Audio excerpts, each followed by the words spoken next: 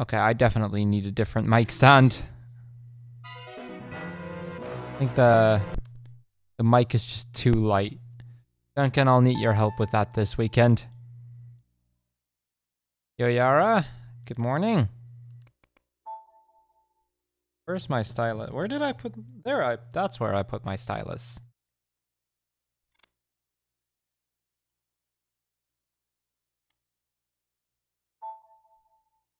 Let's see...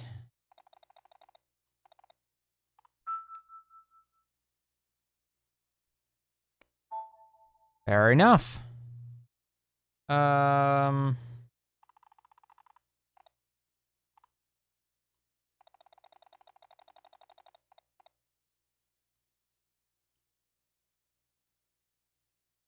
Okay, here we go.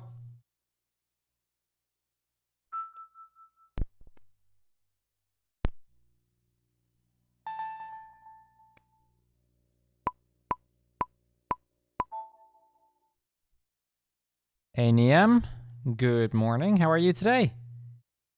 Okay, I'm gonna do an RNG manipulation here, so I'm gonna be focused for just a moment. Yo, Zephyrek, thank you for the good luck. Appreciate it.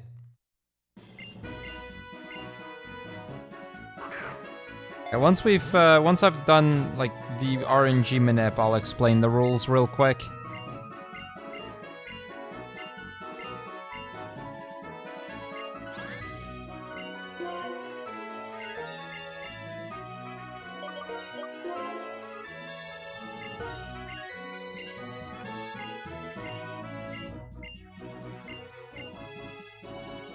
Yeah, that looks correct. Okay, so hello everyone, and hello everyone watching through YouTube as well. Let me quickly go over the rules so that you guys have an idea of what's going on here. This is Pokemon Black, no centers, no marts. Now, if you've seen any of my other no centers, no marts, the same rules apply. We are not allowed to use any of the Pokemon centers outside of the one time that it is required, because at the very start of the game, I am required to use the center. This also includes heals of any kinds, like heal houses, using the PC to heal my Pokemon, that sort of stuff. Like any non-required heal in any way is not allowed. The no marts basically goes about in the same direction, where it is I am not allowed to use any, or I'm not allowed to use any money that doesn't absolutely need to be spent. By which I mean any money unless it is required by the story. Story money, or like, I don't think this game has that now that I think about it. But if the story requires me to spend money at some point, like for example the Safari Zone in Gen 1, or... well, I can't really think of other examples, but like the Safari Zone in Gen 1, then that would also be an exception to the rules. Actually, buying the freshwater in Gen 1, that's another example.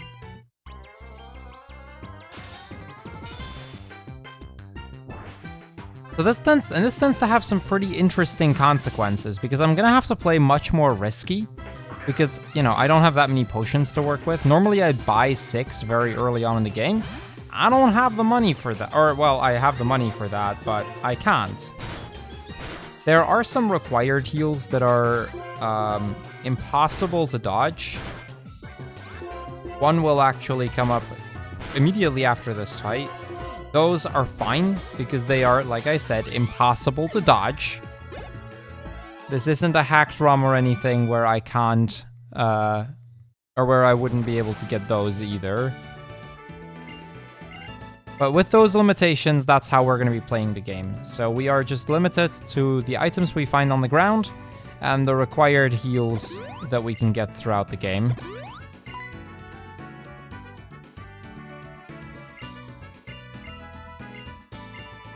Well, Dilemma, actually... in Gen 7 and 8, this is still a challenge run, because as much as it might not seem that way, the healing usually isn't the problem. It is being able to get through all of the fights. Because I can't buy X items. That's usually the bigger issue. I've done this in Gen 1, 2, and 3 as well. In Gen 3, I was required to take a different starter than we normally take, simply on account of not being able to buy X items. So there are actually still very significant limitations, despite it maybe not really sounding that much, because in Gen 7 and 8 you'd get so many free heals.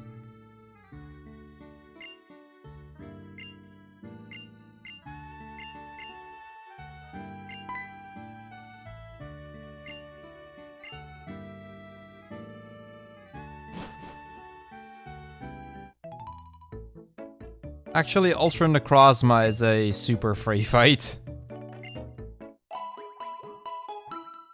Believe it or not, Dilemma. Ultra Necrozma is really free in Ultra Sun, Ultra Moon. Why sub day on Tuesday? Because I've got hosting for BSG at home tomorrow.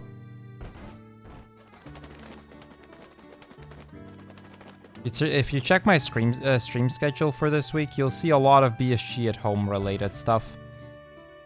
And since I need to do that tomorrow and I won't really have the time to stream, at least not on this channel, we're doing it this way. Because I've got the opening at around 11 and then I've got a hosting shift at 3, and that's just too short for me to do a run in between. I'll do some practice over on Discord, as a Discord stream, but that's about it.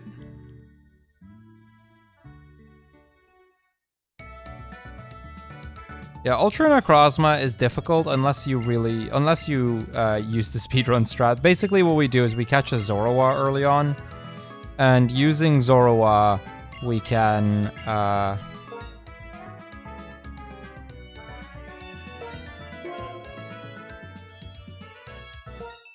let me think.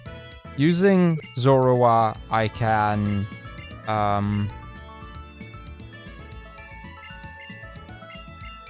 I can put that in front of my party and ensure that Necrozma keeps using moves that don't do anything. And then we just use Toxic. And once it's Toxic, it's basically free.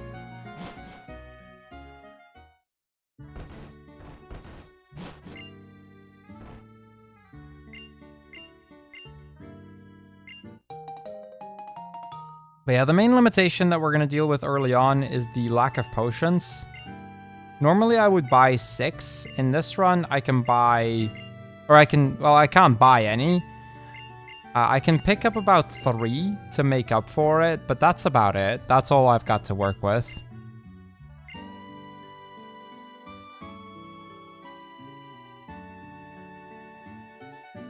So expect to see me heal quite often. To just try and get good battles. With good battles, it's actually really doable. I definitely have had runs in Pokémon Black where I got pretty much into the first gym without even needing a single potion, but it's rare.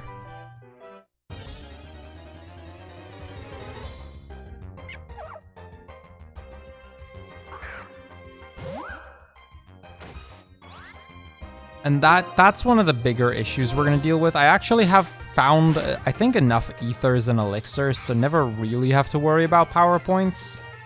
Even if our moveset does need to be a little bit different, because I want to keep work up. That's how I'm going to deal with the lack of X attacks, by the way.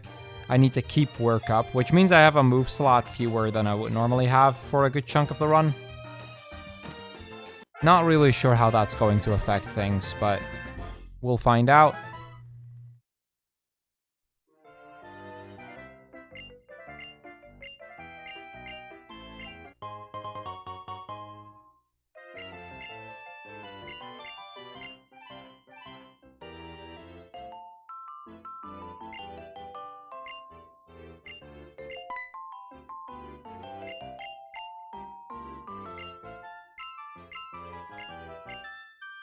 I mean, like I said, we use Stall for Ultra Necrozma as well in, Okay, well, hold on, I'm gonna try an RNG manipulation here.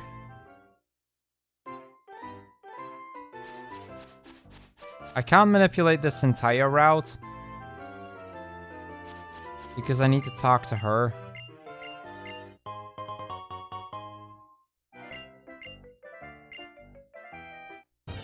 Yeah, I didn't think so. I was at least able to still RNG manipulate the first grass. That's literally all I did.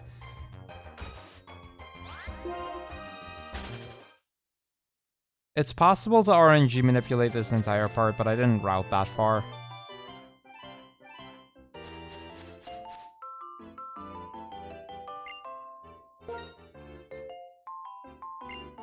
What? You only have Tepig? Your Tepig might get lonely.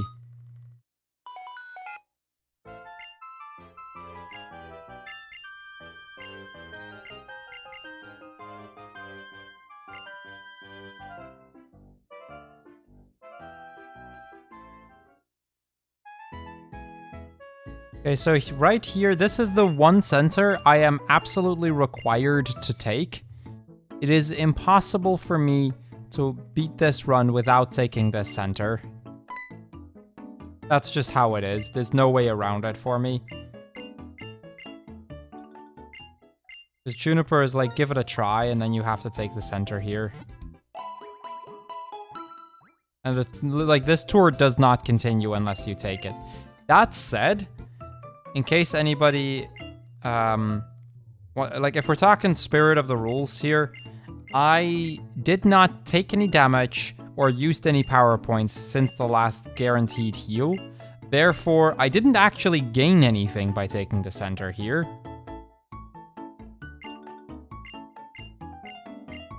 Like, I have exactly the same amount of HP and power points as I did before taking the center.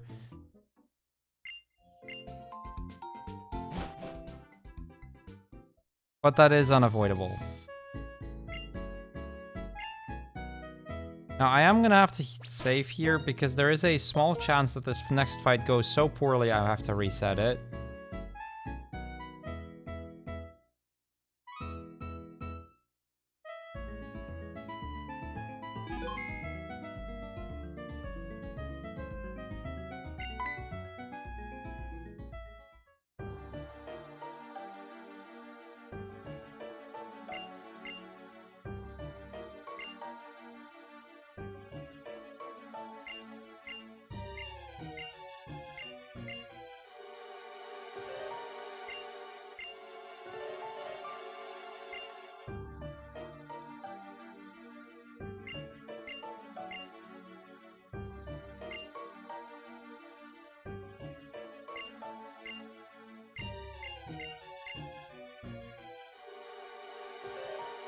Okay, so he gets us here. Just dumb cutscenes that we have to sit through. And then we're going to talk to N. And it is time for us to do our first battle. Now, this battle can go really quickly, but I need to have 7 HP bare minimum coming out of this if I want to even have a shot at the next trainer. Ideally, I want to have double that, or like ideally I want to have at least over 10 left.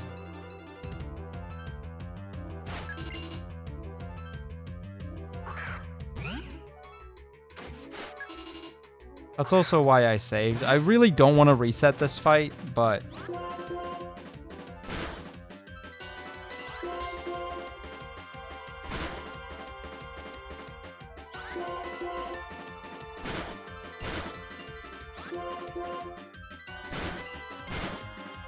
They growl me. That's not great, but I'll take it.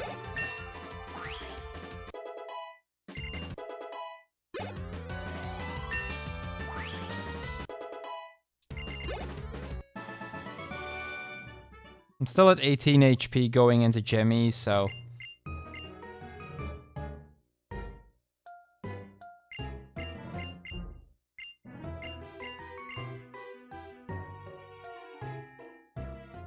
Now, I should probably say I've actually looked up a lot of the items that I want to pick up.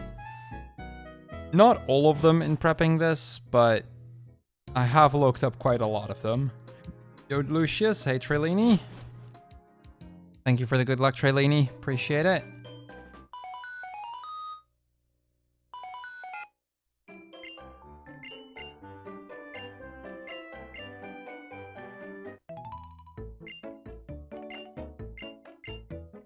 But yeah, no Marts, Lucius. That's gonna be one of the more challenging aspects of this run. Not being able to use any of the Marts.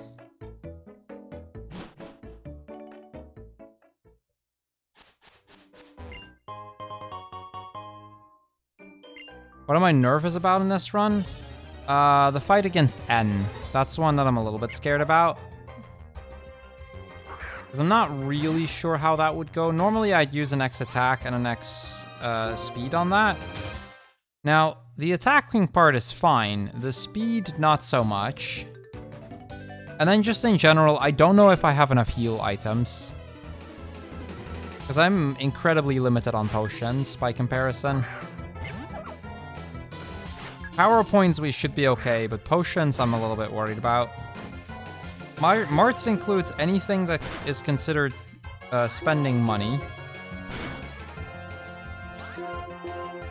Okay, that is a perfect fight against the Pat Rat here, not having taken any damage. That's really good.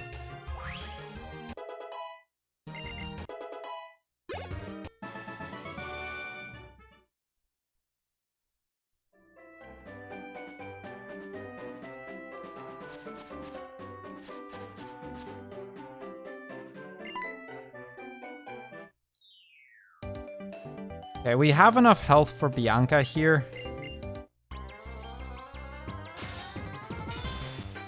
Oh, by the way, if we're talking about our Tepig, in case anybody's curious, this Tepig has a adamant nature with 30 IV HP, 30 attack, 30 defense, 31 special attack, 30 special defense, and 31 speed.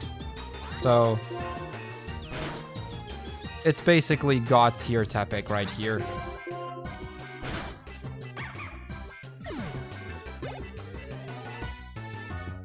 Okay, this is actually a decent start so far. I've probably jinxed it by saying that, but... like, I was a little bit worried about the amount of damage we took on N, but 24 HP going into Stration City is actually really high, and that's good.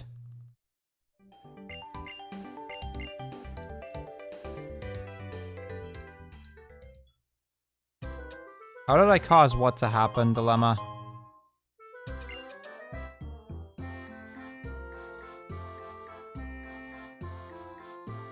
Oh, the IVs. RNG manipulation. So I did, before the start, I did an RNG manipulation that always gives me those stats if I do it correctly and if I don't get unlucky.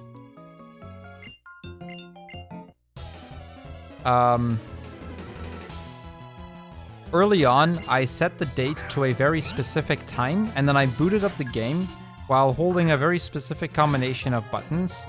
Now, I can tell you what time and buttons I use, that's not a problem, but I will say it is different for every runner. So if you were to try that on your own DS, that is going to look different.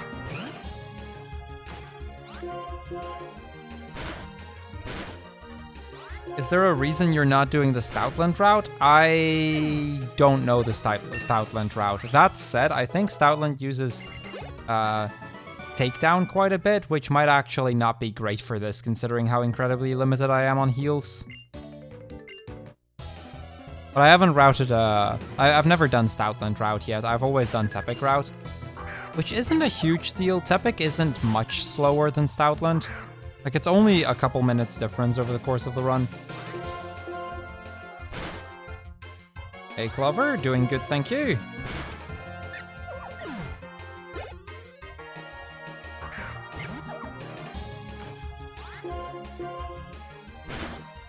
Yeah, there are tools to help me figure out the RNG seed.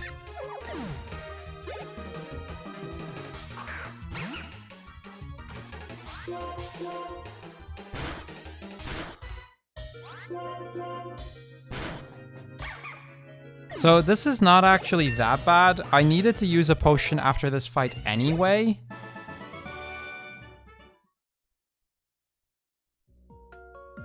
Also, I just realized I forgot a potion just now.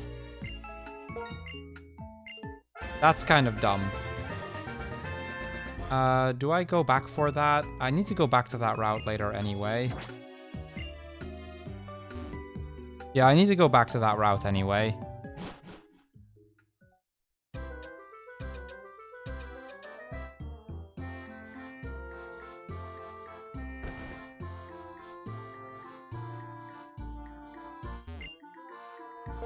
We're gonna take a quiz on status conditions here. That gives us a full heal.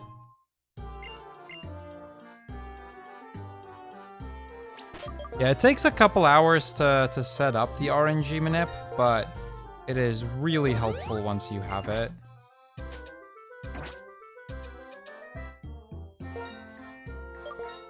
Yeah, I have one potion and I have one... No, that's it. I have one potion left, which is actually not great.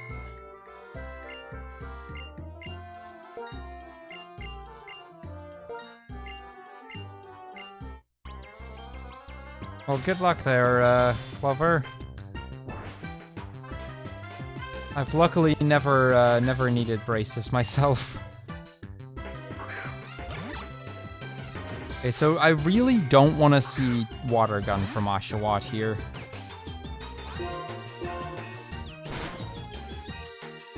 Tail Whip I'm fine with.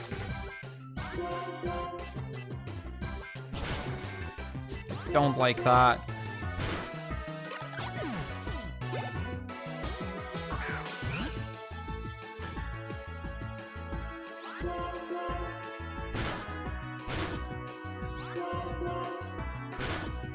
Brings me down to 11. I don't need to heal this, but I am going to need to save before Maxwell now.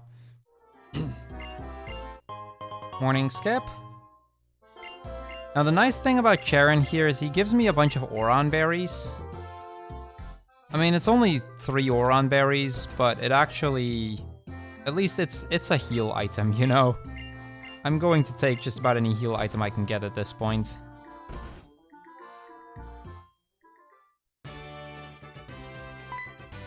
Another nice thing, and this is specific to Black and White, or rather to Gen 5, I think, is at the start of the gym, we're going to get a fresh water, which is basically a super potion. And that holds true through every gym, so it means we're going to get a couple of those over the course of the game. That's going to really help with heal item management, because it's just 8 free super potions, basically. This is a dumb question, but do you intend to Death Warp at any point? That would not be allowed. A Death Warp would mean that you die and then use a center as you get sent back. Therefore, it is not allowed. That's also why it's important for me to save regularly. Because if I die at any point, which might actually happen here...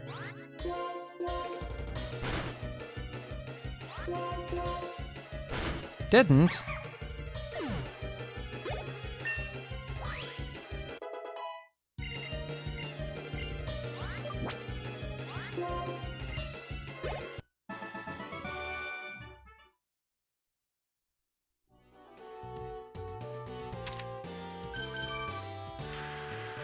Yeah, dying would invalidate the run. Therefore, or rather, it would require me to set myself back to my last save point. We'll use the fresh water. It's not quite back to full, but I need the health. It is required for me to still have at least 17 HP going into, or leaving this fight. That's why I'm saving. If I'm under 17, it's a reset. The higher the better, but it needs to be at least 17.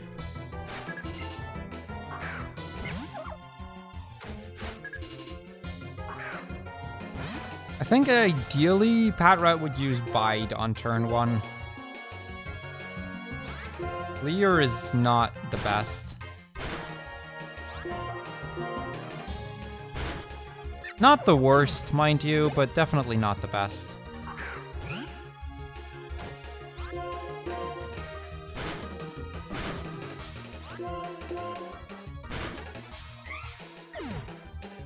It'll do. 29 is over 17. Now, the next fight, again, I'm going to keep saving regularly here, basically between most fights. The next fight, the next fight generally isn't that dangerous unless I get crit.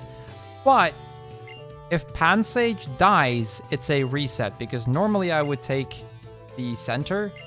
But in order to be able to enter into the fight after, or like not immediately after, but a few fights later, I need 2 Pokemon, and Pansage is my only other Pokemon, and it's not worth it for me to catch something else. That would be very slow. Now, if this is a good Pansage, this is basically a guaranteed win, but that is by no means guaranteed here. Because Pansage is not manipulated. But yeah, first gym leader of the game, we've made it this far. We have yet to use any Marts or centers outside of the required ones. So, here we go.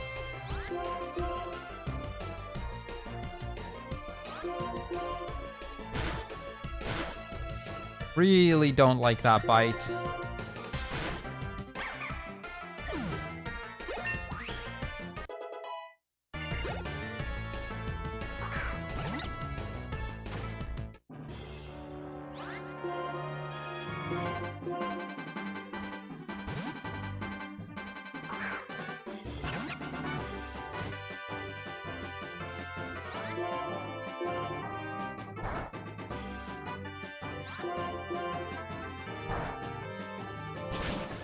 That's a crit. Like I said, also he just crit me twice. Yeah, I need that Pansage alive.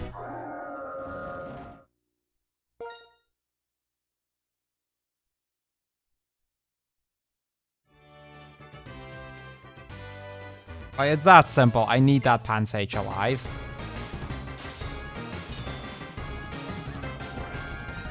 I mean, it's going to die on a trainer.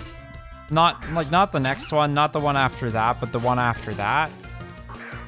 But still.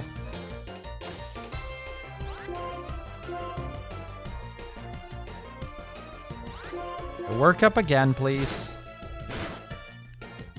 Work up bite isn't the worst, but I really would have preferred to see work up. It can do that, and it would leave me at a higher amount of health than 21.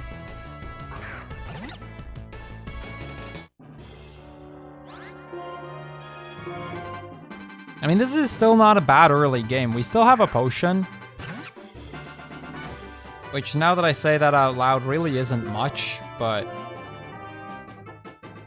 it's as much as I can realistically expect to still have at this point, so that's a good crit. I mean, Cress is going to potion, but it gives me another turn to attack without it doing anything to me. Okay, that's much better.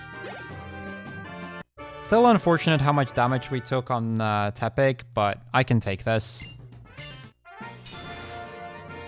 1 gym done. Only 7 more to go, right?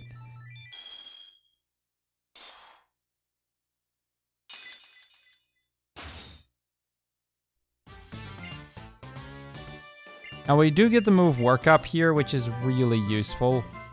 This is going to be one of our main moves. As it makes up for all of the X items I've lost.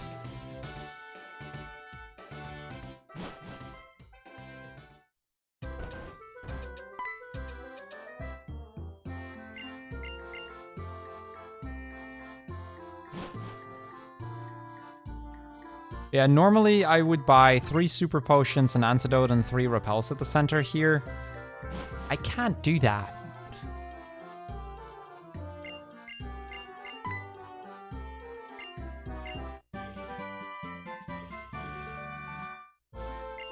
Now, I have an antidote routed in on Route 3. That's actually going to come up relatively soon. I have 2 super potions routed in, so that's going to sort of make up for the super potions, at least a bit.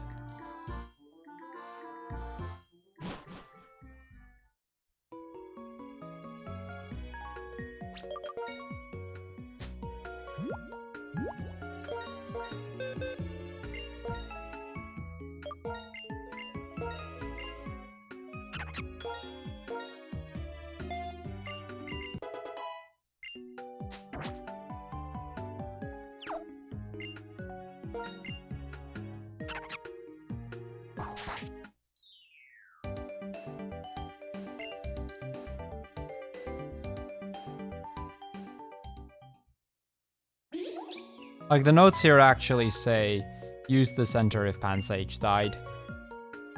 Which is why I couldn't do that. I can't. That's not an option. Yeah, we gotta fight 2 grunts here.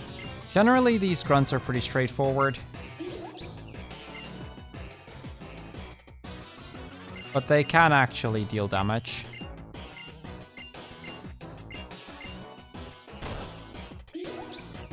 Especially this first one. The Pat Rat can do like 7 damage with Tackle. 9 if he gets a 1 in 16 high roll. 9 damage would be quite bad for me right now.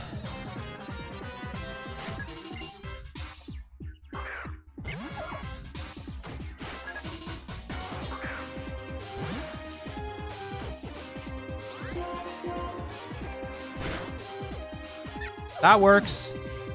The bite means he didn't do any damage, but even more importantly, the fact that I crit also saves a tackle power point, which is a nice little bonus. We don't have that many power points spare.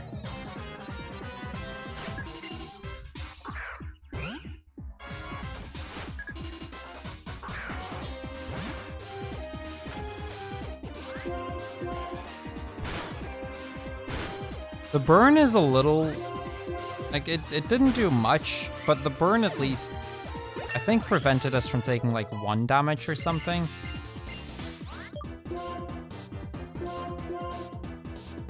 Flame Charge, there we go. I would keep this for by the time I would use my X speeds, but I can't realistically do that.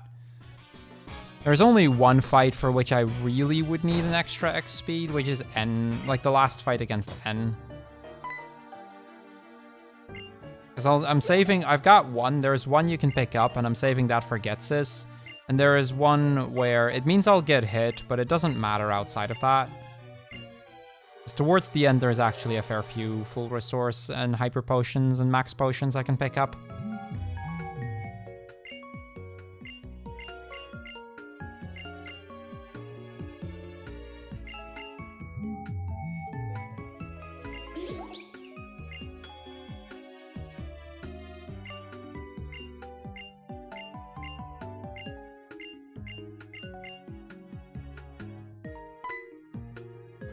I don't remember exactly what the path here was, but we are not going to go back to Fennel just yet.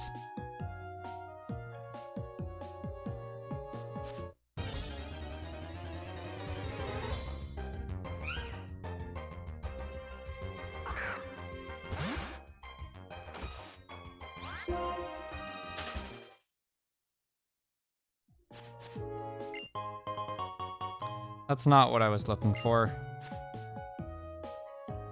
There's the staircase up. I knew there was a stair up somewhere.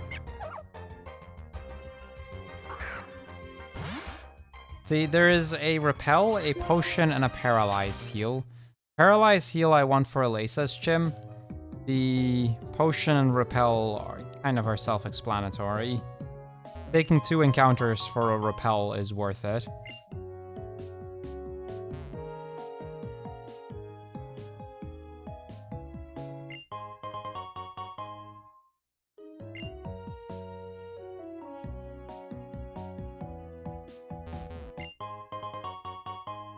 Heck, even taking 3 encounters for a repel is worth it.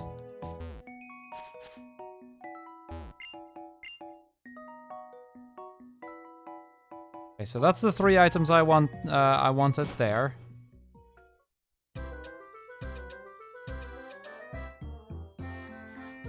Now, before we actually go to Fennel's house, I'm going to quickly go here. Is up the hill here. It's the other one. I knew it was one of these two. There's a potion.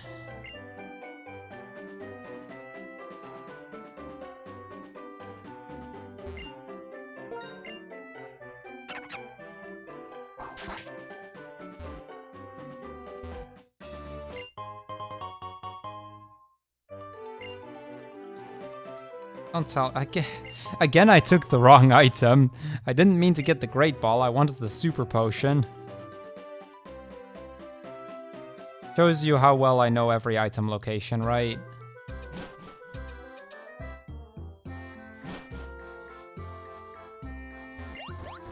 So yeah, that PC right there I could use to heal my Pokemon, but that's not allowed either. Like, in that sense, the rules are incredibly strict. No heals of any kind, unless they are required by the story and completely unavoidable.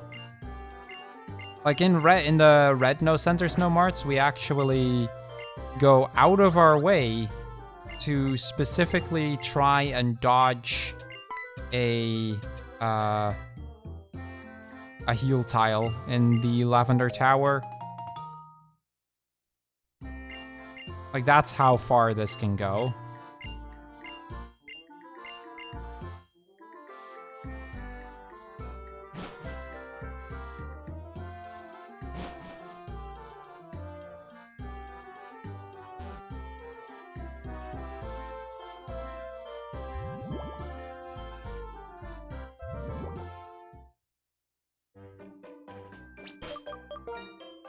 Okay, here we go. Route 3.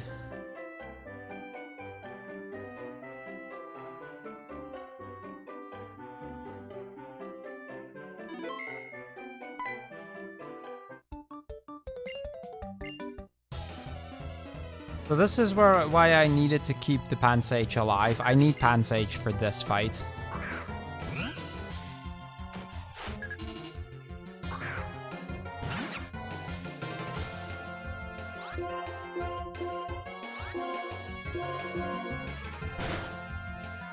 And it really depends on who the Purloin attacks here.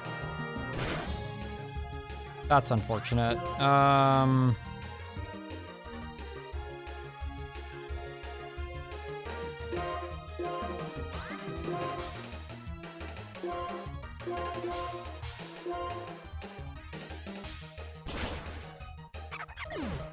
I need Pansage dead to avoid a fight later on.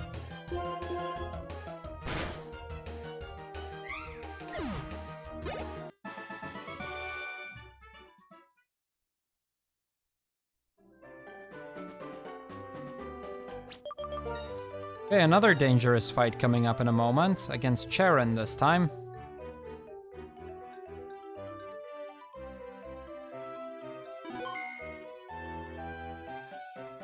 No, that was not a mistake, Yarafina. That might have looked like a mistake, me killing off the Pansage, but I actually need Pansage dead because it saves me a battle later.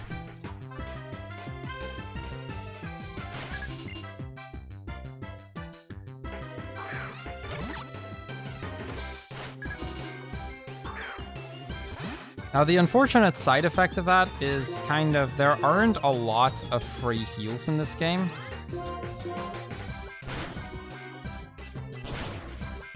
I might die here.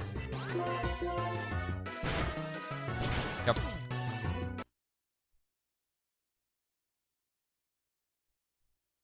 I can take one water gun. Even if I knock him into Torrent, I can take one water gun.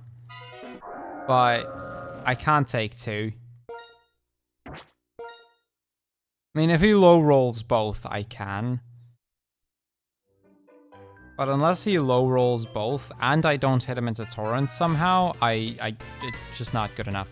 That said, it's not guaranteed for me to knock him into a point where he uses the Oron Berry. Like, this fight can go very quick, very easily. Oshawott move here is sort of random. And he definitely doesn't always use Water Gun, so I just need a fight where he doesn't use Water Gun, ideally. I mean, I die to a Water Gun crit, yes.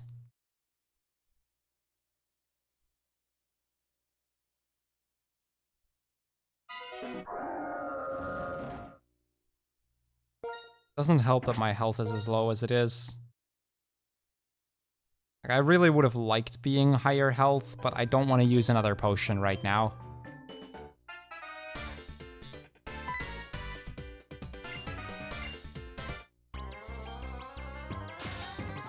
Like, normally I'd be full health or close to full health going into this.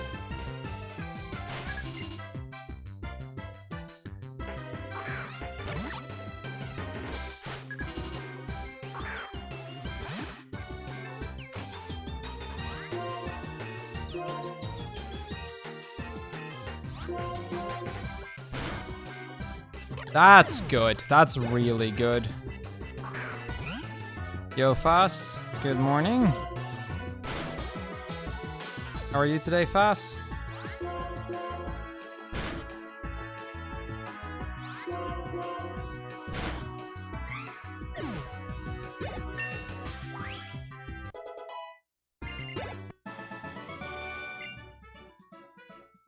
Okay, that was very close to a perfect fight.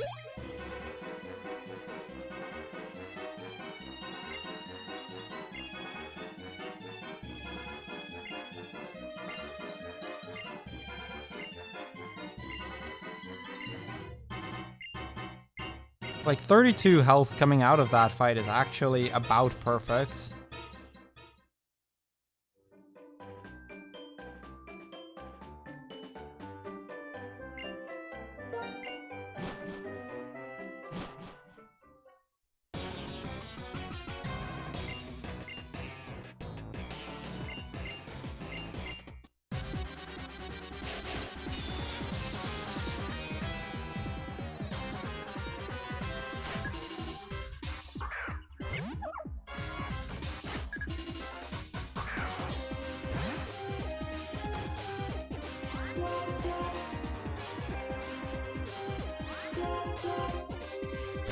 Doing good, thank you.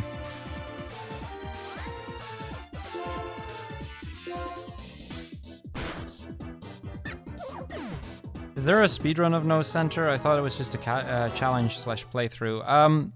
It is, like, this isn't an official category yet, although it is for Gens 1, 2, and 3.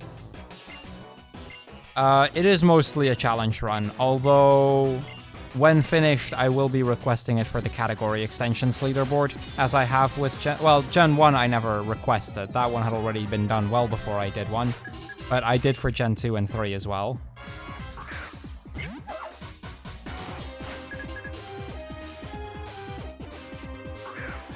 Okay, flame charge to the right.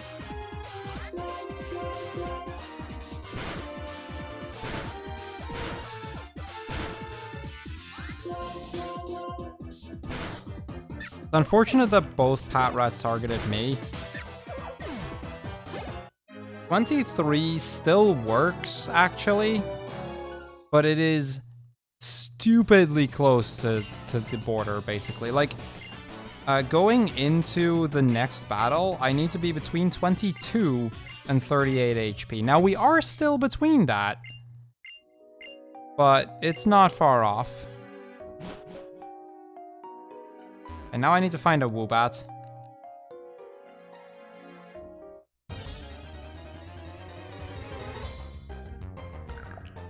That's not a Woobat. That's a Roggenrola. Woobat is 50%. Roggenrola is the other 50%.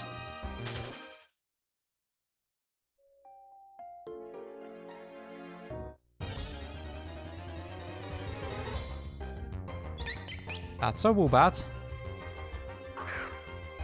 It is incredibly likely for it to just go into the first ball.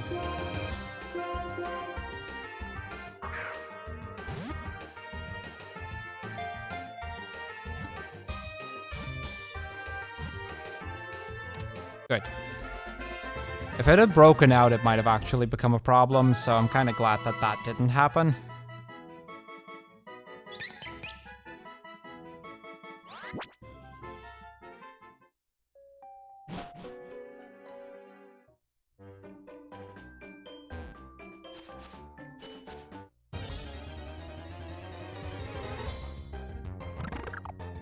I want that item. Simple as that. I kind of need that item.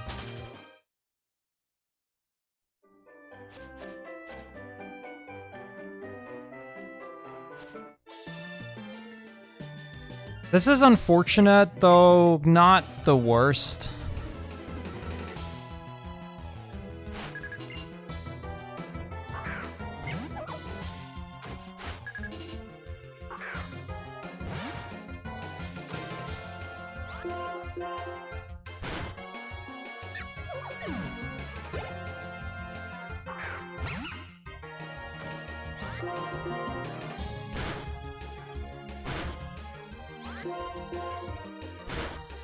Yeah, the Woobat is for fly.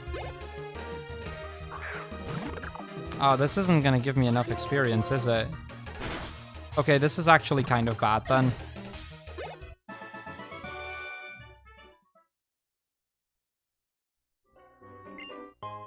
Like, the nice thing is this fight at least gives me an Oron Berry.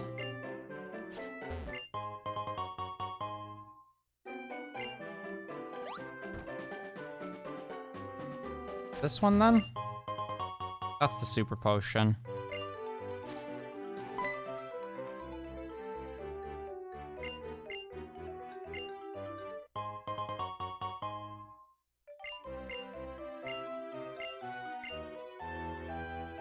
I think I'll kill one random encounter. It sucks, but...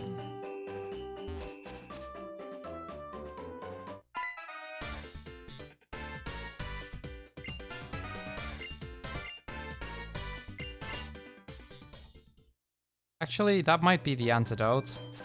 I don't know for sure if it is.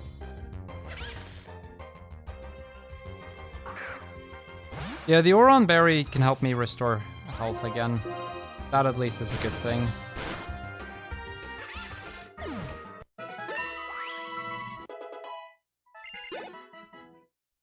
The reason I figured I would do this is because it'll give me Ignite before N, which actually makes the N fight quite a bit easier.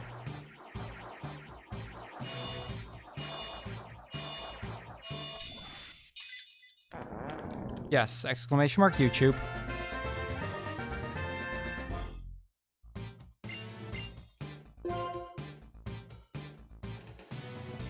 Wait, that's over tackle, right?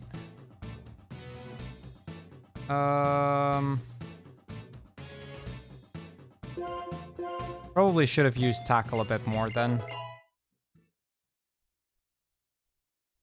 Not a huge deal. There are extra ethers I can easily pick up. That was the...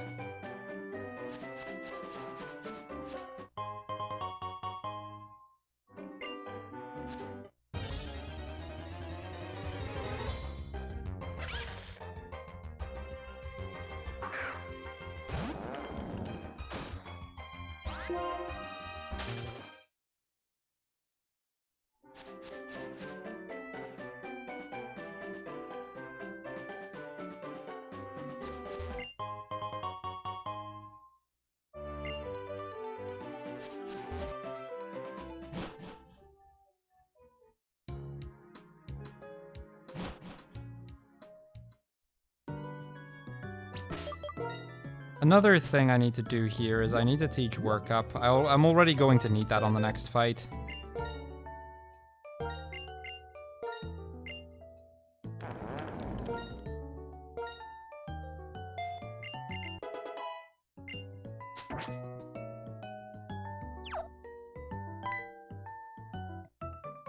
I'm hoping that Blaze plus 1 workup will be enough.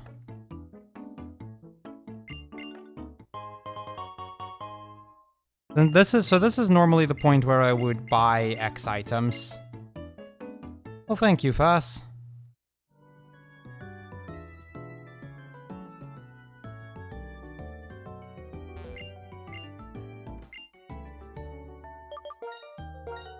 Yes, Gorab. This is basically like a forced heal only, with the added thing that I can't buy any items either.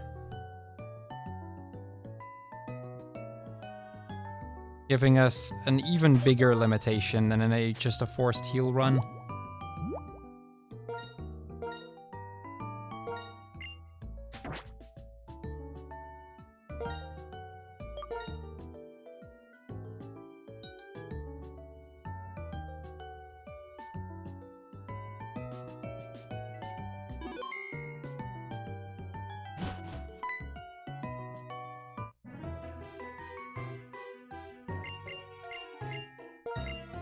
Yeah, X items, they might seem useless at first glance, but they are incredibly overpowered if you know how to use them.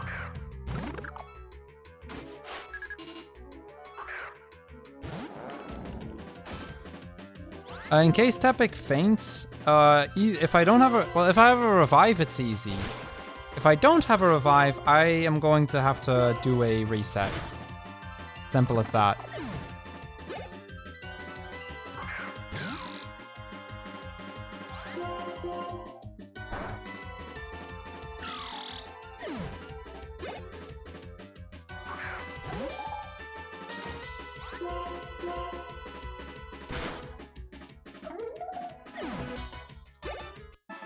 Because, you know, that would make me use a center, and that's not allowed.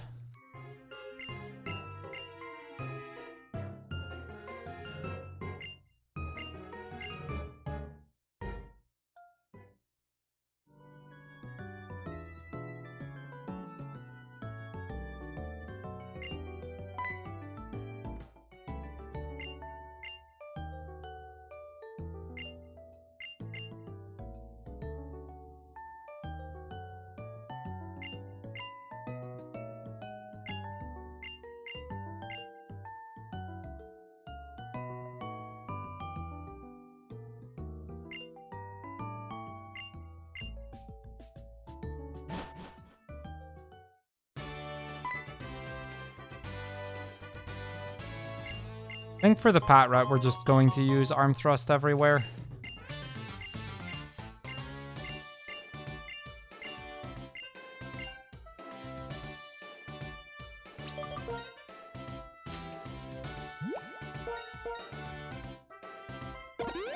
Yeah, I think I'll just heal to full here with that fresh water we got just got.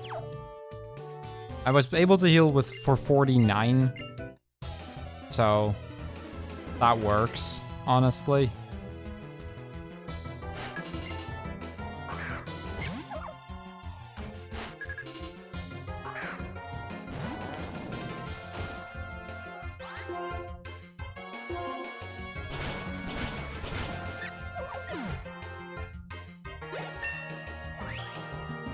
What am I gonna do with those rare candies? We'll use them eventually. It's too early right now for me to use them. There are better moments to do so. But I have them routed in later.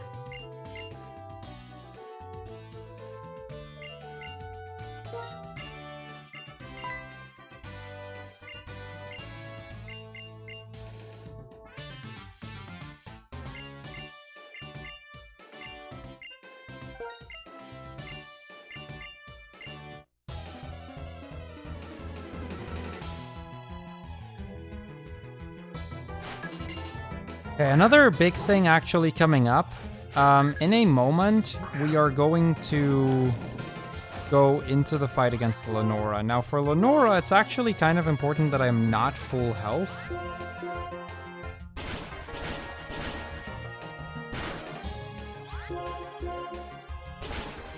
Okay, 52 is actually a really good amount.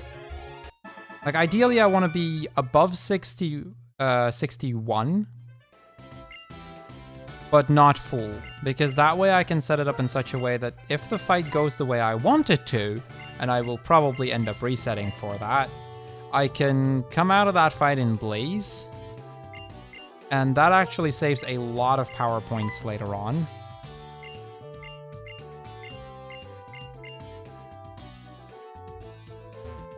Alright, Fass, enjoy your breakfast.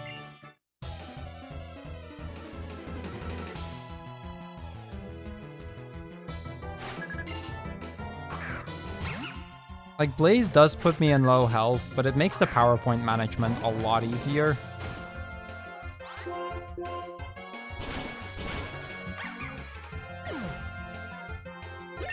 I think with an Oron Berry, I'll be at exactly that.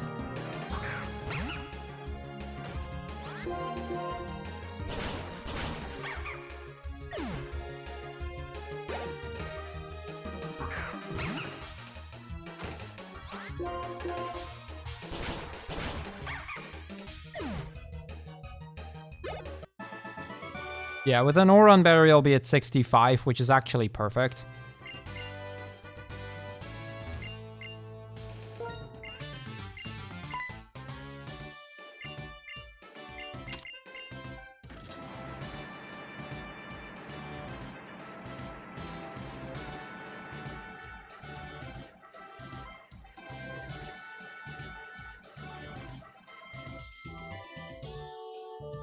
There are several super potions and ethers that I can pick up in the next bit, so...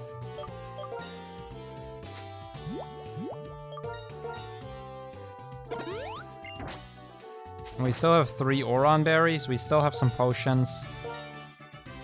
I think we're in an alright position here.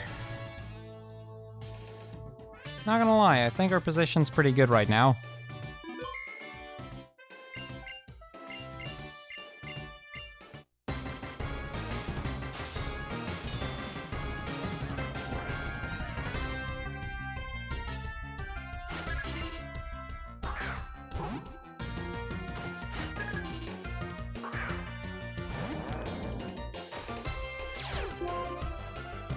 Okay, first things first, I'm going to swap to Woobats to get rid of that Intimidate.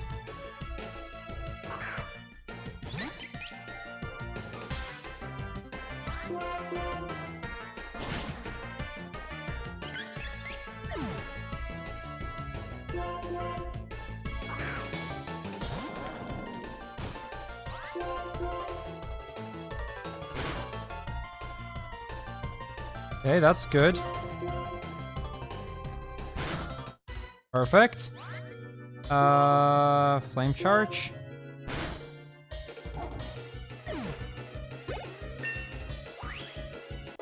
So this is actually a great amount of health. I know it might not look like it, but this is actually perfect. I can flame charge again here. We guarantee kill the Watchhog. Go to level 21. And we're at 12 out of 75, which is a really good blaze range. Which means I can actually Ember a couple of Pokemon coming up. Now, I don't know if I have that many Embers left.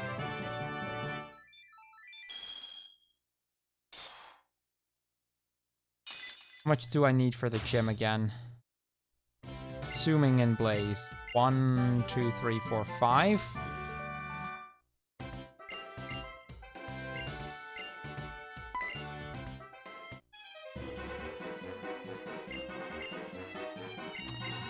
We are going to be picking up some ethers as well, so if needed, I can use some of those.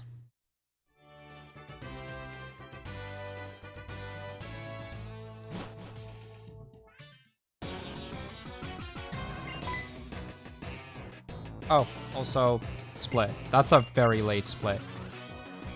Take like a little over 10 seconds off of that, but whatever.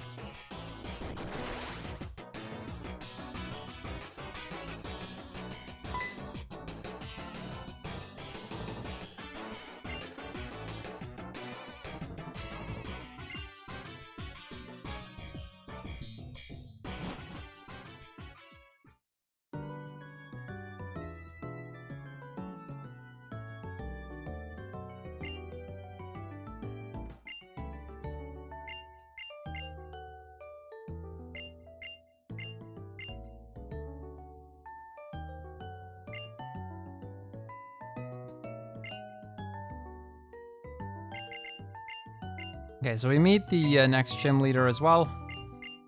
He's gonna be easy. And let's go.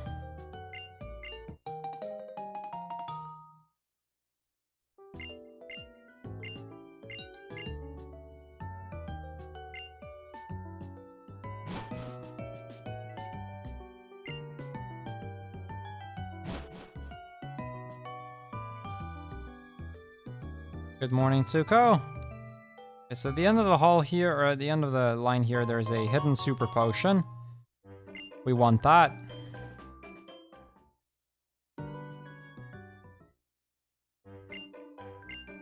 This trainer is going to give me Rock Smash, which is going to be replacing Arm Thrust in a moment.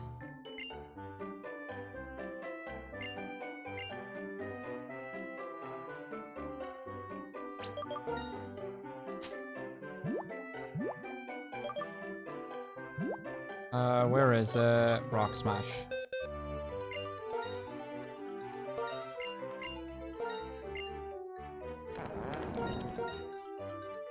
I have 11 embers. I need 5, so I can use 6. I think. Hey, Roald?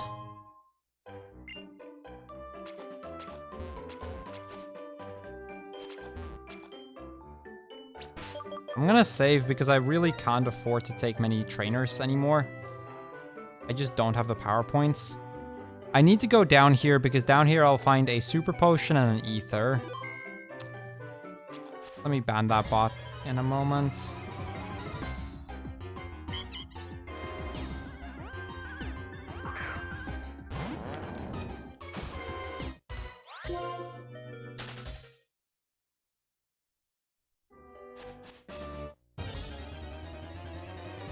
How's the run so far? Not bad. Honestly, not bad.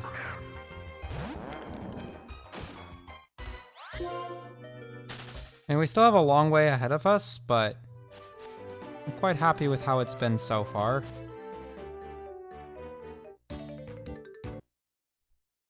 I did just save. I'll just save a few times. Also, I started, like, that spinner was on me. I started to run.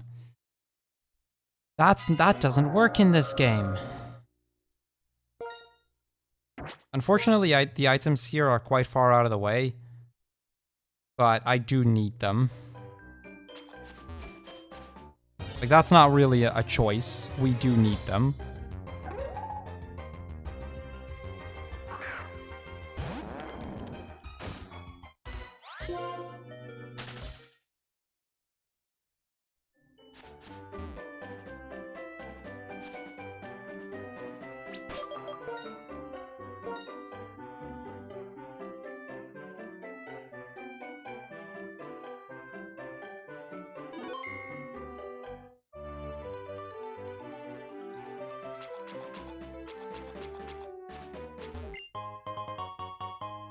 There's the super potion.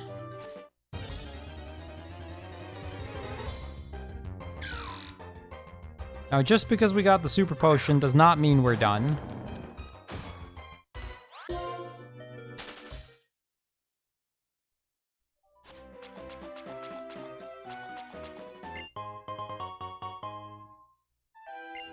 No repels is definitely one of the worst things about this run.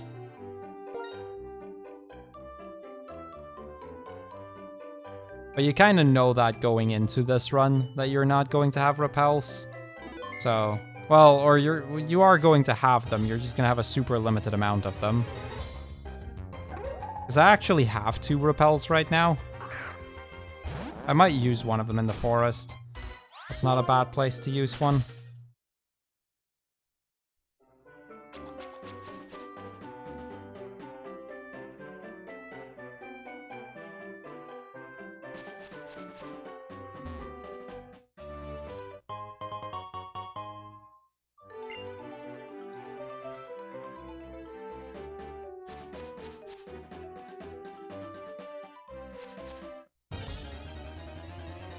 Okay, I got what I needed. That ether is probably the one that's the most out of the way that I'm going to be getting.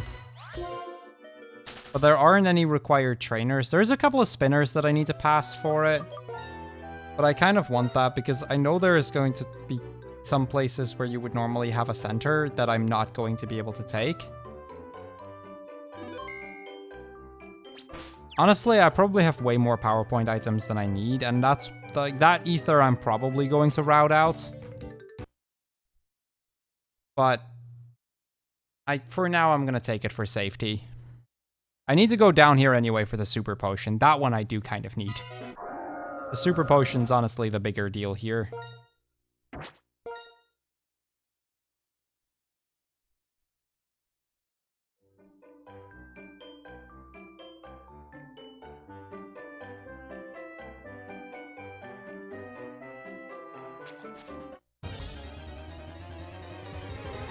That's fine.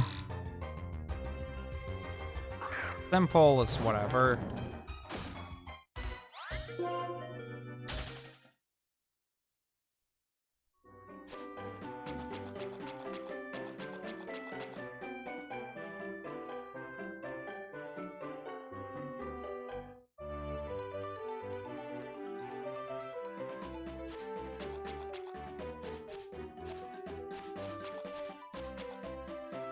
Okay, now that that little adventure is over, let's move on.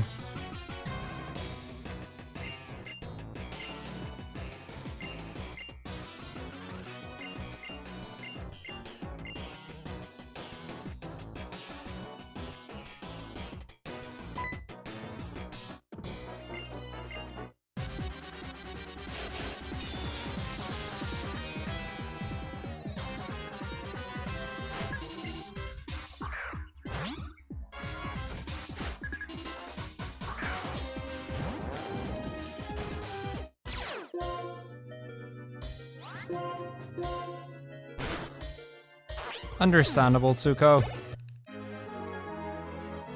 That's definitely kind of a thing with these games.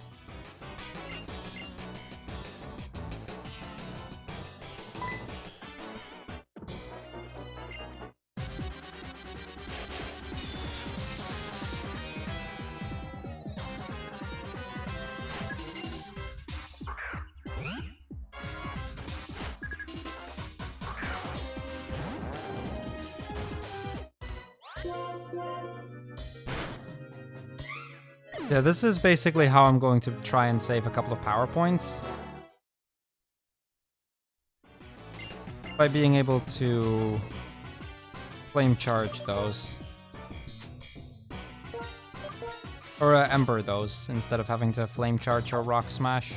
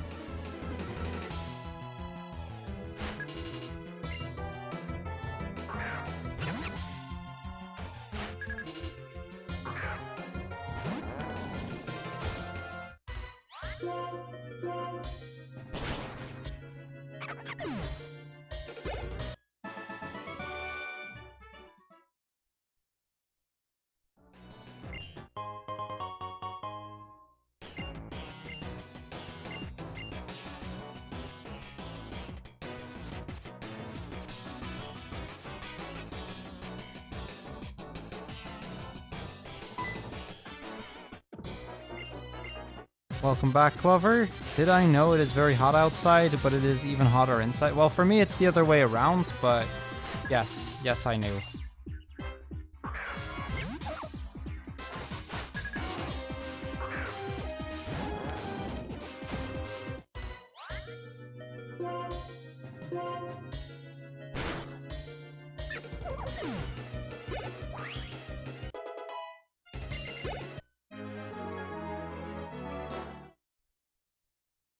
Yo, Einar? Yeah, this is Pokemon. We do a lot of Pokemon around here, usually.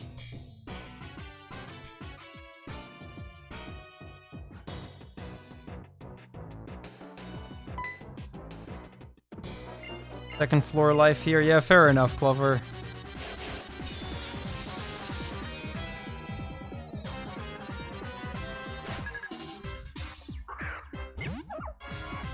We have saved enough rock smashes, I think.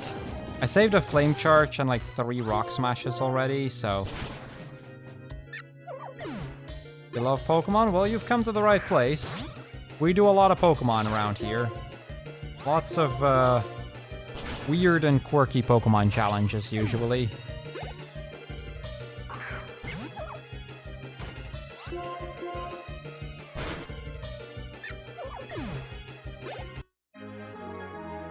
Oh, that sounds pretty bad there, Weech.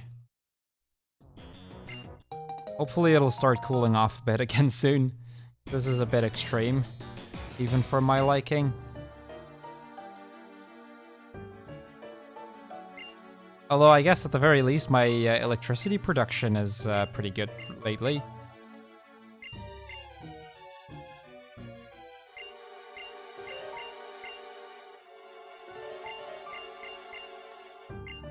So I guess that's something at least.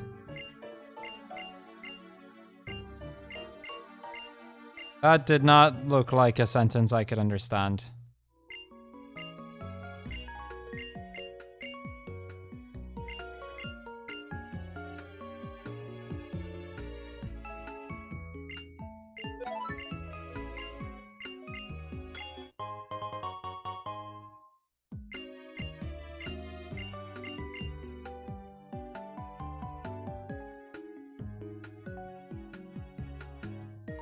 Okay, so we're just gonna move on from here onto what is basically a big cutscene as we get to the big bridge here.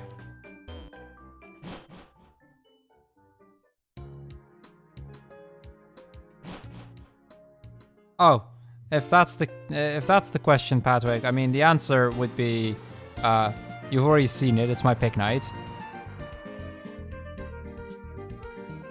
I think actually the solar panels might not appreciate the heat that much, the sun a little bit more so, yeah.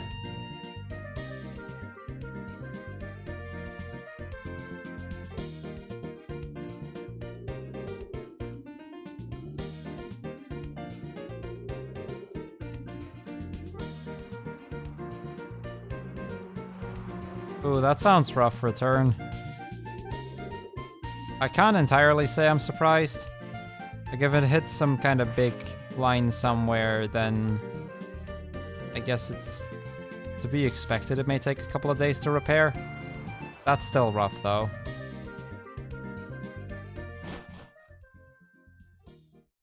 Fair enough, Einar. Oh, I haven't tried this challenge in Gen 4 yet.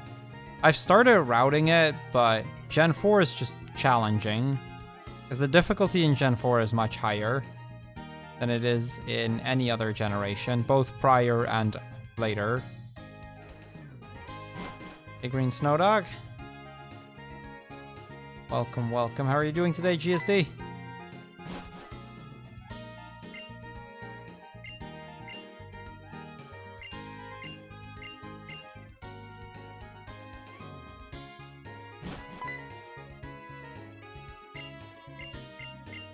In this, he's rather not, Zeta.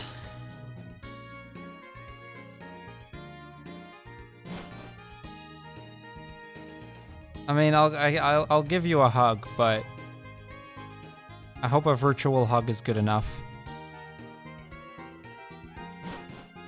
Also, hey Zeta. Okay, let me give it a hug as well. There. There you go.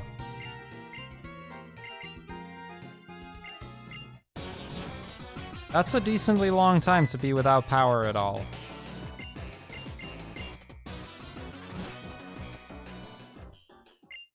I mean, I'll be on the ESA channel again in a couple of days. But not with Pokemon this time around.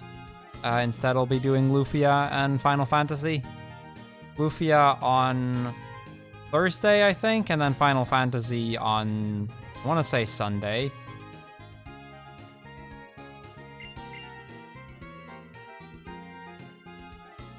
I'll be Discord streaming some of my prep later, like after we're done with stream for today. So far, the prepping's been going decently well. Like, I'm pretty confident things will go well.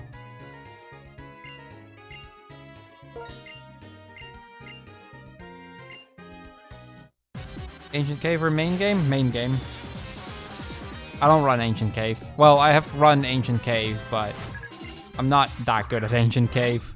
Let alone, mostly I'm not at all consistent at Ancient Cave. Main game I'm decently good at, though.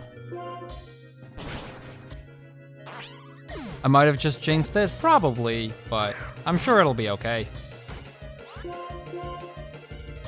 I mean, the main story run is retry mode, which is generally not a difficult not that difficult a category. Like, the RNG manips I've been able to do blindfolded before, so I should be able to manage. And like I said, the practice of it has actually been going well. Although, I've put a bit more time in Final Fantasy, since that one's a little bit harder. What Final Fantasy? 1. The original. Well, the 20th anniversary edition.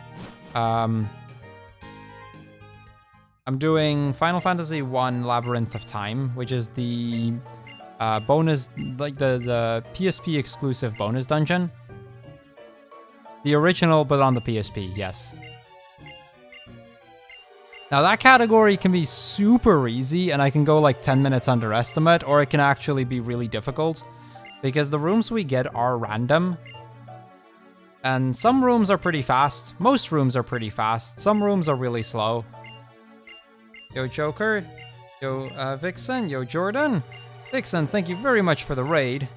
Welcome, raiders, to Pokémon Black No Centers, No Marts, where we try to beat this entire game without ever using a center or getting a free heal that isn't required by the story, and without ever actually buying anything. Unless required by the story, which isn't the case in this game, I don't think.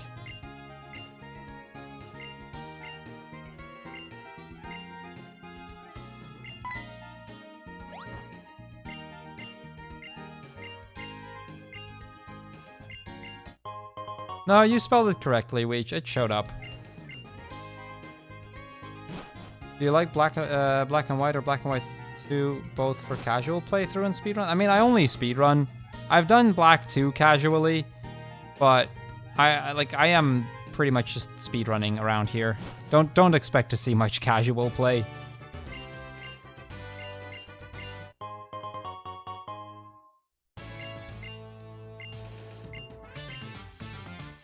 I mean, I speedrun just about every single Pokemon game. Often weird challenges like this.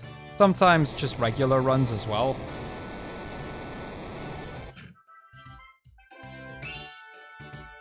But right now I'm kind of just trying to... Mostly I'm just trying to get a little bit of a lineup ready for YouTube. So I've done two challenge runs yesterday. I'm doing 2 challenge runs today.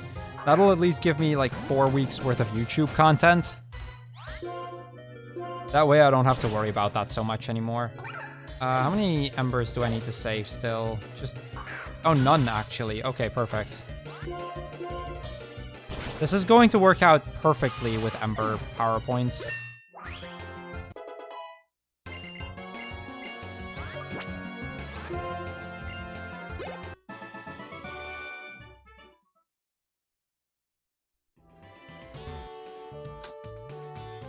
Is there a category for Sword and Shield DLC? There is for on the category extensions board, yes.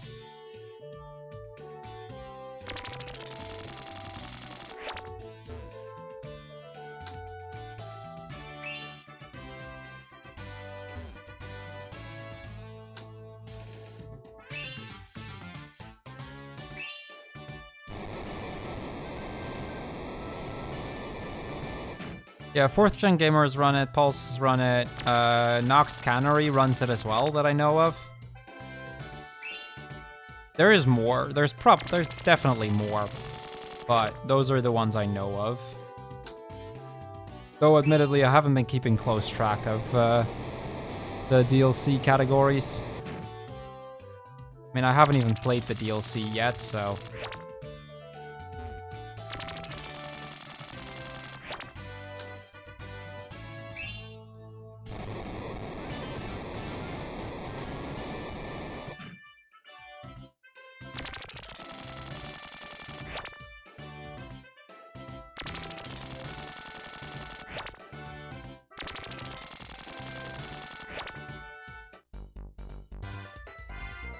It's up to Urshifuya. I imagine there's a decent amount of people running it, yeah. I just don't know that very well because I don't keep track of it.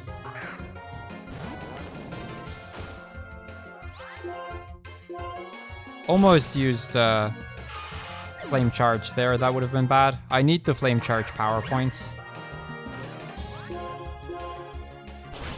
Like, we use the remaining flame charges for the rival fights coming up. There's an elixir in the desert that I'm going to pick up, and we're going to use that to try and make it work.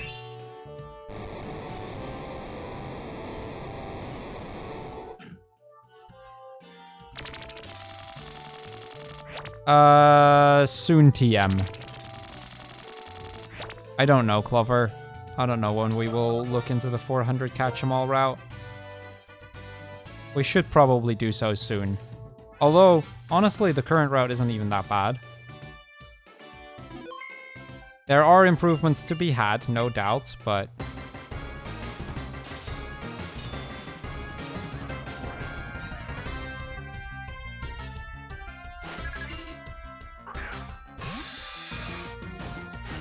Okay, reason I saved is mainly because if Poison Tail here poisons me, we're in trouble.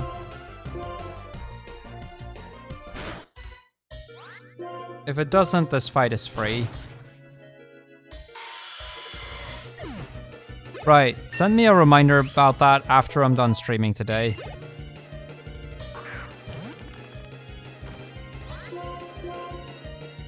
What's the 400 catch-em-all? The 400 catch-em-all is the Sword and Shield co-op catch-em-all main game. So no DLC. Catching all 400 Pokemon in the Galar Dex. Me and Clover have been trying to plan a time to do that, where I would probably do shield and he'd probably do sword, or the other way around. And then just do that, basically.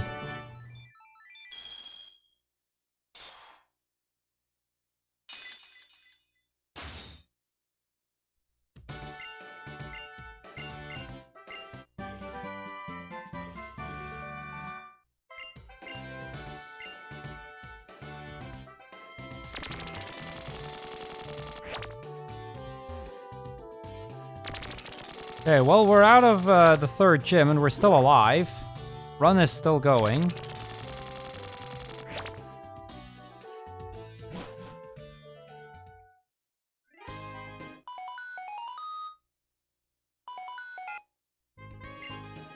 With DLC, it would be like 600, I assume. Probably, but I mean, if you're gonna include the DLC, which might actually be fun to do, like, I'd definitely be interested in trying something like that, but I would wait until both DLCs are out.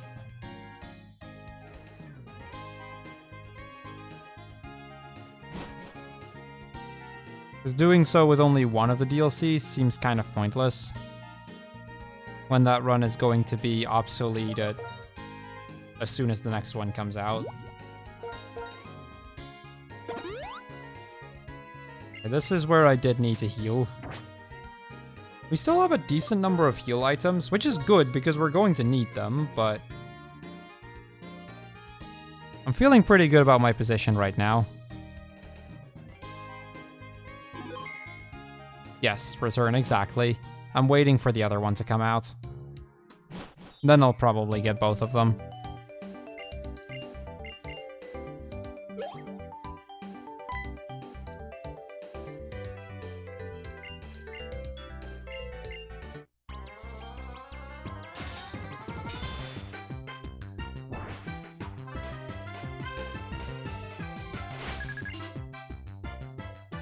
Okay, now a great thing here would be if Herdier misses a couple of times or just wastes some turns or something.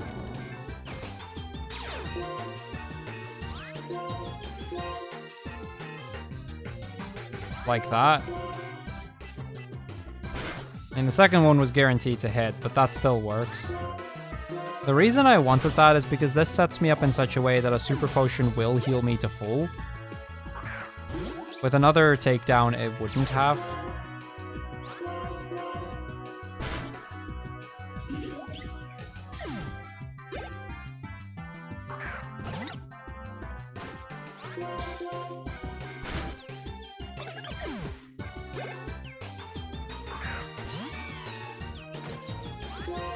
Okay, that was my last Ember. See how well that's planned out? Let's go. Sure thing, Weege. Have a good one. I'll see you around.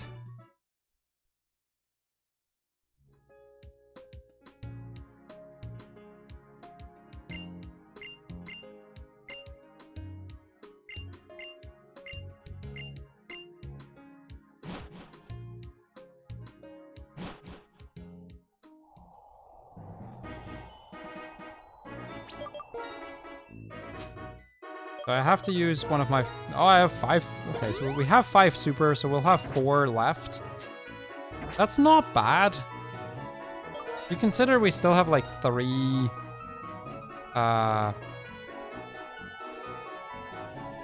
3 Oron berries and 1 or 2 potions as well.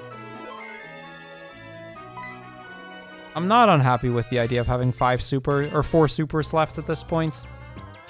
That's decent.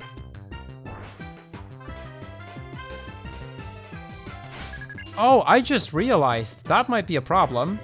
Normally I would buy return. That's not an option. Heck. Oh boy. I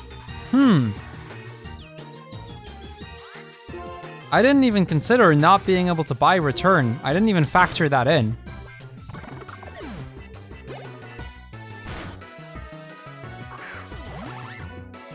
Do I have a decent replacement move I can pick up somewhere?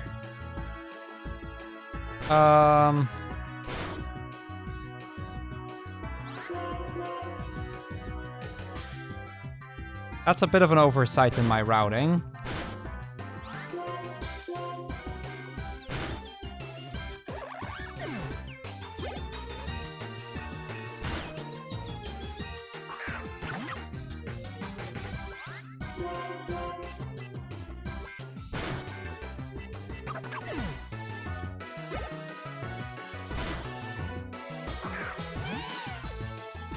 I mean, we learned takedown in 2 levels, but that's not a route I want to take.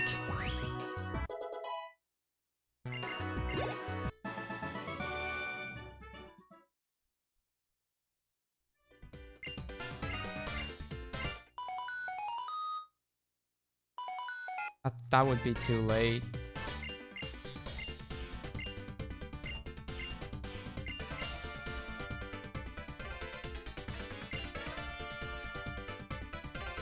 Actually, I know a replacement.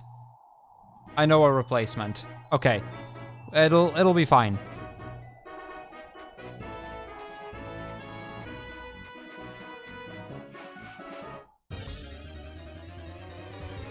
Yes, okay.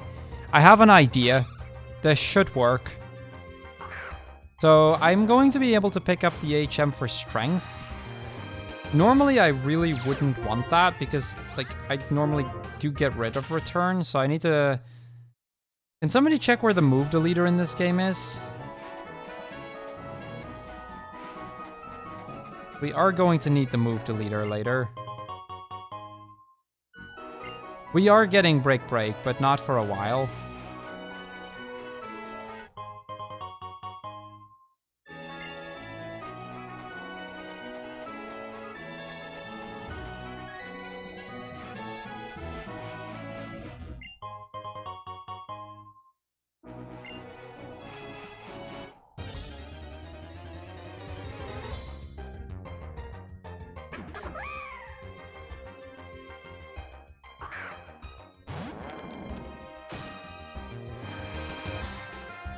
Miss Tralton. Okay, that I can work with that.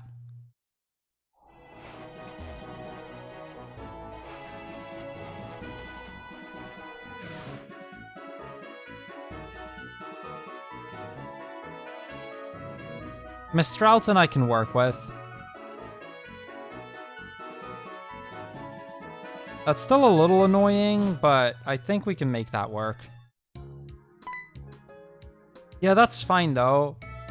We don't normally remove it very early.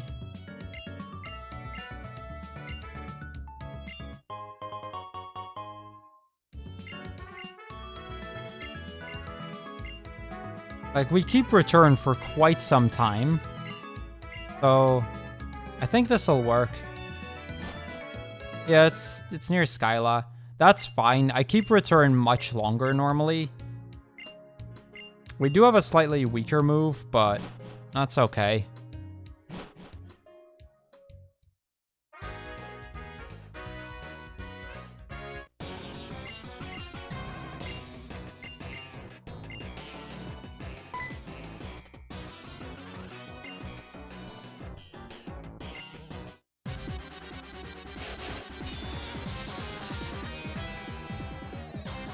Yo, Kata, thank you for the good luck, and welcome.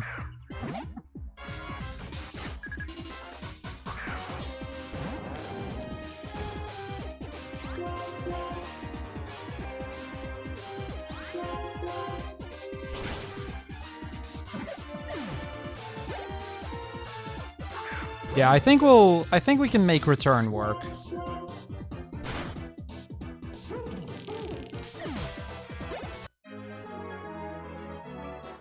Or, well, the lack of return work through strength.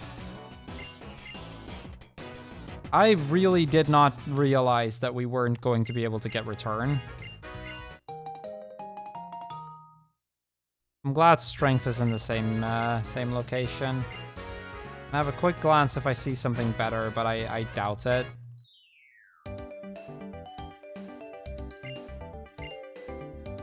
Because our other option might be to go takedown, but I really don't want to go takedown in a challenge like this. That tends to only go bad.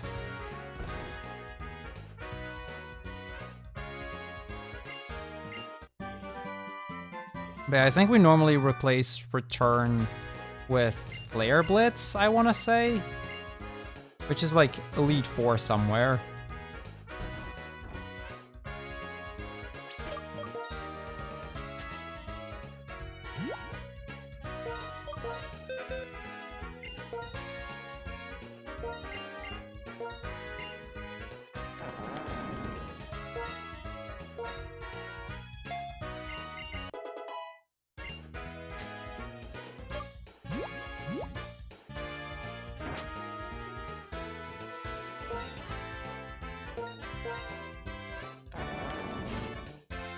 Okay, strength power points do not get healed to full either.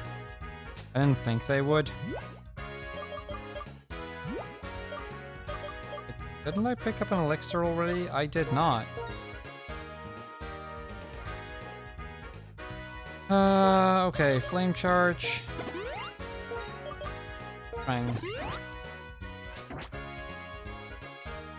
There's a free heal not too long from now, so... Very important I save, because this next fight can kill me. It can in a normal run, and it definitely can here.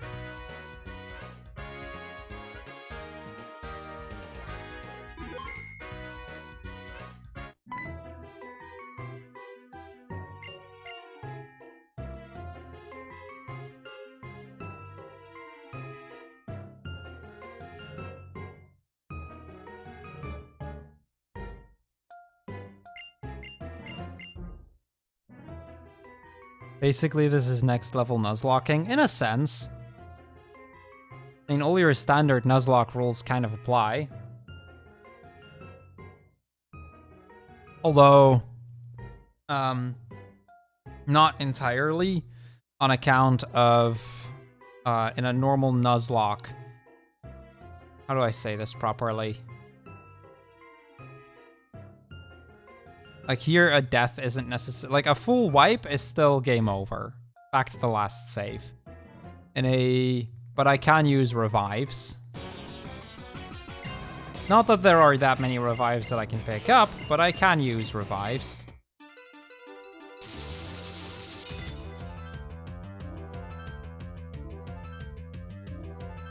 I actually hope my health works out now that I think about it.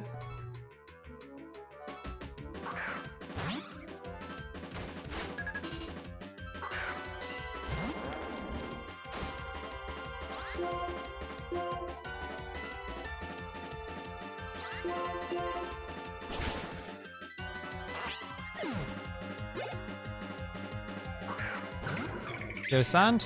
Welcome, welcome. How are you today? Okay, well, being in Blaze works. That's still Blaze. That actually helps. Being in Blaze makes some of the fights coming up a bit safer.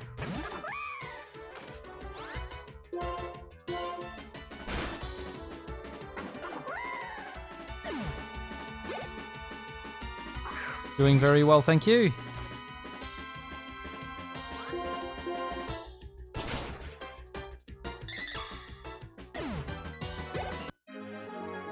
The thing is, after the Charon fight, there's an unskippable free heal. So I have like 4, 5, 6 battles I need to get through, and then we get healed through by the game, and I cannot avoid it.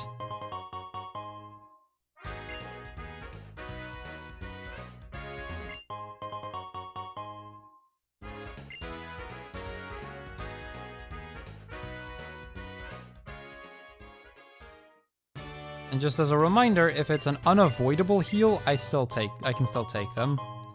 Never seen anyone do a challenge quite like this. Well, there is only very, very few people that have ever run No Centers, No Marts speedruns. So I'm not surprised you've never seen this. I am technically not the only one, and this idea, like the idea of No Centers, No Marts, definitely isn't one that I can claim as mine. But to my knowing, there's only 3 people that have ever run No Centers, No Marts, so... And all of those are on Gen 1.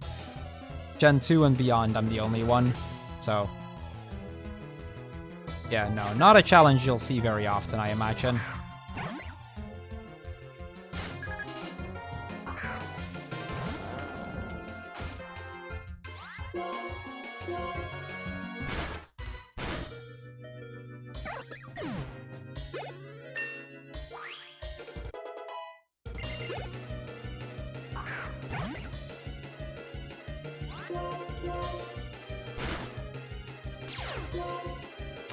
How many para heals do I have?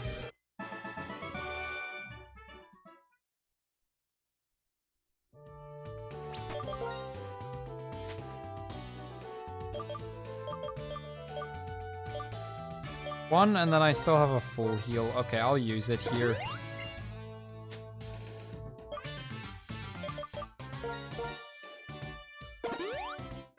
Let me translate. Only 2 other people are mad enough to run this. Well, I mean, so the first person, he hasn't been on Twitch in years, by the way. The first person is the one who originally came up with the idea, and is the one who made the original route. That's a big one. Yo, Mini, thank you. I'm doing good, thank you. How have you been, dude? The other person that, like, I then wrote out the entire route in detail and did some optimizations. My run is still the slowest on the leaderboard, mind you, but I did optimize things a little bit. But actually also wrote the entire thing out, at which point, if you follow the route, it's really not that bad a run. That's for Red, mind you. Red is definitely the most consistent of the three, of the ones that I've done. So using my route, somebody else did a run as well. And that's about it.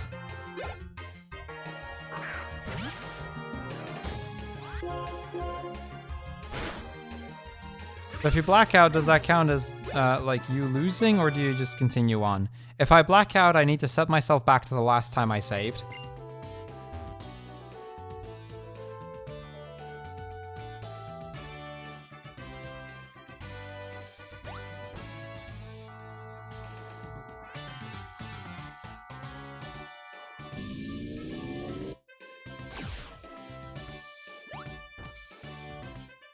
Like, that can absolutely happen, that I need to set myself back to my last save.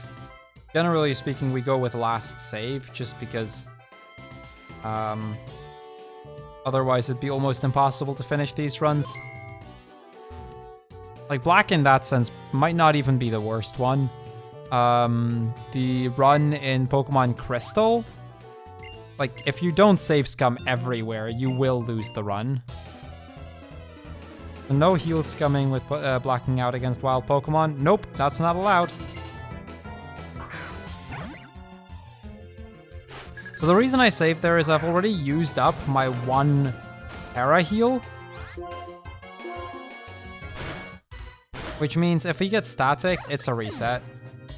We did not get static, so that's good. I have a Hyper Potion. I should probably use it. It's either that or 2 Super Potions. I think we'll use the Hyper Potion.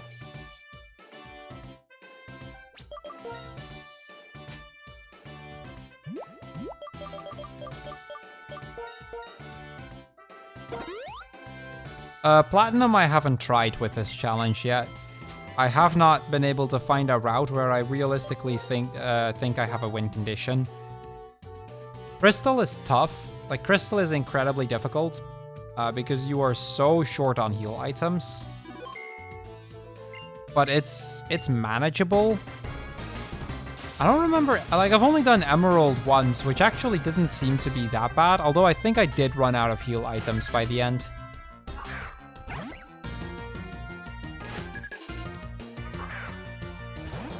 Yeah, Molga is really threatening for me here. That's already a reset.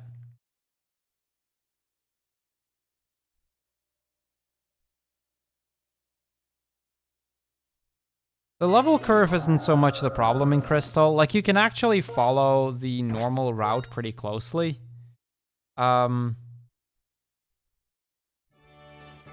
Albeit that your moveset is quite different, because you don't have... like, the kind of a problem you run into in Crystal is you don't have the same...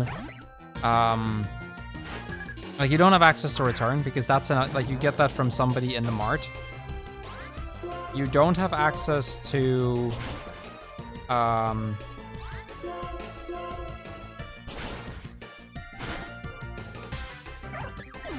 hold on. I need to think here. I'll get back to that, my line of thinking there in a moment.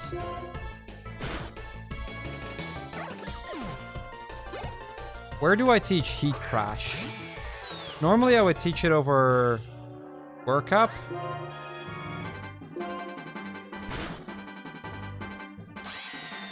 Did I just teach that over Flame Charge?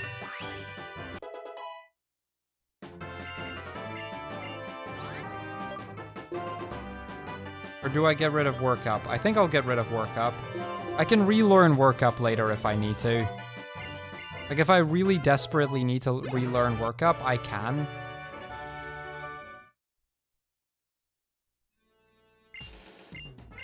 Like, that's the one advantage of having TMs in this game.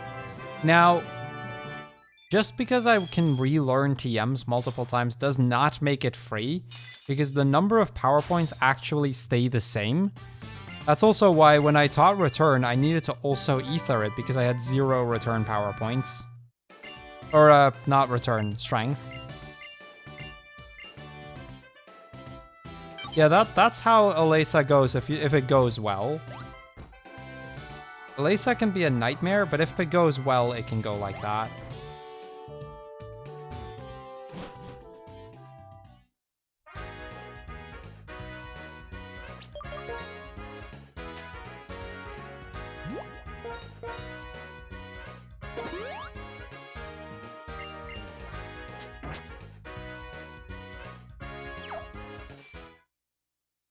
I'm going to need that health for Charon.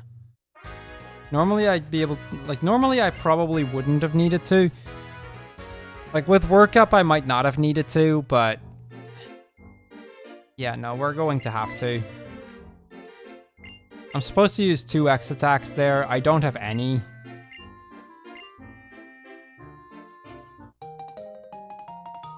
Now, the thing with the upcoming fight is, after that fight I get a free heal.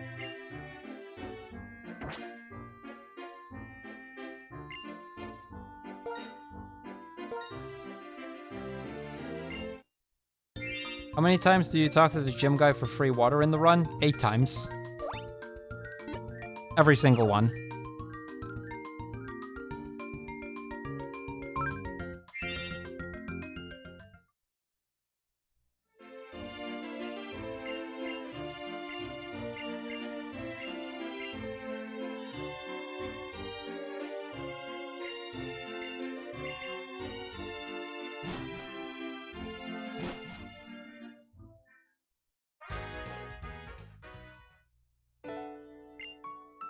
The thing with those X attacks is I probably don't even need that many.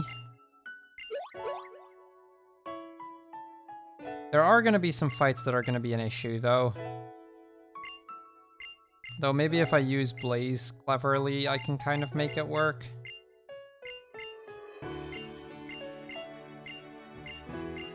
Because it's mostly the rival battles that are going to be an issue.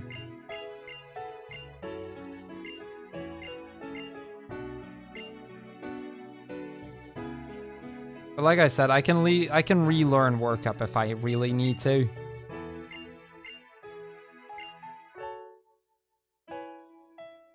But right now I need the power points more, I think.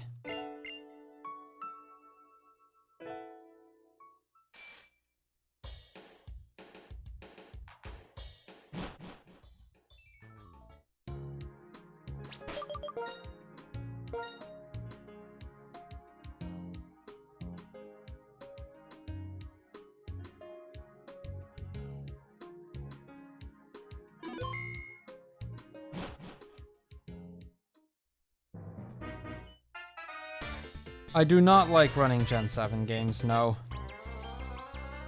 I've run them.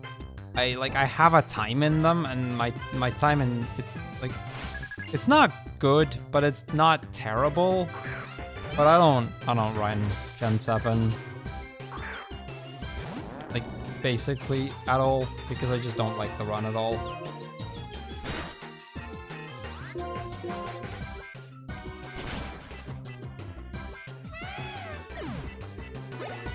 Yeah, D-Watt here is kind of what I'm scared about. We're gonna have to use Strength. Yeah, I figured that wasn't going to kill.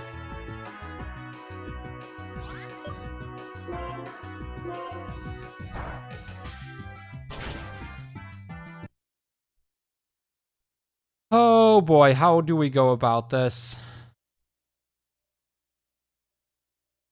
He is not guaranteed to do Razor Shell, is he? No, he's not.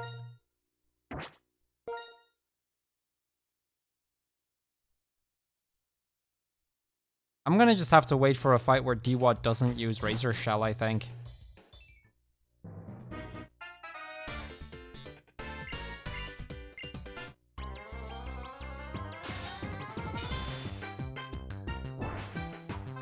Like, this is definitely one of the fights that becomes a major issue as a result of not being able to buy X attacks. I have one, but I want to keep that for later. Actually, I only have one flame charge. I don't think I want to use that here.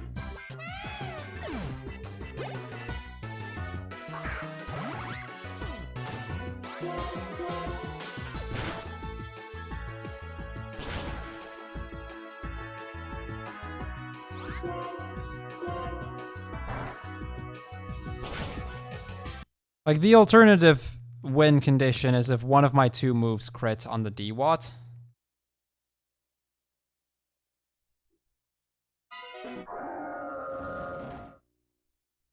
We're in such a rough position for this fight.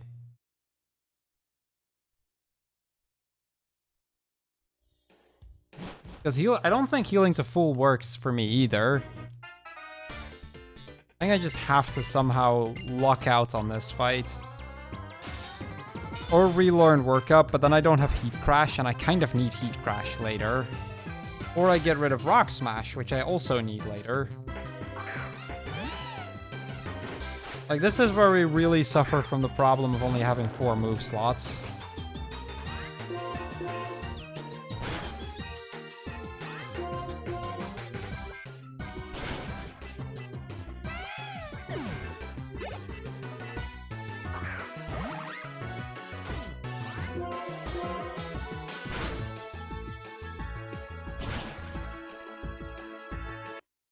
Wrong one to crit.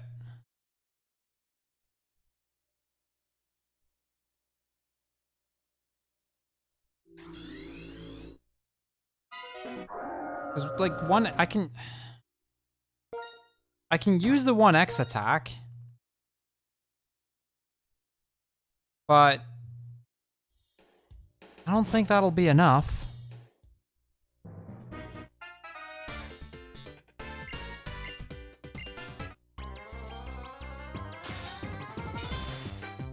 No, Rock Smash wouldn't do more. Strength is 80 power. Rock Smash is after stab 60. But Rock Smash is definitely not more powerful. So I think it really just comes down to me getting lucky on this fight. There are a few ways in which we can win. I can get a crit on DWAT. Either one of my 2 moves crit, we win. He can do that. I still need him not to crit.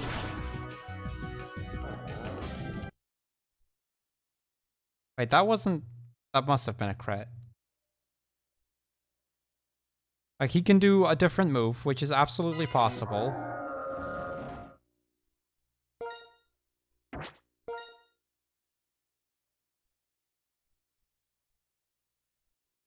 Oh no, I knocked him into Torrent. That's why I didn't win that. He can miss Razor Shell. No, that wasn't a crit. I knocked him into Torrent.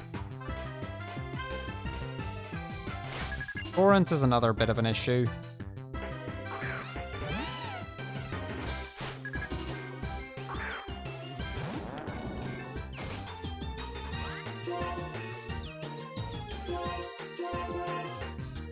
I hate having to use this, but let's do so.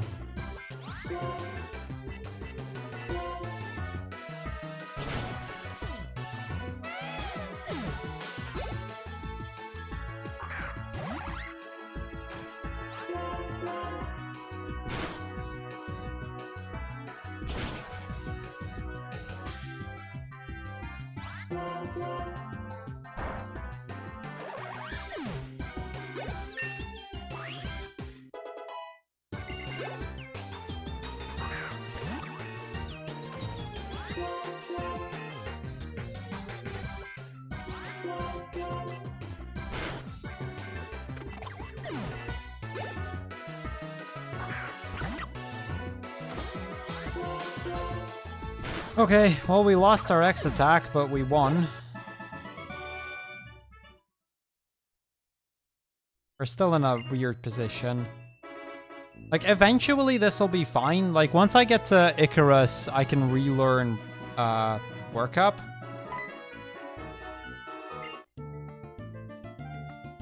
But I need to make it to Icarus.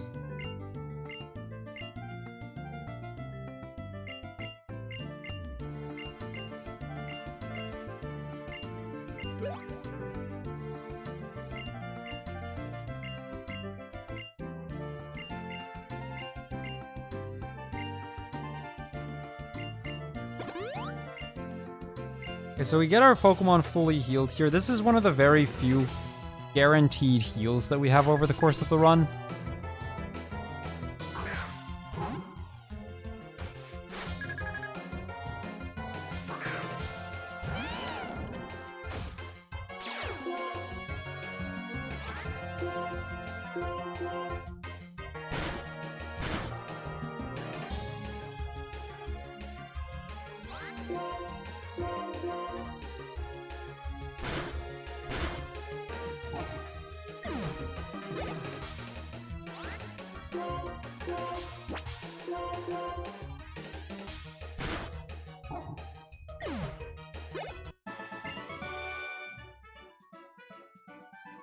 At least we left that fight still with full health.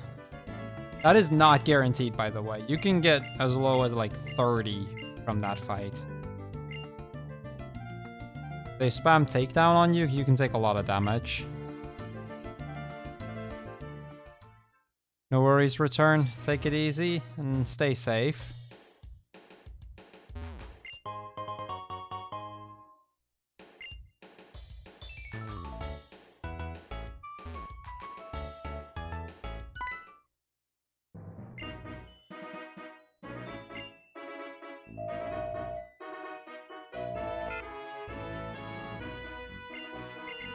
Yeah, maybe if I can manage to be in Torrent for that fight.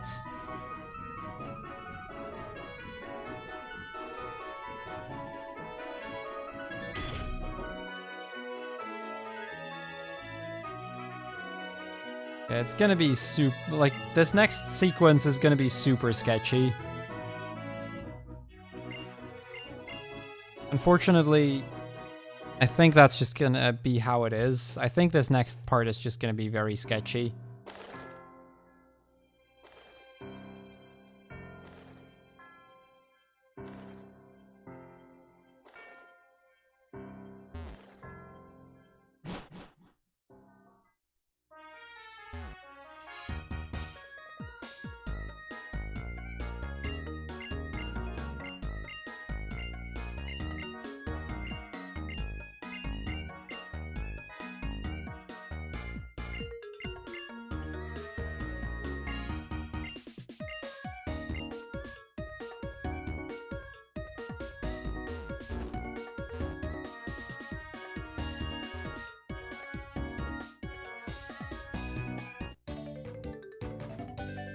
Crap. I didn't realize this was a trainer. Sleep well, Gorab. Please don't have a lot. Okay. Whirlipede I can take care of. That's not a big deal.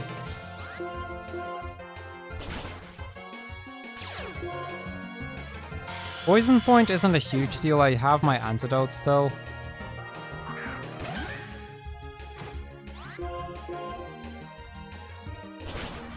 It using Endure is bad though.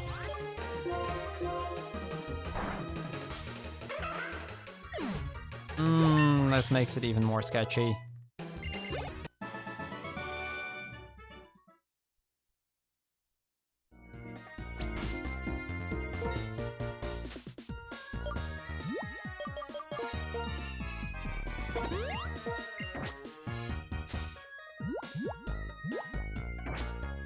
Okay, I'm gonna save the game before I continue, because I really can't afford to take more damage or lose more power points. The thing is, there's a hidden hyper potion around here. I need hyper potions.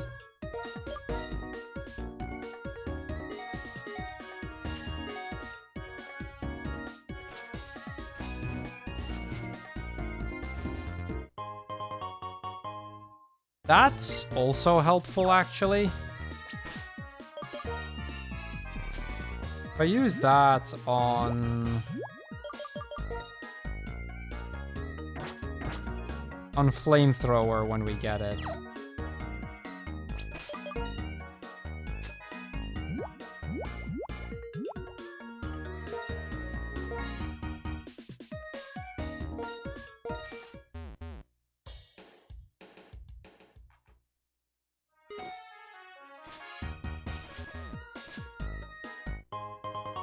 There's the hyper potion.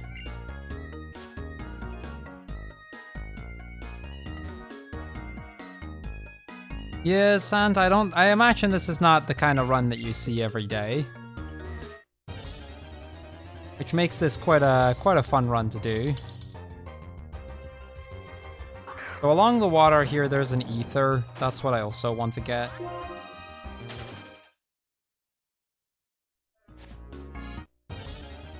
Okay. Game, can I get fewer than encounters than like every other tile? Every other tile is a little bit silly.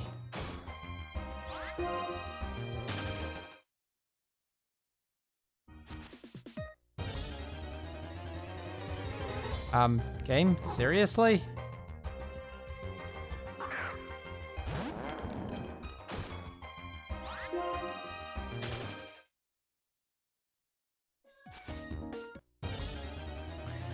Okay, that little stretch, 4 encounters. And actually, now that I look at it, I don't even think this is the right part.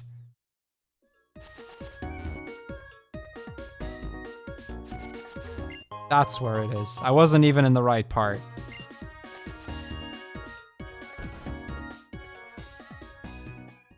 Yeah, that's fair, Sand. That is very fair.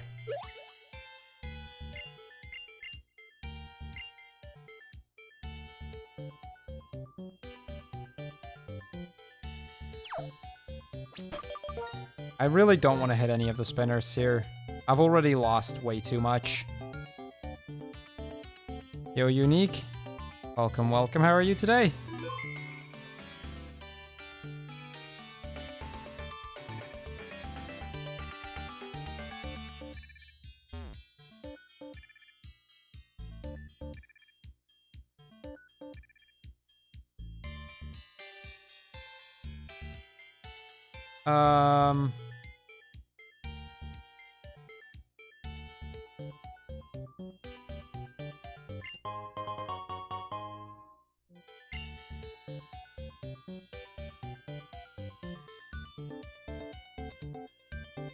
Okay, that actually worked out all right, though.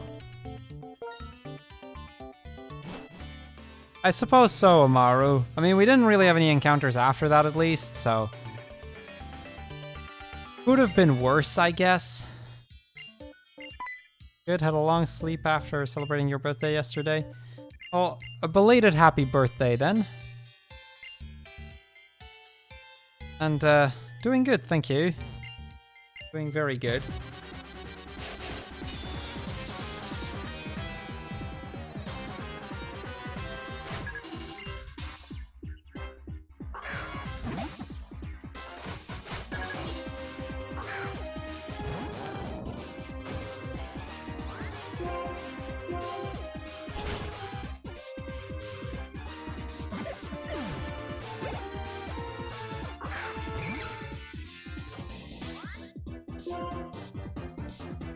Heat crash.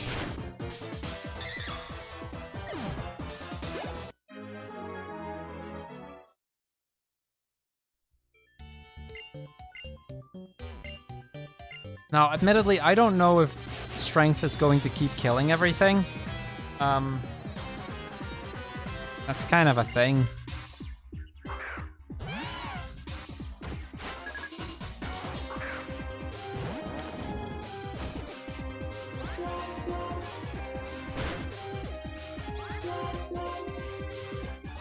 Like, for now, strength is probably fine, but there's going to be a point where strength won't kill anymore.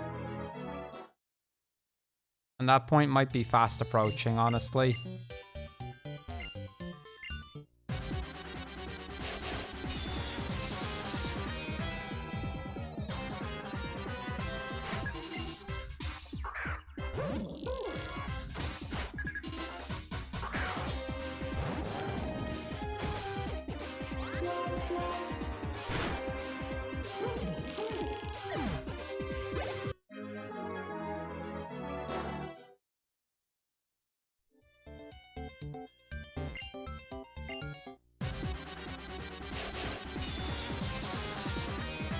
We are still high enough health for the Palpitoad. And I'm gonna have to heal before Clay anyway.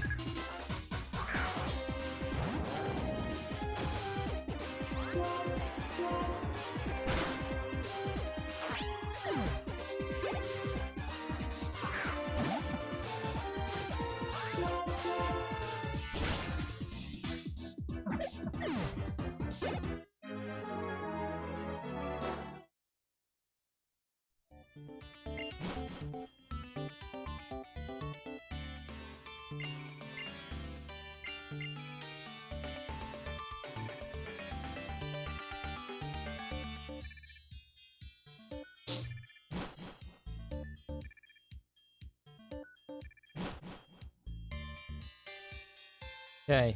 Time for the next gym. I don't know, I'm a little bit worried about this upcoming gym. But...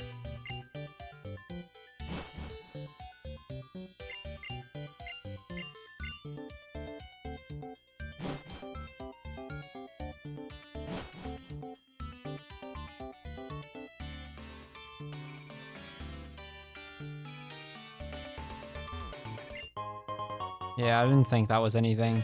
I don't remember what that was, so... Which usually means it's not worth anything.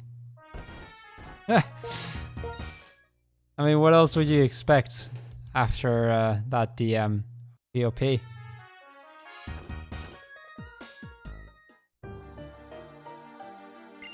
I mean, wasn't gonna be much more of a response than that, I imagine. But I'm glad it was a cute smile.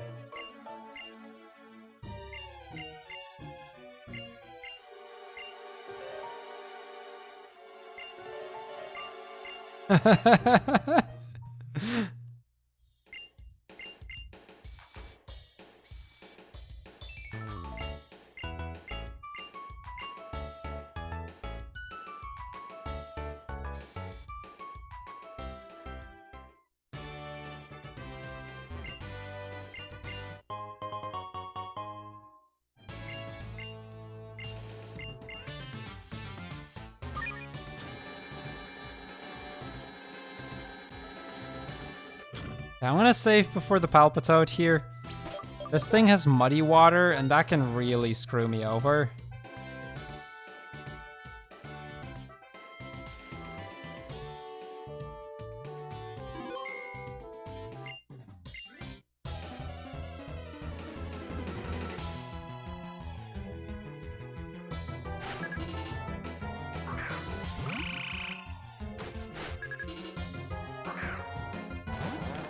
The thing is, I don't one-shot Palpitoad here. Uproar is probably one of the better things he can do. Like, this is okay. This actually means I don't even need to use a Hyper Potion going into Clay. I can stick to a Super Potion. Or the Freshwater Did I get the Freshwater? Hold on, I'll go back for it.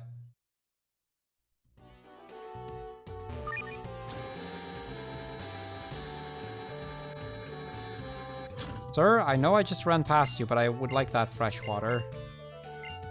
Oh, I did get the fresh water.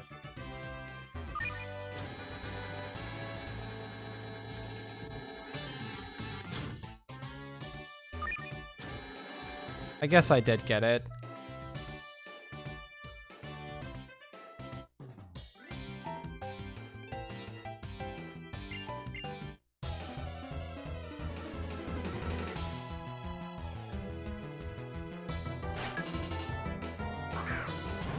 Okay, well, if I did get it, then it's fine.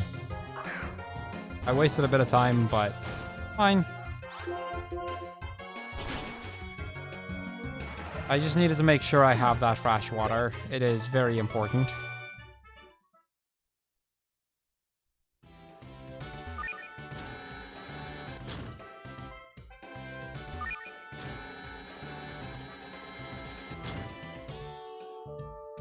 Actually, I think I probably end up having more heal items than I need, which is actually a good thing because in the upcoming dungeon, in the Chargestone Cave, there is, like, I literally have an item in my notes where it says, pick this up if desperate.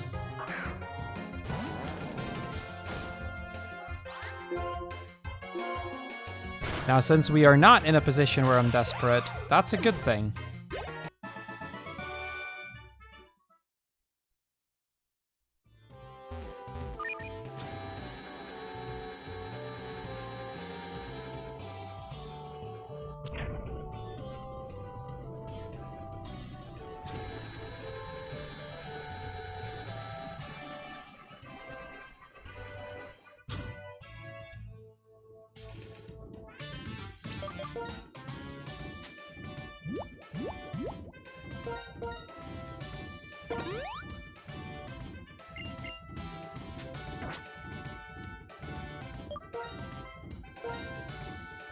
You can probably by this point see why I'm picking up every one of these fresh waters.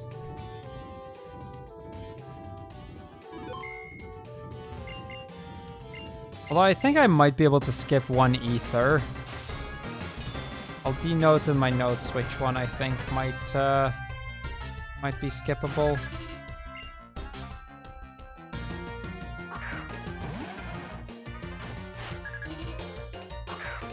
There, done.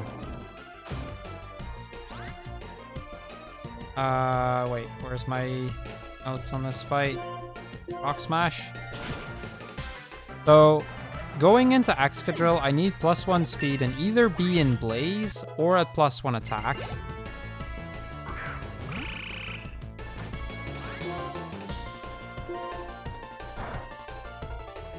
Now, since I have no way of getting +1 attack at this, that means I need to be in Blaze. Which actually means that that's a really bad thing for him to do.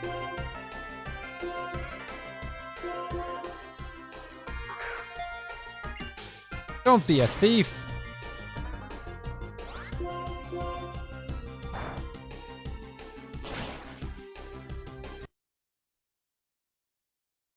He low-rolled too much. I was very close to Blaze. If he had hit me like 3 more or something, I would have been fine. But he just low-rolled me too much. See, normally after an Aqua Ring, I would just use an X attack and it would work out really well. But I don't have X attacks to use, so I need to rely on the Blaze strategy for this. Like, I can't go for the X attack backup. So I need to stall him out until he puts me into Blaze.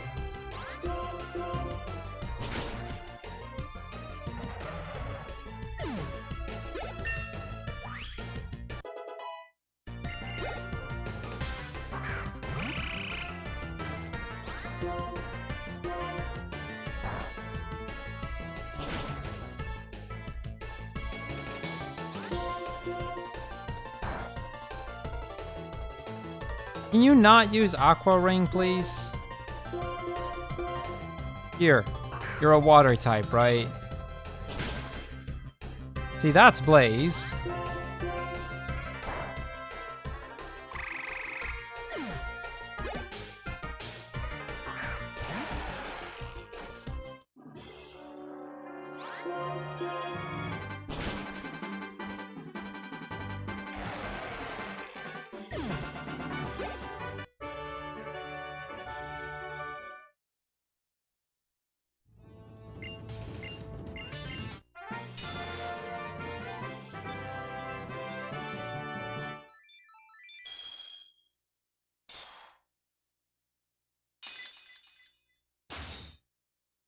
So I'm very heavily debating using Blaze as my strategy for the upcoming fight.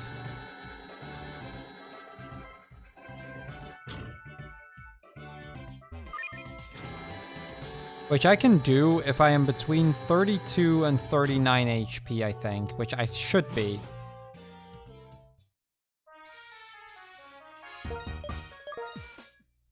I mean, this is a risky fight, but we are at the health where this would work.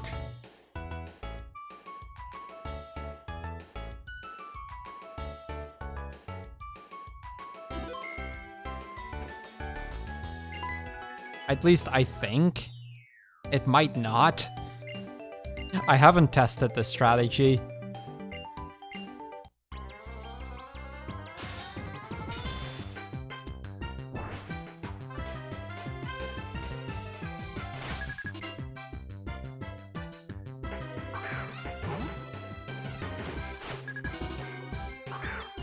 I just genuinely haven't even tested this. So I can get rid of the Intimidate by sacrificing Woobat or Pansage. I'll just switch to Pansage.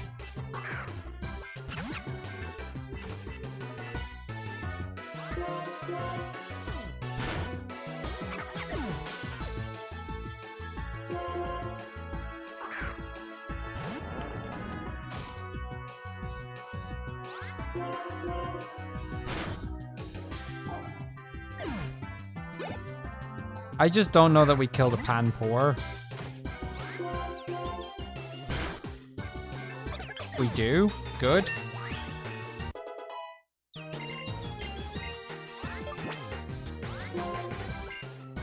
So 38. That's still Blaze.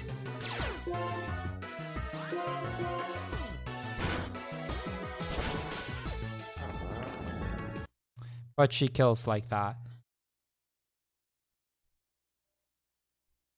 I don't think she's guaranteed to go for that, though, is she?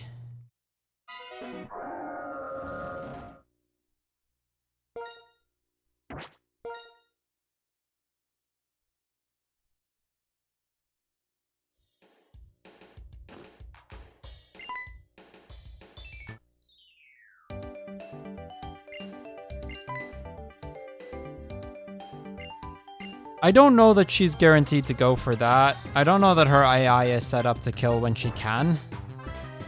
Because Blaze strategy is a thing here.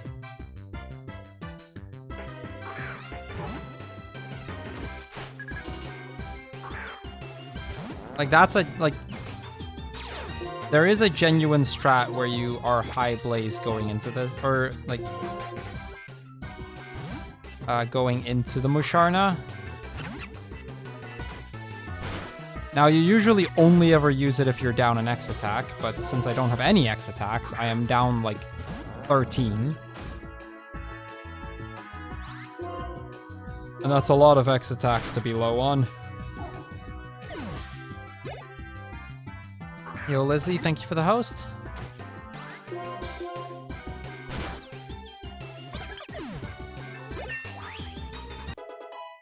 Thank you for the good luck. Appreciate it.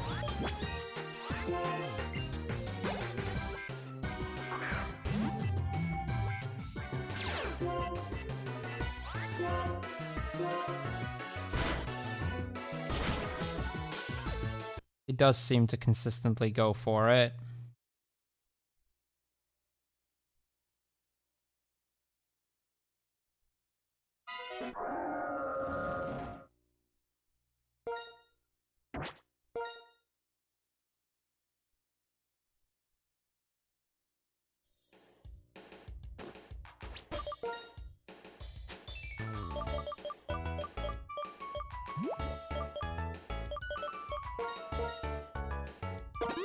Okay, I'll heal up.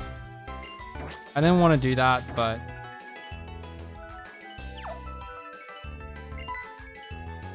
I think I might have to. We're still down an X... Like, I'm still supposed to use an X attack, even with alt strats. Like, there is no strategy where you don't use an X attack, so me having 0 doesn't work. That's what makes this fight so difficult here.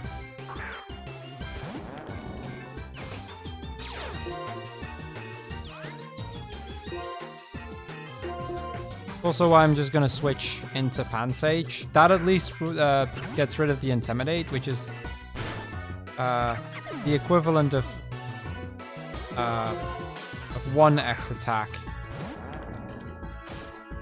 in a normal fight.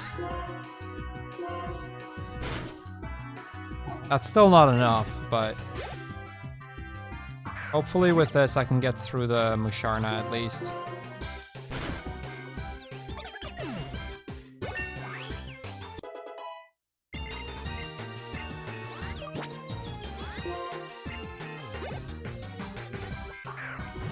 Like, there is one alternative, but I really don't want to have to go for that.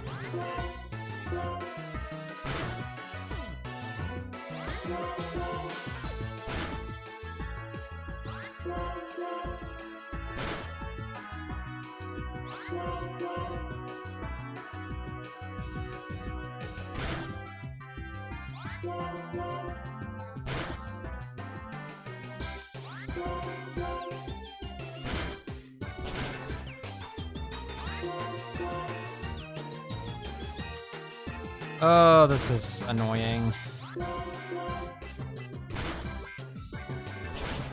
And I still die. Okay, yeah, we're going for the alternative. I hate to have to do this, but there is one alternative that I can do. I didn't want to go for it, but I think we have to.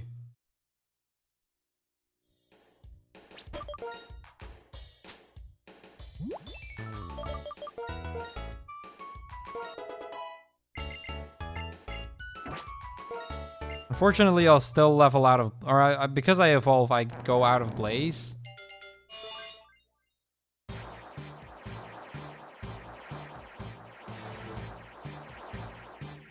But I think that's the sacrifice I'm going to have to make.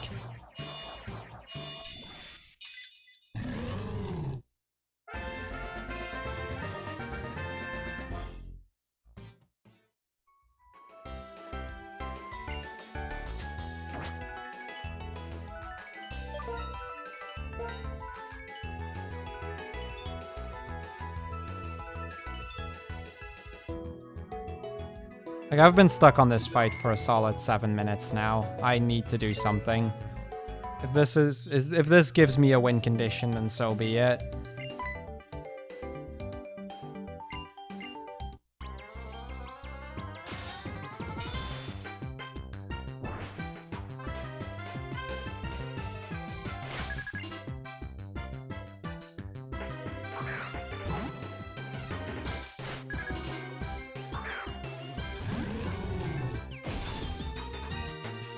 So the reason this completely changes the fight is not just because we have higher stats because we're evolved, but the bigger thing is actually Heat Crash is going to do way more. Heat Crash's damage is based on the amount of difference in weight between the Pokemon. And since Emboar is much heavier than Musharna compared to Pignite to Musharna, the power of Heat Crash actually got shot up by a decent amount.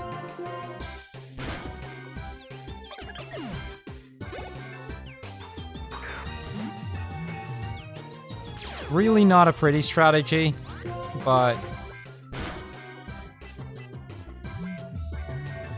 it works.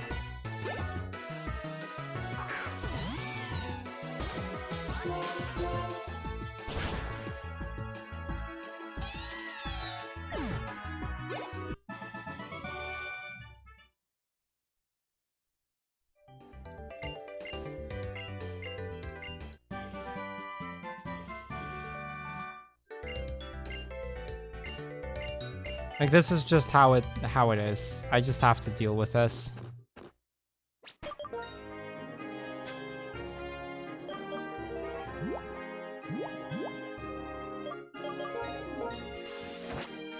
Okay, my last remaining Repel.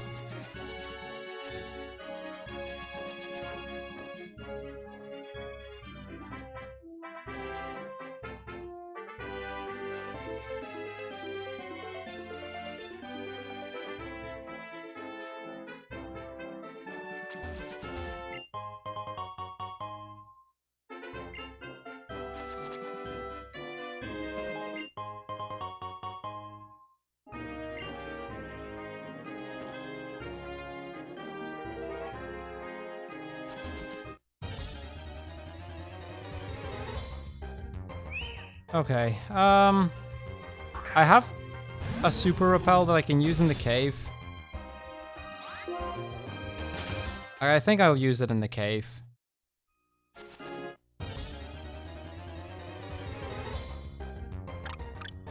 After I fought this optional. Because apparently she keeps running during encounters.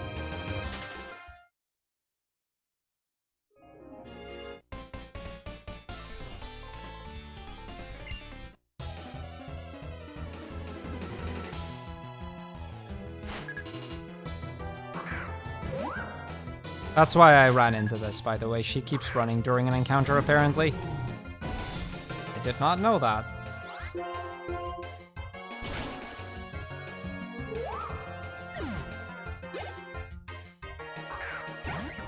Oh, and she has a Molga. Great.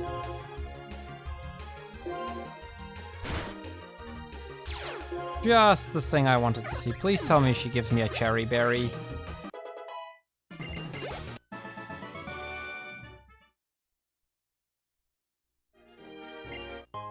Okay, she does. At least that means I get rid of the paralysis.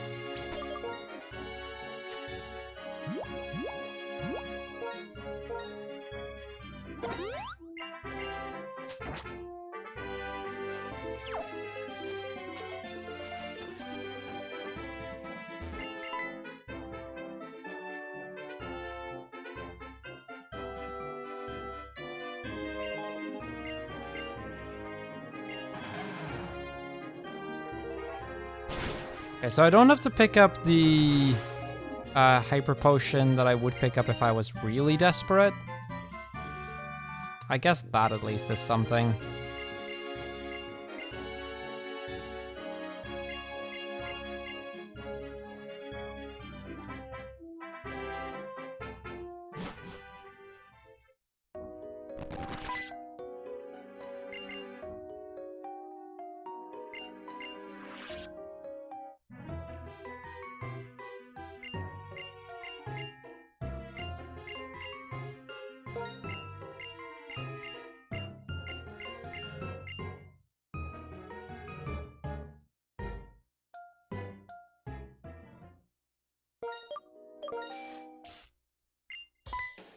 So far, we haven't really had a lot of encounters. Or, in fact, so far we've had none. I think I'll still use the super repel here.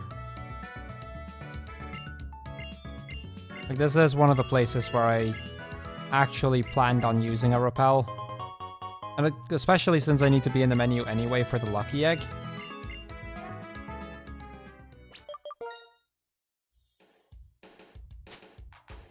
I can be like, oh hey, super repel. With lucky egg.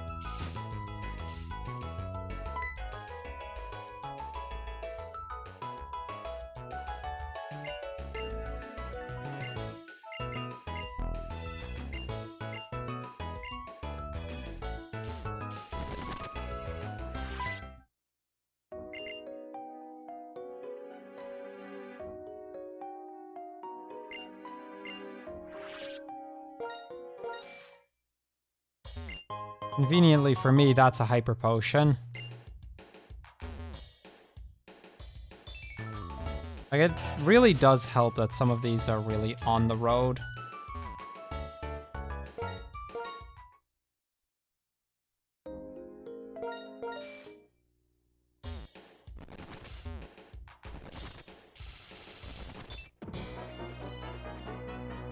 Okay, here we go. Time will tell if we have enough power points. We are going to find out soon enough.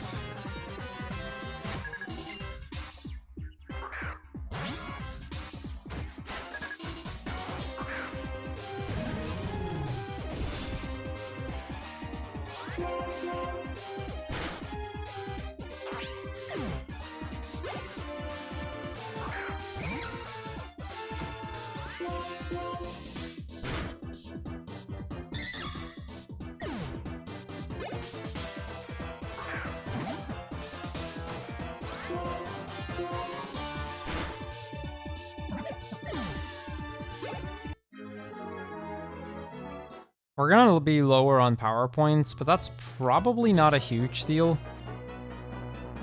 Even though I'll be lower on power points than I want to be.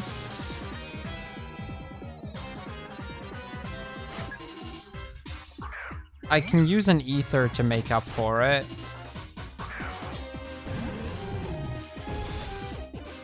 Yeah, I can use an ether to make up for it.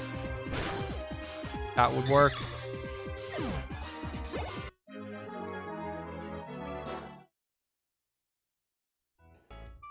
Okay, another wing. Okay.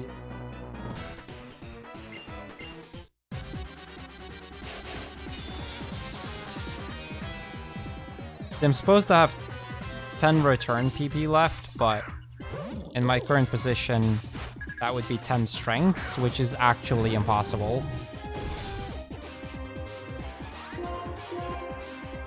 I'm already on 9, so... Then again, I think it's more so because there is an an elixir coming up relatively soon. So I guess having 5 would be fine as well in this case.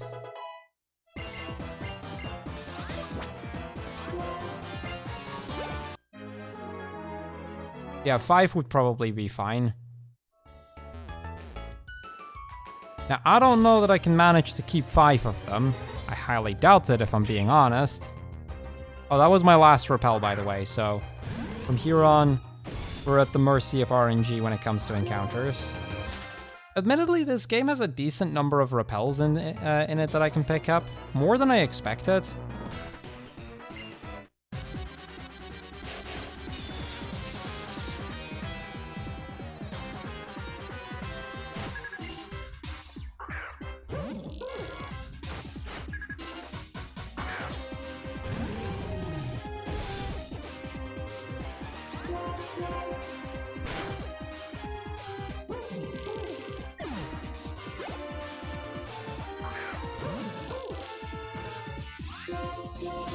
Yeah, I think it's mostly we will elixir after the cave, I'm pretty sure.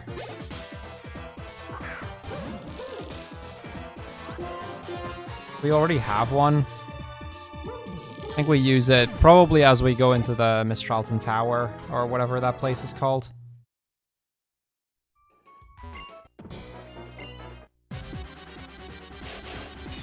Am I desperate enough to take a bunch of extra steps in this cave for a hyper potion? I don't think I am.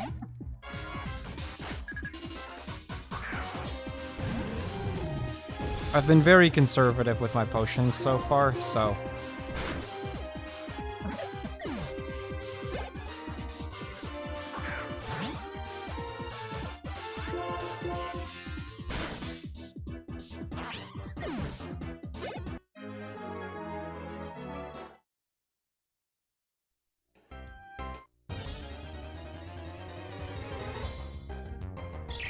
Are doctors that heal you after battle this game? They are in the game, but I am not allowed to use those. The definition of centers is basically in its broadest sense. So things like heal houses, doctors that heal you after battle, that sort of stuff, that's all not allowed. Same with Marts. Marts is basically defined as anything where you spend money. If you learn a TM, you get full PP, right? Not in this game. No. It stays at the number that it is. Yo, hey Rezi. Thank you for the good luck. And hey Hikari. Welcome. How are you guys doing? But no, using, like... using TMs to try and scum my way into more power points is not an option. That does not work in Gen 5. They changed that in later gens, but in this game, it is basically if I use a TM, it stays at the amount of power points that it has. So I actually taught return earlier, and it started at 0 power points.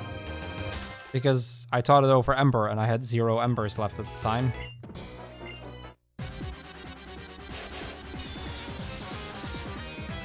Even if it's a new move, yes.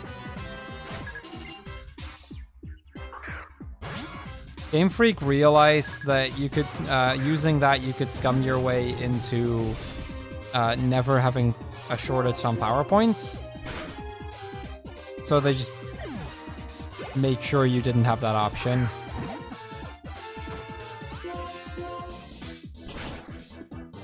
Shuffling through attacks like that is definitely something you could consider to negate the issue of power points.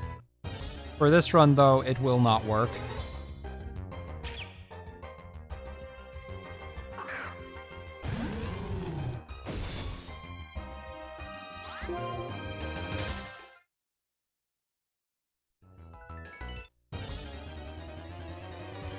My sloppy movement is only making this worse right now.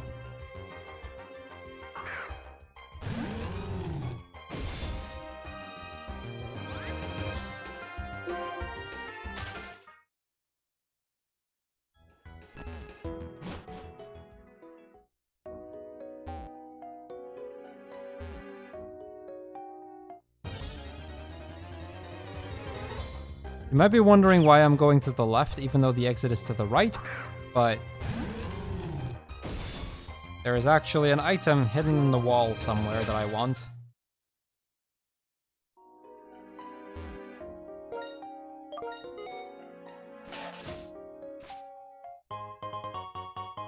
That one right there.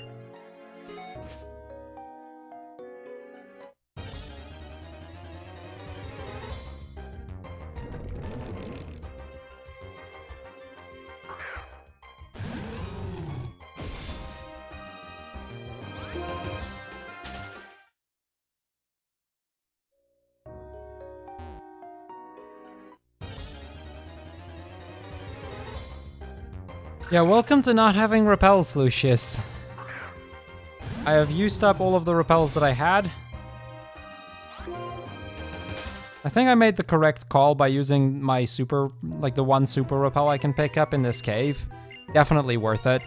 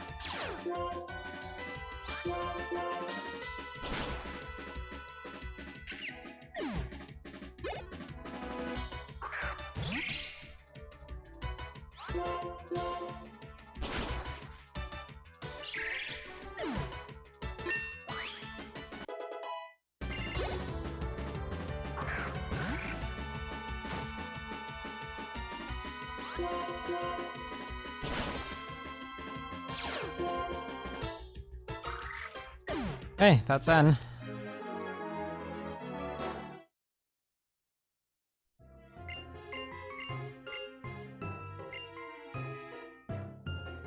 Yo, Greg.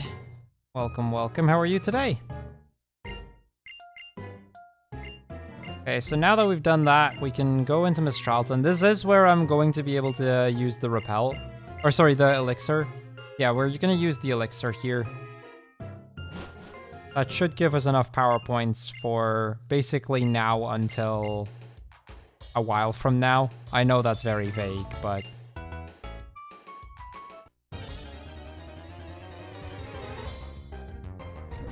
I miss my repels.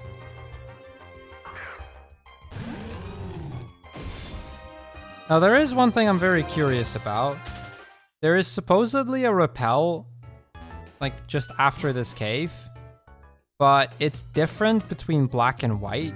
And I had one page say that it was a repel in black. I had one page say it was a repel in white. I'm not entirely sure which one it is.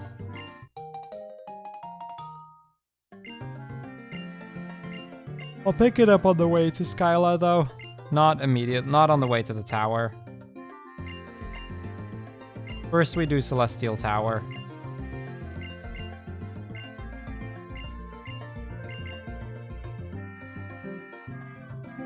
Yo, Dalekson. That does sound like it, yeah. You go get some rest. Sounds like you need it. How are you doing today, Dalekson?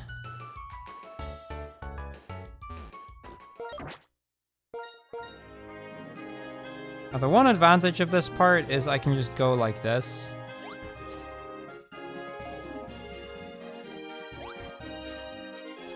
I need 2 tiles. 2 tiles I needed. Okay.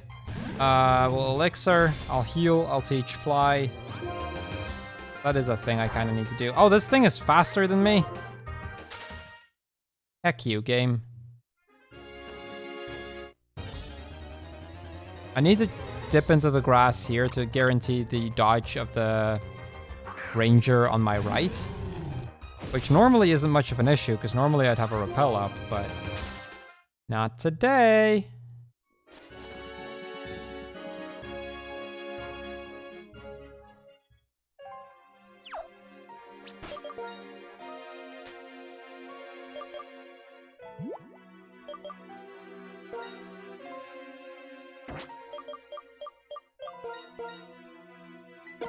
Actually, I'll just use 2 supers.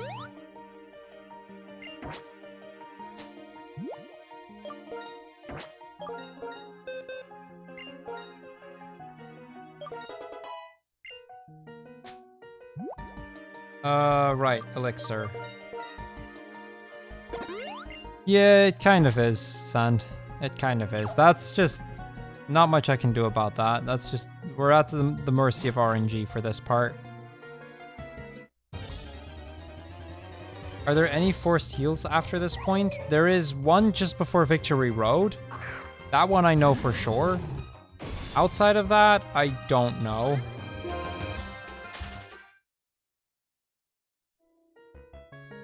But there is definitely one just before Victory Road. So there is at least one left. And that's unavoidable. It's after the last fight against Cheren.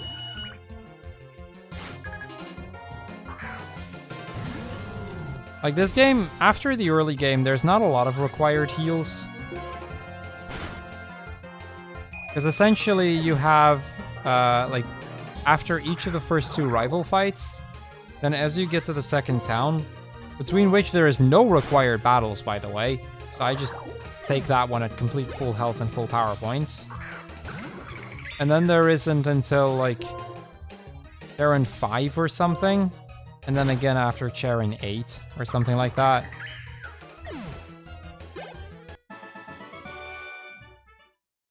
Yeah, I can see what you mean, Dalekson. Same here, to be honest. Yo, Crafty, thank you for the good luck.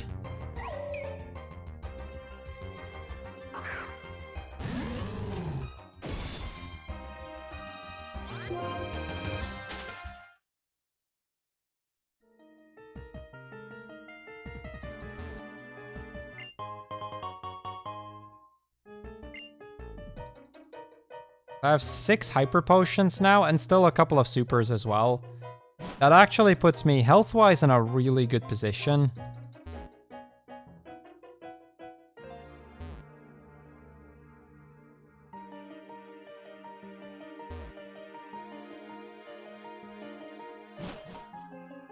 I still have a couple of ethers as well, I think, so...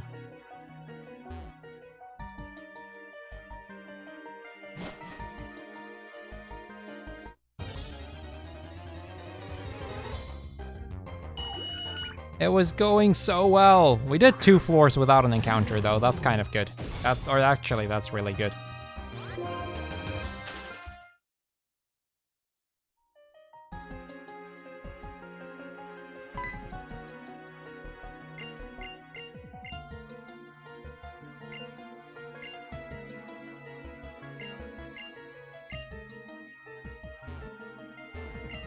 Actually, that's not a glitch. The trainers there spin when you press B. That's intended.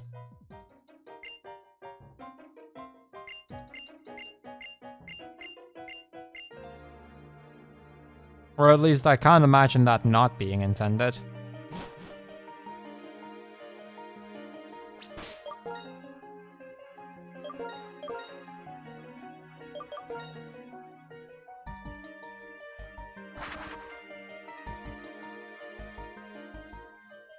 We've got fly now.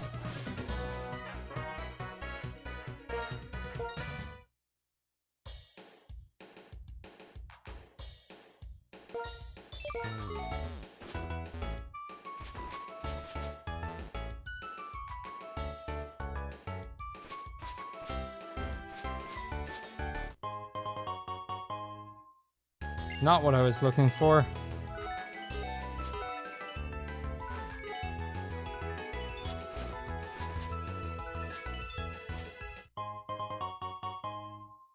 I'll take a max ether.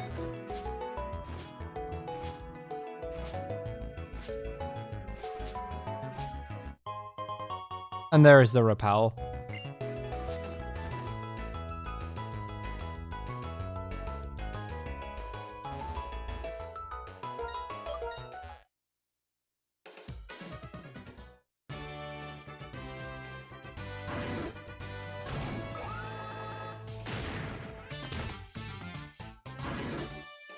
Well, to me, it always seemed like that was something that they put in there intentionally. It's too convenient, you know?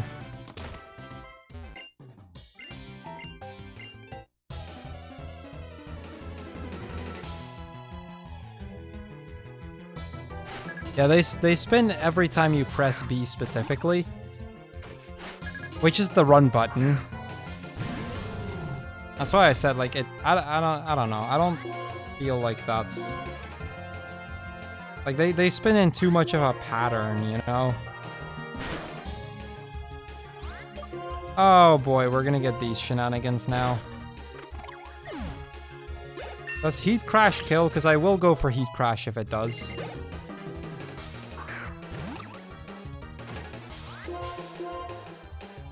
I have ethers. I can ether up Heat Crashes if I need to.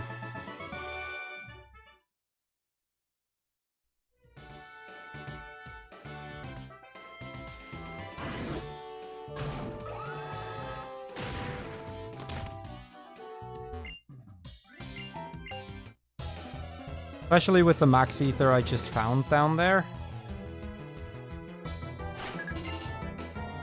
Let me actually add that one to my notes, because that max ether wasn't even in my notes.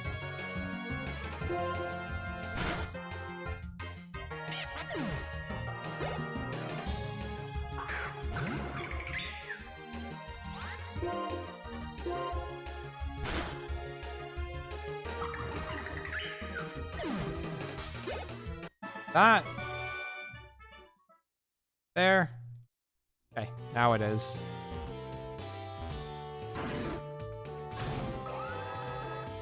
No, that's just in those rooms. Spinners only act that way in the tower.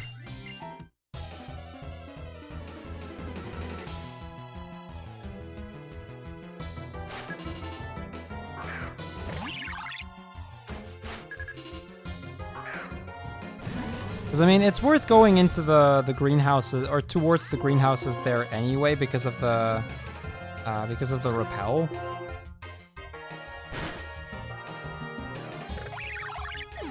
I don't know exactly yet where I want to use the repel. I think Relic Castle. Relic Castle seems like the most logical place to do so.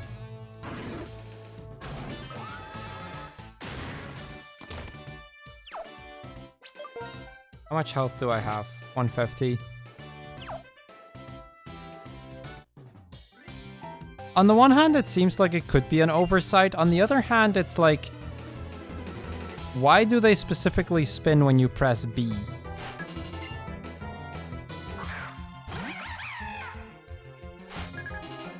Like, either it's an oversight in the way that the spinners work, but to me it feels much more like that would be something that could be intentional.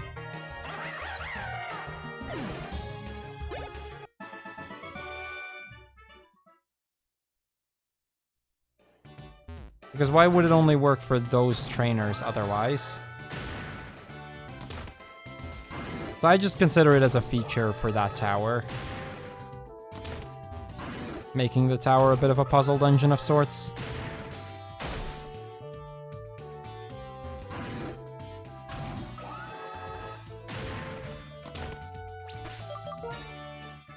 I didn't pick up the fresh water. That's the first time I've actually forgotten the fresh water. It's not worth going back for though. We're quite good on health items.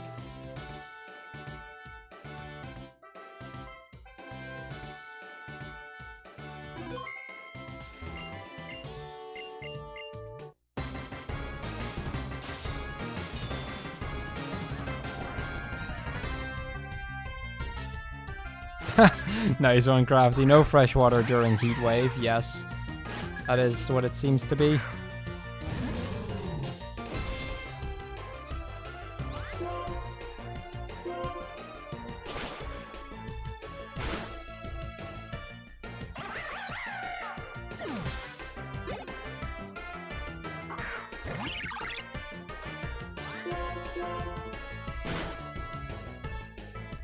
So because I'm gonna level earlier here, I'm gonna get Flamethrower now.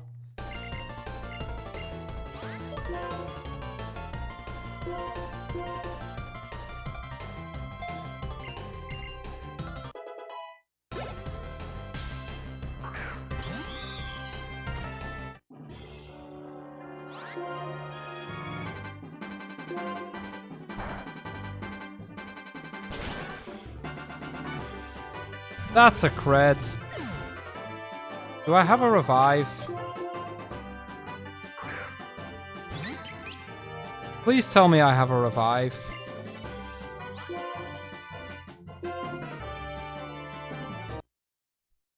I really hope I saved before that fight. Please tell me I saved before that fight.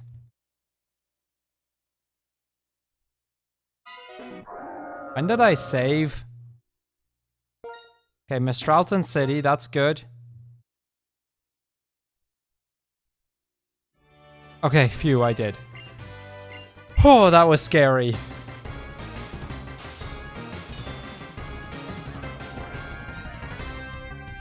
That scared me for a moment.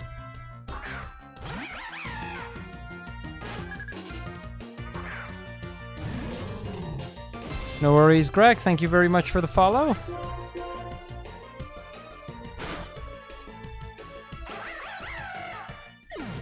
Thank you.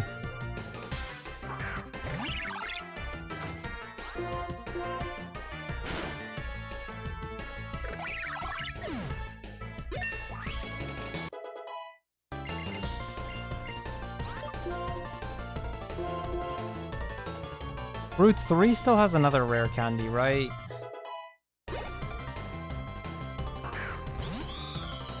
I'm actually down a candy.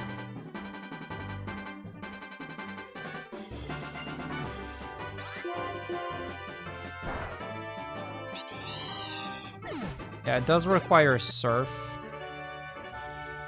Where do I get surf?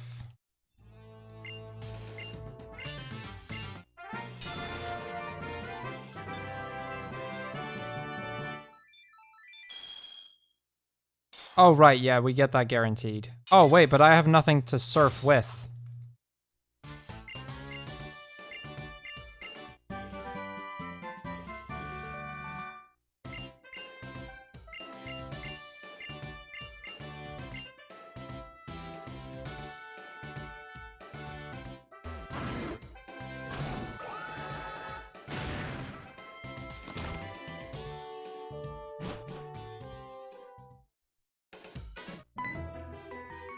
Oh, but I can get the rare candy on Route 2. That requires strength. Yeah, okay, I can make it up that way.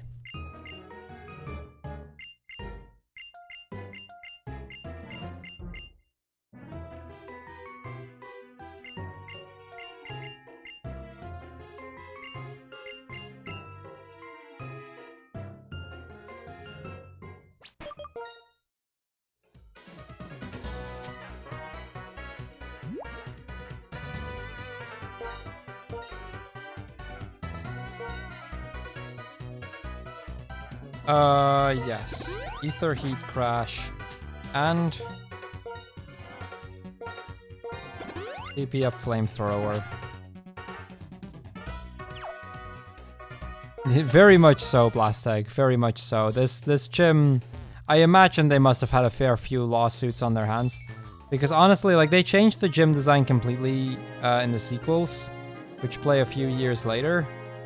So, yeah, my bet is it's because of lawsuits.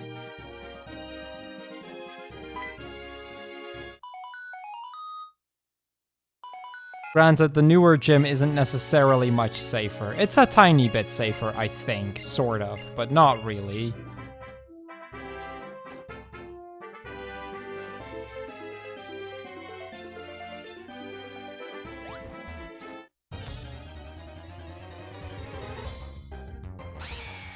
Yeah, no, that design isn't a whole lot safer, I know.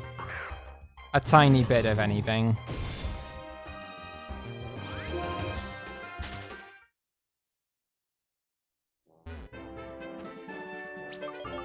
So again, the D-Watts is probably gonna be an issue here. I don't know how much damage D-Watts can do to me, but I imagine it's gonna be a lot.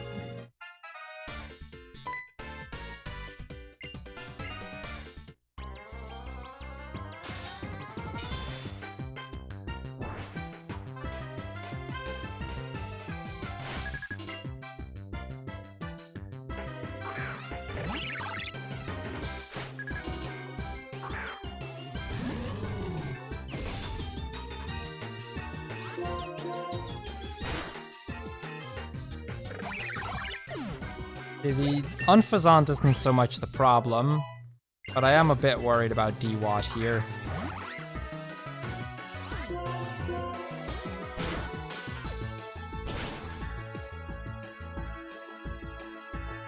Yeah, we didn't get knocked, or we didn't get confused at least, so we should be okay, I think. Leopard here is a speed tie. Also, it is fake out, I guess. Doesn't always go for it. Actually, no, we are one level higher. Yeah, no, I'm one level higher than normal, so it wasn't a speed tie.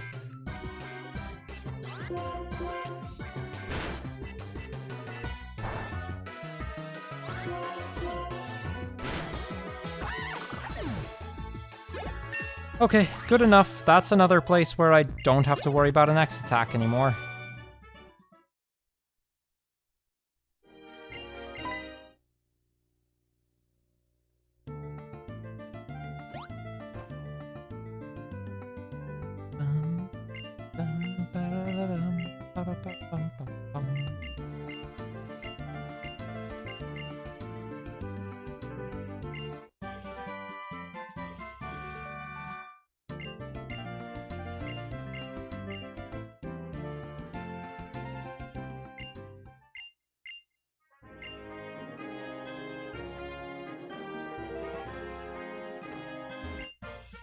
Yes. Actually, a lot of gyms in this game do. I imagine so does the bug gym. Or at least it would have some trouble with the fire department. The,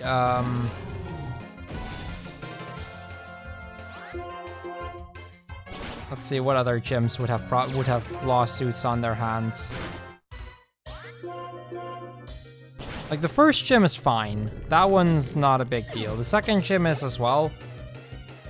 Assuming there's an emergency exit, which I imagine there would be. But the second gym's fine. The third, I mean, with literal walls of honey that you have to walk through in order to get to the exit, that's gonna be a problem. The fourth gym... What's the fourth gym again?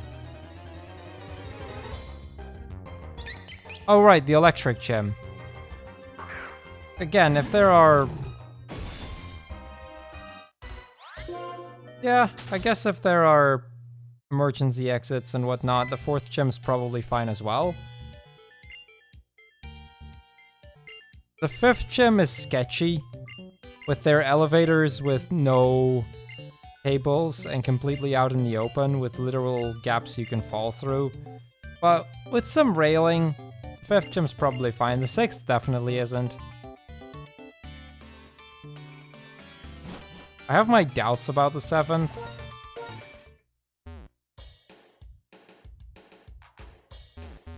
See, what else do we have? 8th gym. 8th gym's definitely a health hazard.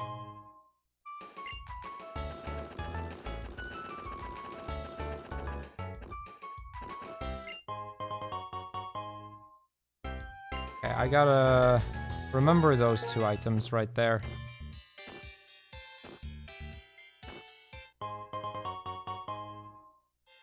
The 7th could use some railing for sure.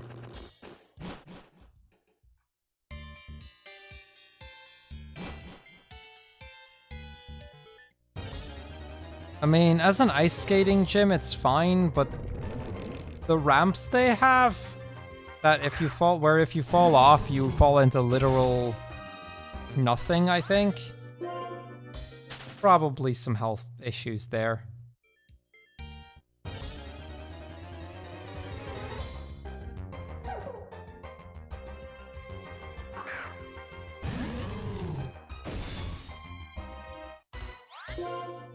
Well, the 7th gym in Black and White 2 is the Dragon Gym. Like, the 7th gym is the Dragon Gym, but that's in Black and White 2.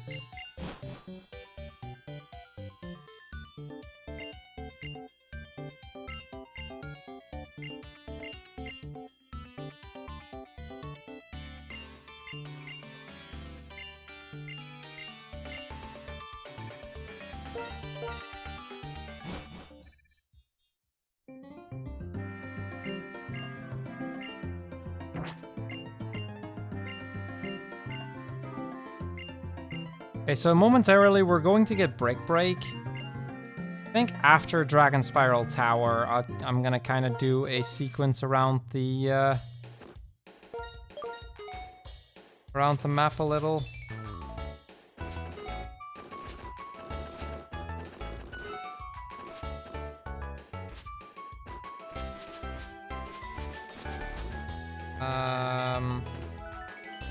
This one? There we go, there's the Max Revive. The Max Revive function is great potions sometimes. Because it is essentially a max potion, except you can only use it when you're dead. But there are definitely situations where those are very valuable to me. I've definitely been able to salvage runs through max revives.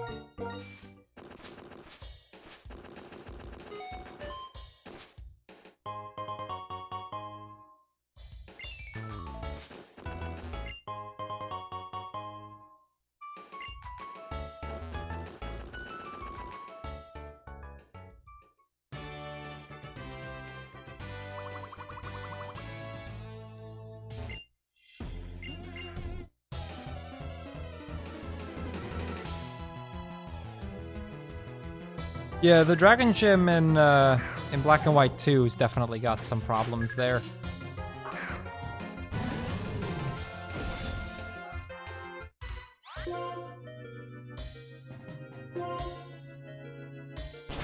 I imagine in Black and White 1, the Dragon Gym would mostly be fine, assuming they would install some rails.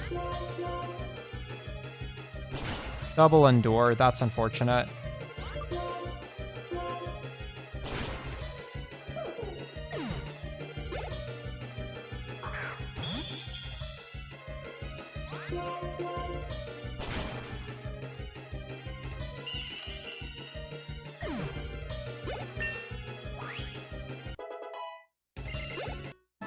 If I have a regular potion, this might actually be a good time to use it.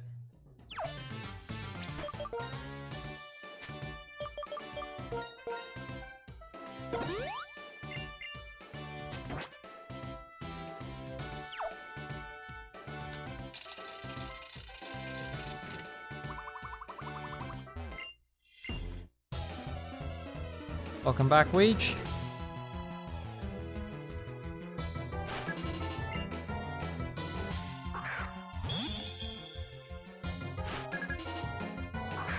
Yeah, as long as safety clothes are provided and whatnot, sure.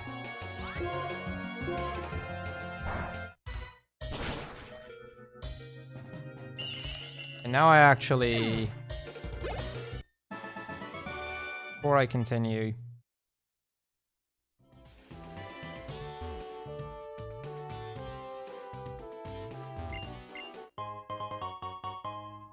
I forgot about that again.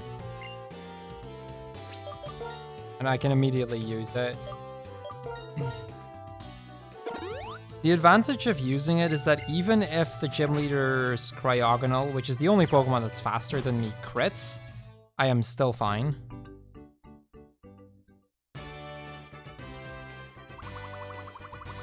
The last Pokemon before Regigigas is now Weedle.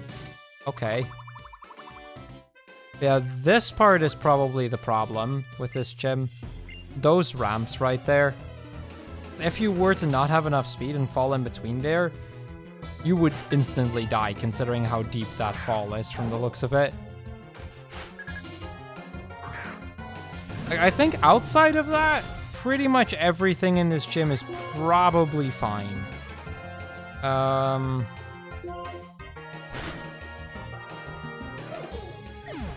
But those ramps, oh boy, those ramps.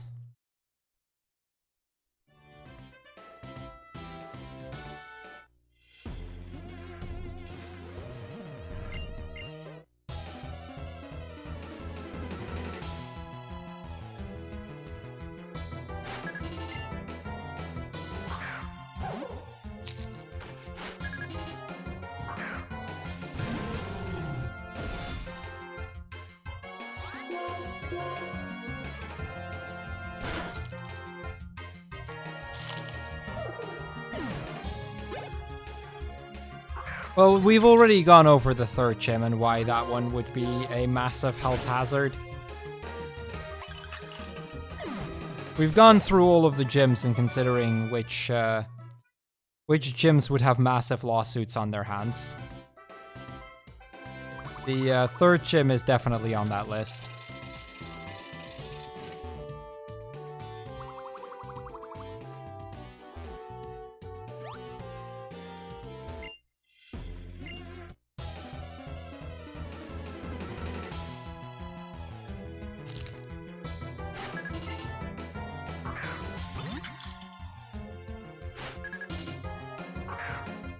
Try to grab a cookie. It's so warm in here that it has actually already started to melt. And I'm having a hard time getting it out because of it.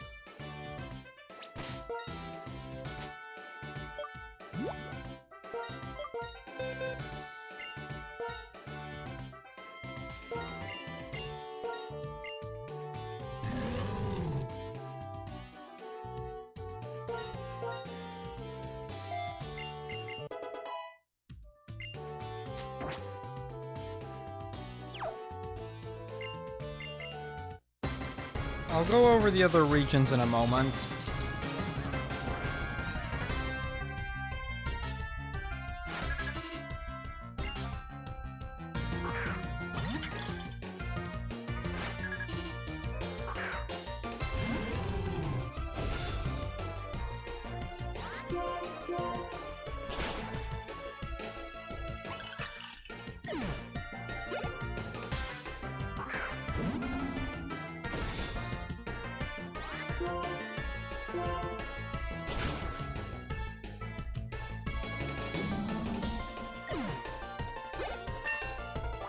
Okay, before we go into the Kalos gyms though, let's start with Gen 1. How about that? Let's do them in order.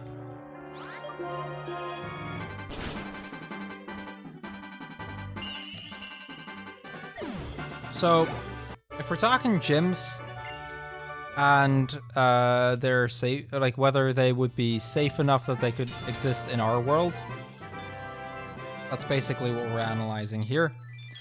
Gen 1, Brock's gym's fine, Missy's gym's fine, Surge's gym's fine.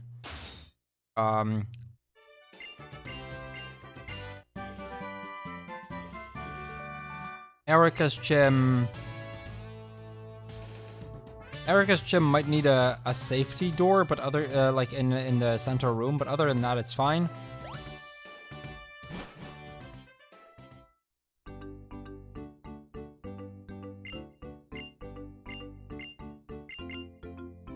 I'm not sure about the 5th gym.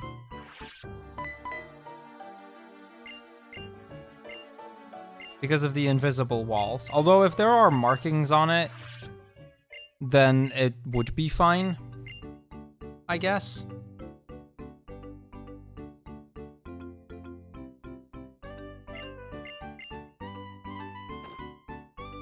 Which we actually know they have. Because in earlier gens you do use that. Or, yeah. In everything except gens... if we're talking purely the Gen 1 game, there is a marking on it, therefore it's probably fine. 7th gym's, or 6th gym, I mean, teleportation isn't a thing in our world, but that would definitely be a potential health hazard. So 6th gym doesn't really have a real world comparison, so it's hard to judge. But if any of them would be in trouble, that would be the one. 7th gym's fine, 8th gym's fine. Again, presuming the proper safety doors are in order. So Gen 1 gets a pass, honestly. Yeah, I mean, a lot of them will need security exits or emergency exits. But assuming emergency exits are in place, like, they would be fine. Like, you wouldn't see the emergency exits in this game because that's not really relevant, I guess. I would just use strength here and skip a huge chunk of this room, but I want that hyper potion.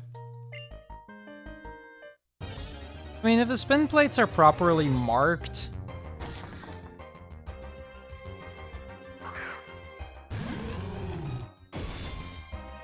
I mean, I guess the spin plates might be a thing, but then again, if it's like a chair that you would sit on that would move you around while spinning, I mean, that's a thing. Like, that exists in amusement parks and whatnot, so there's probably a way, like, you can probably make the 8th gym pretty safe.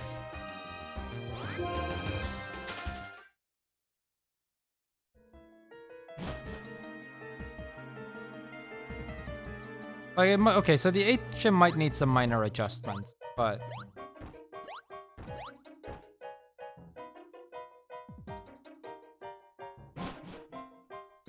like, the potential for dizziness and vomiting isn't necessarily going to be an issue here, I don't think. Because as much as that's a thing in amusement parks as well, and they get a pass, so...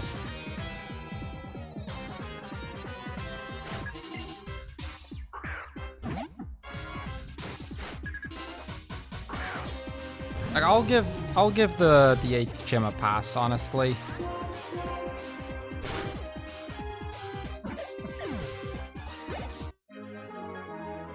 Now, if we start looking ahead from there, in Johto, the 1st gym would need some safety railing.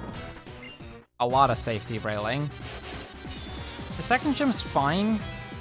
3rd gym's fine. The 4th gym, I'm not really sure about because you can't see the path. Also, it basically teleporting you back to the start might be a bit of an issue. Morty's gym might have some serious problems.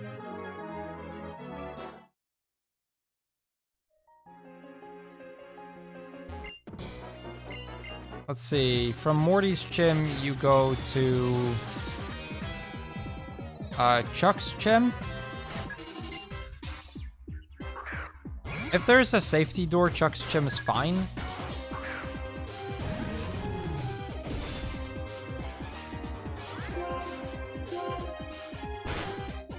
Let's see, Jasmine's gym, that's just a straight hold, that's completely fine. I mean, Chuck himself throws rocks, but that's not anything to do with the safety of the building.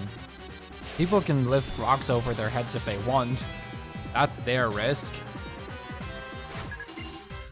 So essentially, it's just a gym with a bunch of boulders lying around, which in and of itself isn't a health hazard, assuming there is a safety door, like an emergency exit on the back of the gym.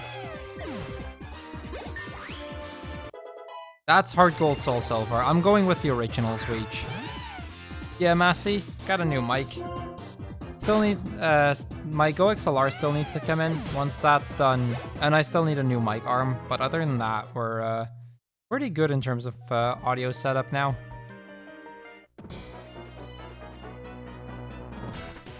Also, Chuck's gym in the remakes having a constant waterfall flowing isn't necessarily a problem.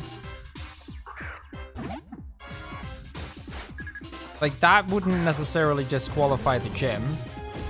Sure, it has a waterfall in the middle of the room, but I don't think there's any laws against that. Swimming pools can have that as well. Yeah, indoor waterfalls in malls can be a thing. Like, I don't see that as an issue.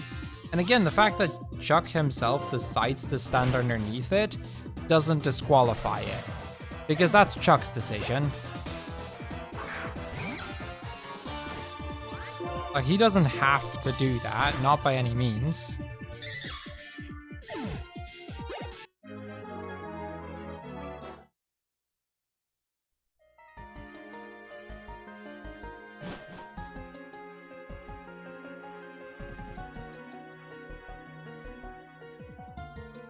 So let's see, that leads us to the 7th gym.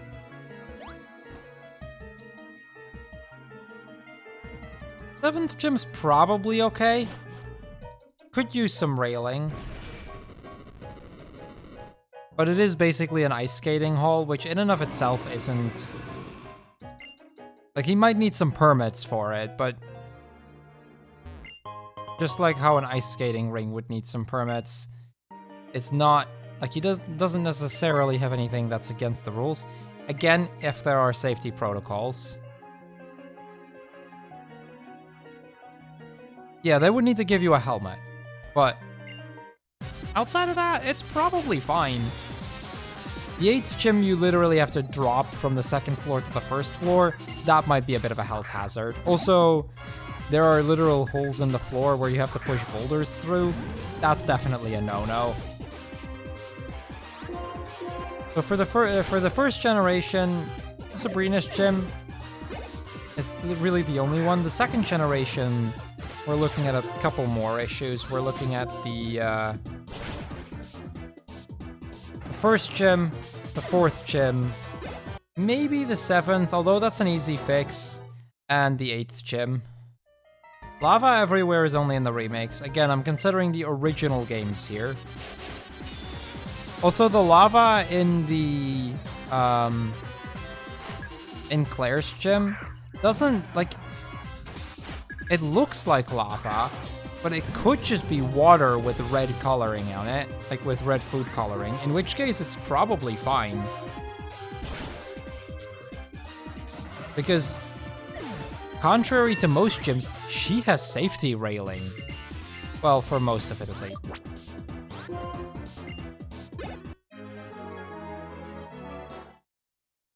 And if the red that you see there is just red-colored water, which honestly would make way more sense, then the gym is probably not a huge deal.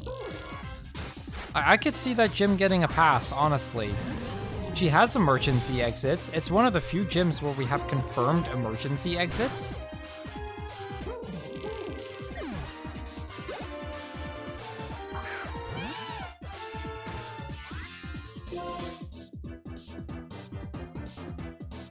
Also, I am with River, by the way. Please keep the F-bombs out of here, but I didn't even notice it, honestly. I mean, a lot of red food coloring would work, right? At that point, there is nothing illegal about her gym. She has the emergency exits with the technology that is confirmed within the games. She has... So she has safety protocols. There is railing, which is not something you can say about a lot of gyms. So the remake version's probably in less trouble than the original version. The original version's definitely in trouble, though. With boulders literally falling from the ceiling, the original is definitely in trouble. Also, I guess the original, she has lava there as well. You push the boulders into it. Again, if it's red food coloring, it's probably fine. We're assessing the gyms and seeing how many lawsuits they would be looking at. Yeah. Anyway, that's for Gen 2, though. Let's go to Gen 3. First gym in Gen 3 is fine. Second gym... I mean, it needs light switches, but assuming there are emergency lights, it's fine.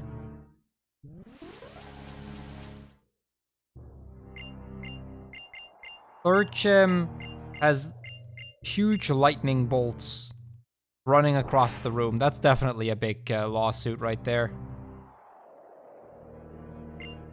Exactly, Sand. I mean, honestly... What did you expect? It's either red water with like red food coloring or something, or it's lava. I imagine the lava is much more difficult. Yeah, that's kind of how we got there, Niem. We started with Skyla.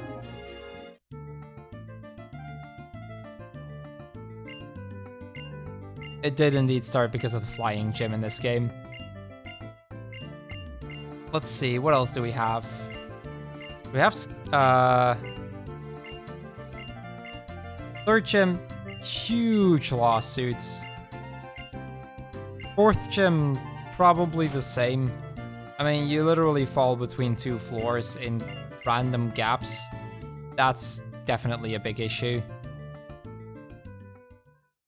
Yeah, that's the thing, Soth. That's why I'm suspecting that it's water with red food coloring or something. Like, water with red food coloring just makes way more sense. Because it wouldn't melt the surroundings. It would have the same looks. It'd be much cheaper, that's for sure. Hey, hold on. I'm going to need to pay attention here because we're coming up on Desert Resort and there's like several hidden items that I want to get.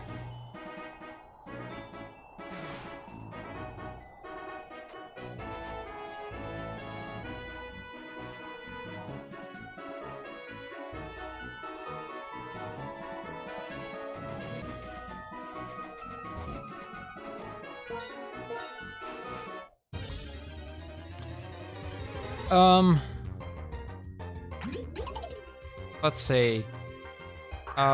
Fifth gym. Assuming there's emergency exits, it's fine. Same goes for the sixth gym, I guess. Yeah, sixth gym, same story. Assuming there's emergency exits, it's fine. Seventh gym in Hoenn. Seventh gym is a bit of a tricky one, if I'm being honest. I imagine the seventh is probably fine. At least if we're talking Ruby Sapphire. No, Ruby Sapphire is spinning tiles that push you forward.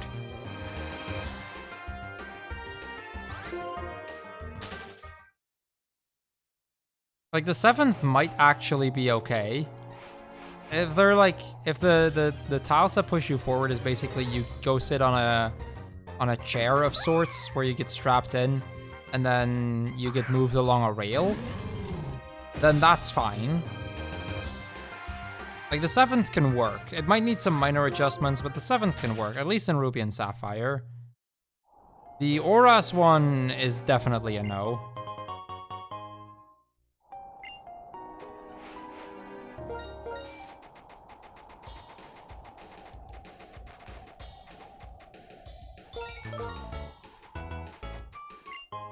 No, that's the hard scale. I was about to say, that's not it, is it?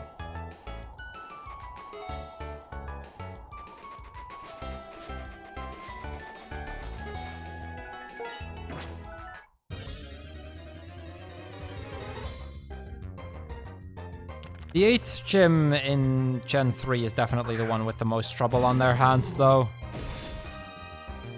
Ice that cracks and you can fall through it and fall down several... Or, well, at least a floor in height.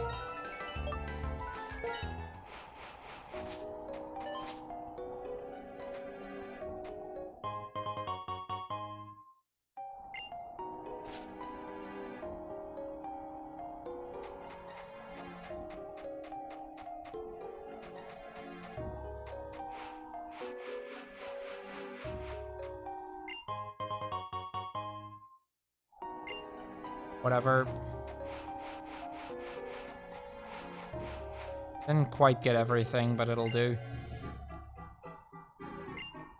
Not in the original. In the original, it's a solid floor. Also, if there is water, even if there was water down there, it is not nearly enough. In the remakes, it's ankle deep. Yeah, that's not enough.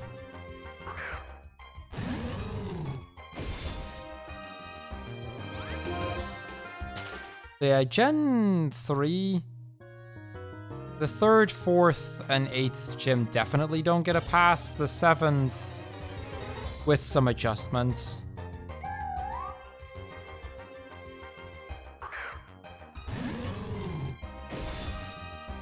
Okay, Gen 4. And again, I'm talking originals. That's what we're going with. We are not doing the remakes.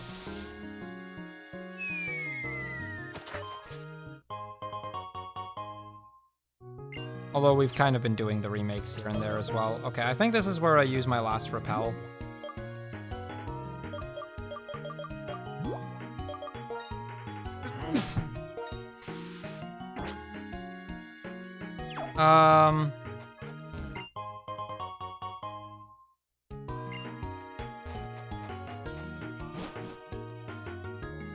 Oh wait, also I was supposed to max elixir.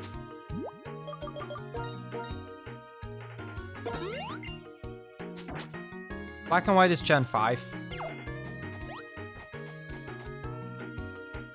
Let's see, Gen 4, first gym's fine, though may need some safety railing.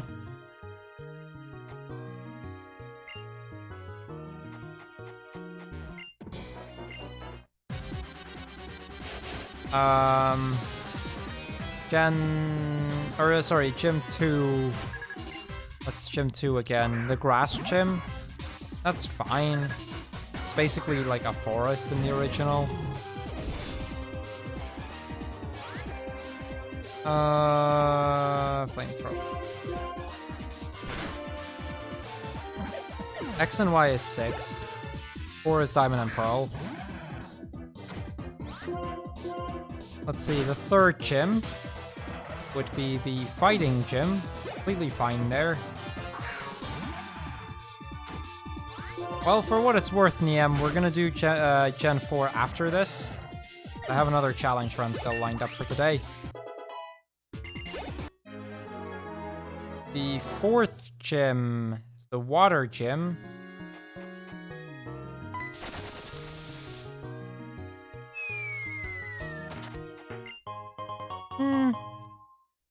The 4th gym's probably fine. The 5th gym, actually the math gym is not fine. Believe it or not, the math gym is actually one of the ones that isn't fine, and I love that. The math gym has the problem that it really needs more safety railing.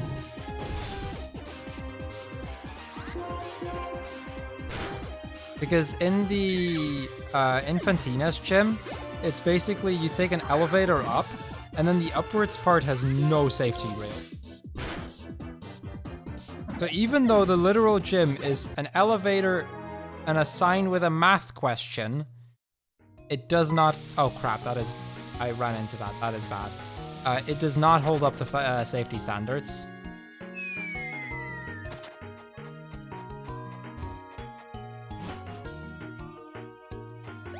That's X and Y. We'll get to... fifth is Fantina. We'll get to X and Y in a moment. The sixth gym is the steel gym. Needs a lot more safety railing. Well, no, you could fall down there, Weech. If you fall at that edge, you'd be in a whole lot of trouble. Because that elevator is quite high. So you'd fall multiple floors in terms of height, probably. At least one, but I'm guessing probably closer to 2 to 2.5. Definitely would need safety. You might not intentionally run down there, but if you were to trip somewhere and fall down, you would fall a lot.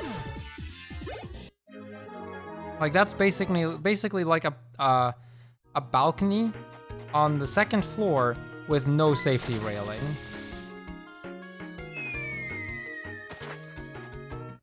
Like that's not gonna hold.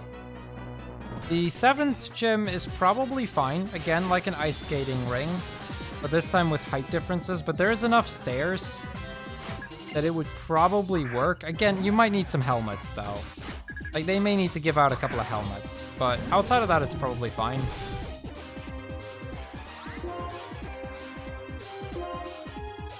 Let's see, the eighth gym. What's the eighth gym again? That's the electric gym. Electric gym would definitely need safety railing. Like, regardless of anything else, it would definitely need safety railing. Wait, is this the third or fourth floor? I'm gonna grab that item. That might be a potion. If it's the fourth, it's worth it. If this is the third, it's not. But yeah, no, the eighth would definitely need more safety railing. Also, those gears are out in the open. Therefore, that's already an issue as well. Those gears are not allowed to be out in the open like that. Ghosty, welcome, welcome. We're currently analyzing gyms to see which one would be, or would have a lawsuit on their hands while we're doing a black no centers, no marts run. Yeah, exactly. That's why I said soft safety railing. Honestly, safety railing would go a long way for a lot of Pokemon games. So it is, okay, so this is the one that I was hoping it was.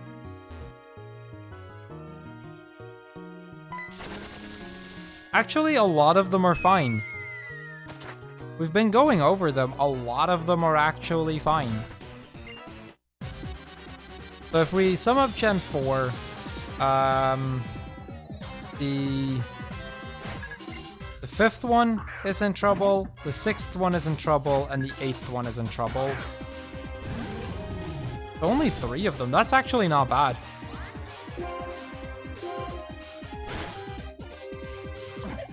Now we get to Gen 6, though, because we've already done Gen 5. We started with Gen 5. This conversation was sparked by the 6th gym in this game. Okay, so the Gen 6, Kalos region. First gym, definitely not okay. The bug gym is literally just a spider web and you kind of have to balance the while running on the cord. Not safe. Absolutely not. Second gym, Grant's gym. Needs safety. Like, it's basically a rock climbing walls, which they can make safe, but definitely would need some more safety protocols there. Like, ropes and helmets. Other than that, the second gym's probably fine. Yeah, you need a safety harness in the second gym. The third gym is fine. outside of the rail that you skate on, going towards the gym leader, there is no safety rails there. And if you were to fall there, you would fall into basically a pit. Other than that, I think the third gym gets a pass.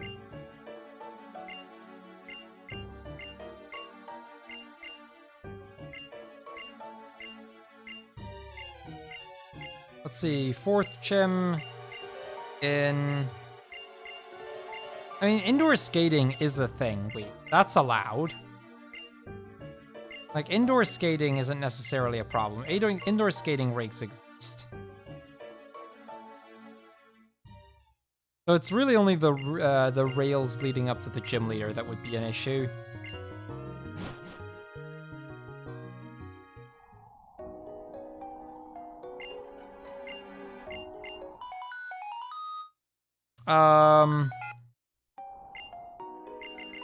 So that's gym number 3. What's gym number 4 again?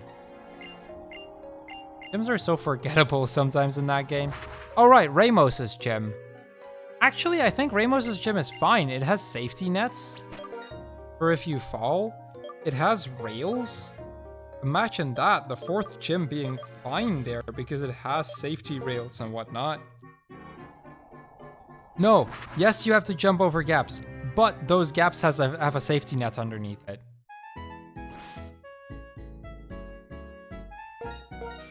And I think since those safety nets are a thing, the fourth gym actually gets a pass.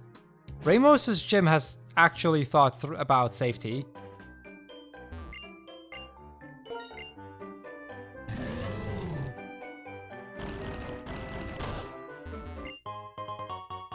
The fifth gym is probably fine. Except the fact that it was completely out of order the moment the power was out, which means there's no safety stairs. And that's a problem. That one has confirmed no safety stairs. Normally, I don't consider safety doors and safety stairs, and I just assume those are in place. Because otherwise, every gym wouldn't, or basically every gym would be a problem. But that gym has confirmed does not have them in place. Therefore, it doesn't get a pass from me.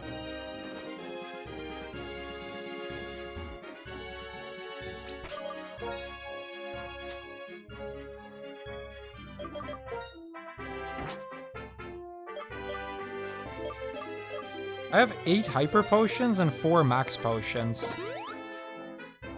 We have so many heal items. I am genuinely surprised at that. Also, I just realized I forgot something. I'll do that if we get to Opalucid. Or when we get to Opalucid, rather. Actually, not true. I forgot to do something.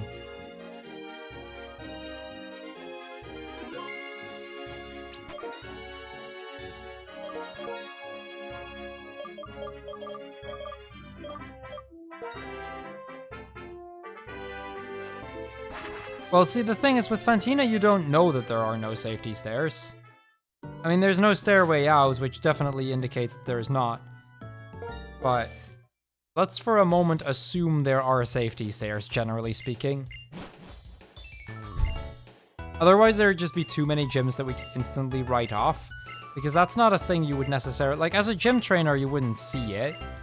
Like, let's say there is a door on the right of the room, for example, with a emergency exit with stairs. That is all it would take.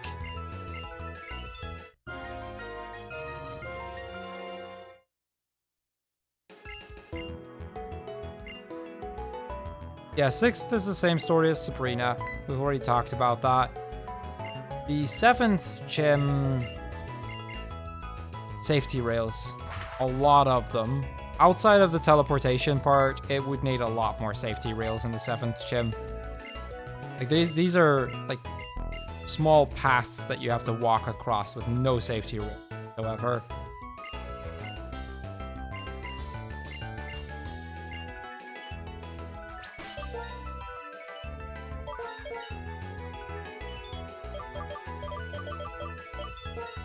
Let's see, that gets us to the 8th gym.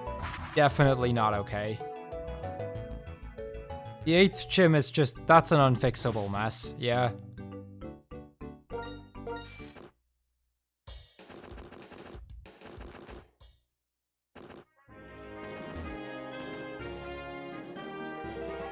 So the 6th gen's probably one of the ones that's in the most trouble. The first one's not okay. The second one is an easy fix, but at this point, not okay. Third one has problems. The fourth one's surprisingly one of the very few that's acceptable. No, the 8th one doesn't. Not on those middle platforms. Like, if in the parts that rotate, those don't have safety rails. Not to mention the stairs that you walk down, those don't have safety rails. And those are some huge stairs. Wolfric's gym's definitely not got a pass here. We've already gone over Gen 4. Gen 4's water gym might actually be okay. Similar to how other swimming pools are okay. Assuming there are emergency exits in place, it's fine. No, the problem with the third gym in Kalos is the rails leading up to the gym leader. Those only have a small bit of wiggle room when you skate over them, and if you fall on either side, you fall into a gap.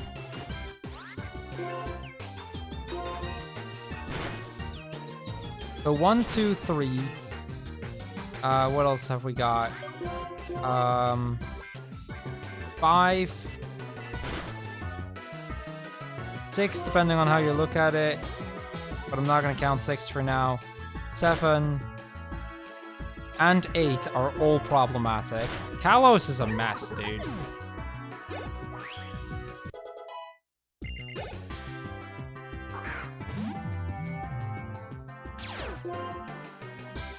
Onto the trials, I guess. So for the trials, the first trial mostly gets a pass from me.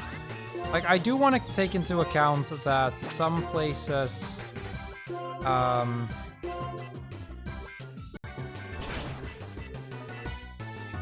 confused, really. A really bad fight so far. Actually, we're just gonna flamethrower. If we die, I use a revive. Yeah, I mean, the trials are generally, like, they're generally just a place in nature that you go through. But the first trial I have a major problem with because of that wooden plank that is held between two parts, between two cliffs. That would need a proper bridge. Outside of that, it's probably okay. The water trial is fine. Like I said, you're just surfing over bodies of water, which in and of itself isn't a health, or isn't something that would be considered as a health hazard. Third is fine. Fourth, what's the fourth again? Electric steel, right? That one's fine. Probably. Not in Ultra. In Ultra, that one's a problem, but in original Sun and Moon, it's fine. Ghost one's fine.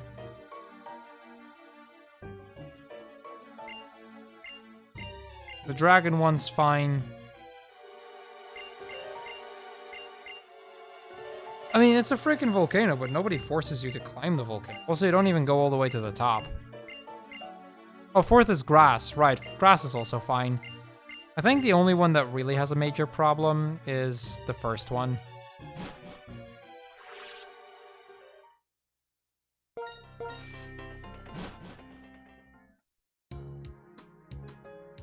I mean, it still depends on if it's an active volcano. If it's not... Now, I don't like being on top of a volcano either, but in the context that is the game, which, you know, real-life comparison would be Hawaii, you could probably make a case that it's fine, or that it's at least not illegal.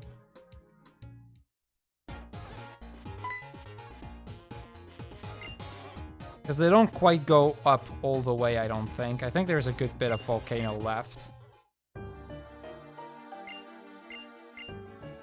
Yeah, the 7th is a weird one because almost, like, pretty much every trial, save for the Ghost and Steel Electric trials, take place in a place somewhere in nature.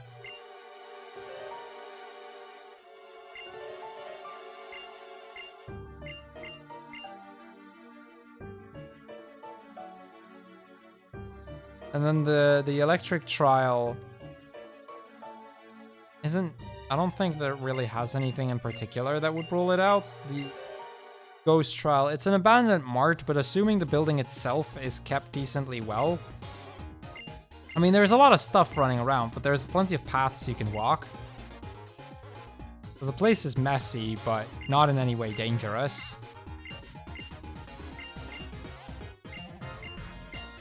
So Gen 7 probably gets the biggest pass of them all. Now comes Gen 8, though. First one in Gen 8's fine. You're herding Wooloos. Which, assuming these are tamed sheep, and assuming that all of the trainers that are around there know how to handle those animals, it's probably fine. Like, it's basically like a petting zoo, right?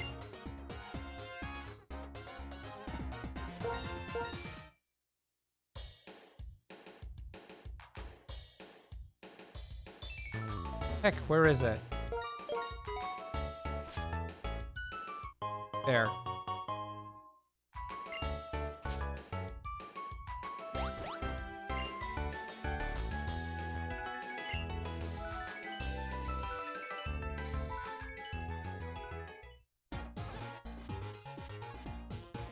So let's see. The second one's probably fine.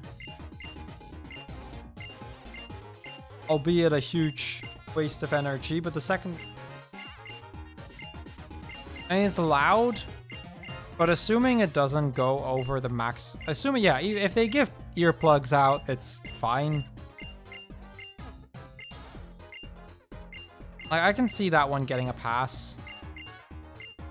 Also, I still didn't get rid of Rock Smash. I should do that.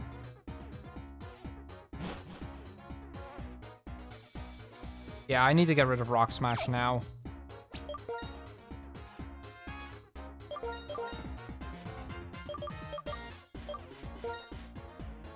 Let's see, the third one.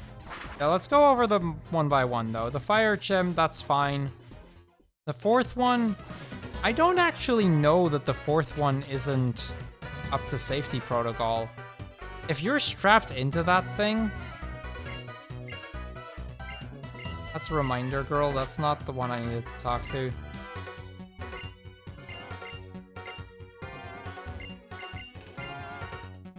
There's the move deleter.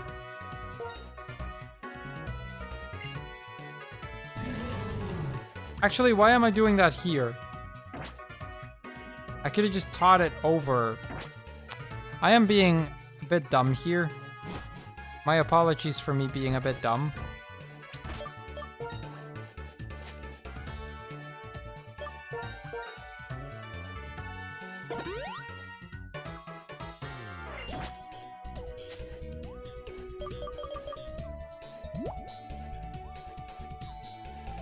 We do have the heart skill, which might come in handy later.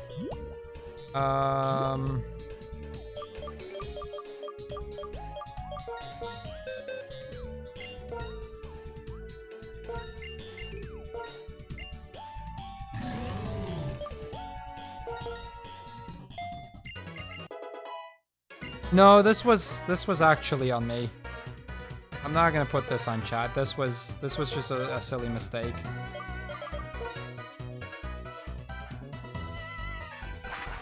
I mean, the giant gloves that punch you are a thing, but in and of itself, if the attraction, like the attraction might very well, like it's basically like an attraction in an amusement park, and I can very much still see that being up to safety protocol.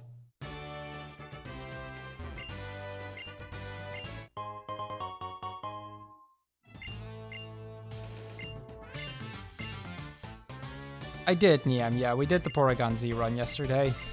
Got a 315.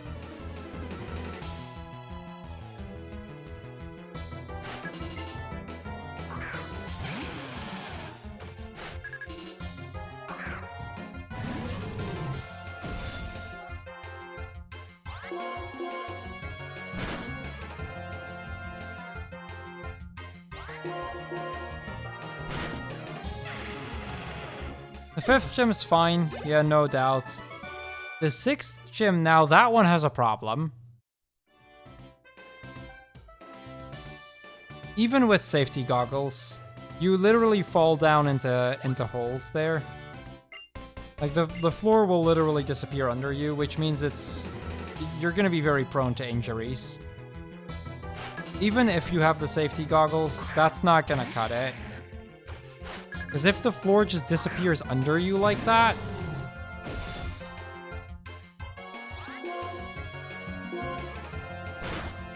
I don't know, that seems like a big health hazard.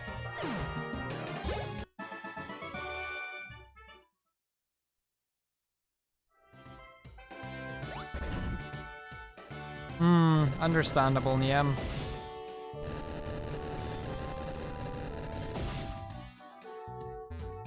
But no, if anything, the 3rd one is... Or sorry, the 6th one is one I have problems with.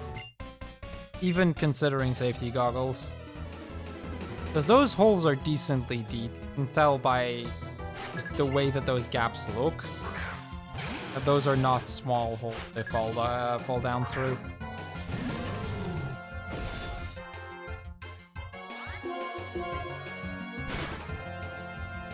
Which brings us to the 7th gym. Which is fine. Not for the people working there, but it is fine. I mean, the trainers choose to jump out of a window. Which, I don't know why they would. But it wouldn't get a pass from a workers' union's perspective. It would get a pass from a visitor's perspective. And that is the perspective we're analyzing them by at this point. And the 8th gym also gets a pass. So actually, only the 6th gym is a problem in Galar. And I'd say the gym trainers, like assuming they choose to jump down like that and aren't being forced into it, it's fine.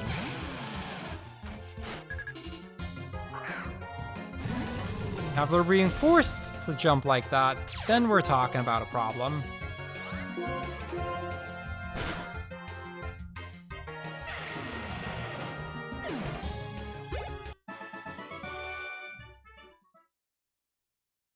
Yeah, if they get forced to jump like that, then we're talking about a problem. But assuming they're not forced, and I don't see, like, Pierce being the kind of guy that would force his, that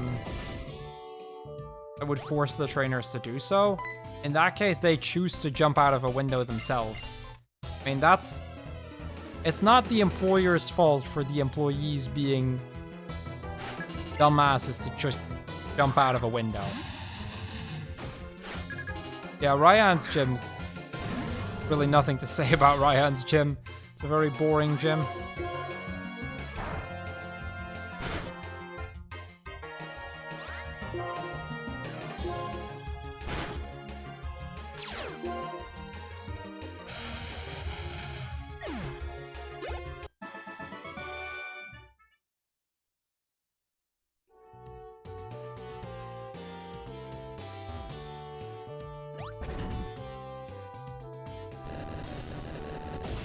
Yeah, that's all the gyms. It only took us like nearly an hour to go over all of them.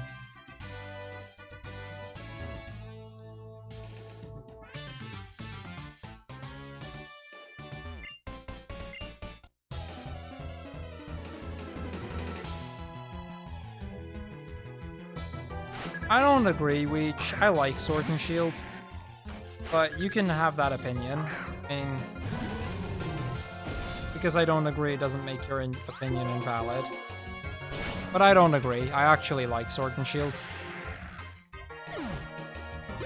They've steadily climbed to be one of the ones I enjoyed the most. It's not like first place or anything. But if we're ranking gens, it's in the top half, probably.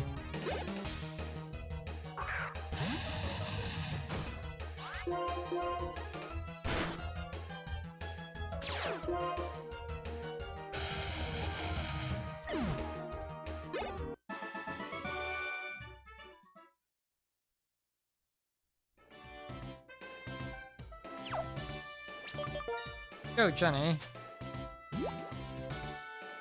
Have enough of those. I'm surprised I still have like 6 now 5 hyper potions. How many max potions do I have? 4. So I have 9 left in total. We are actually going to be able to make this.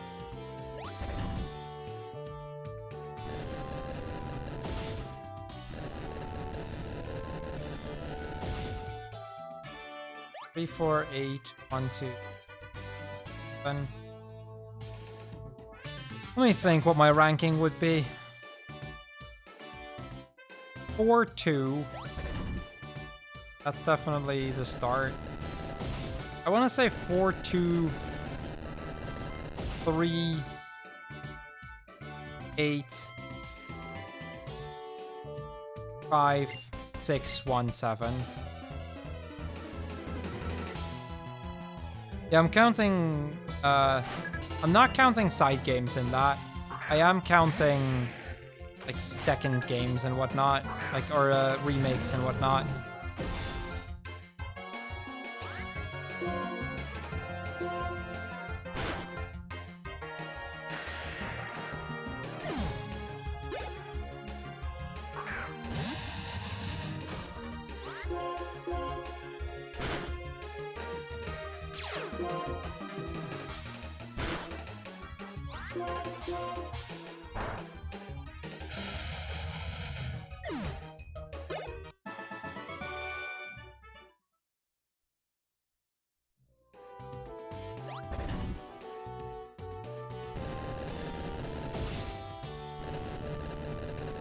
One, 2, and 5.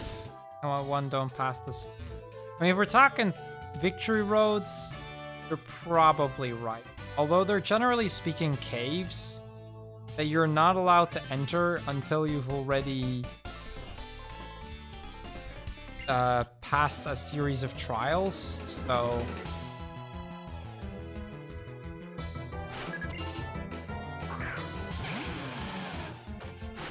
Also, the Gen 1 one I'm not so sure about. Well, no, not with the falling rocks, I guess. Nah, you're probably right.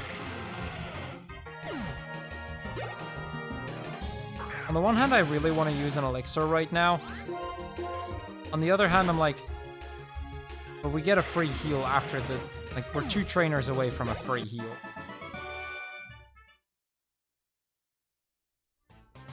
Actually, I guess Gen 2s does have that, but they're not required.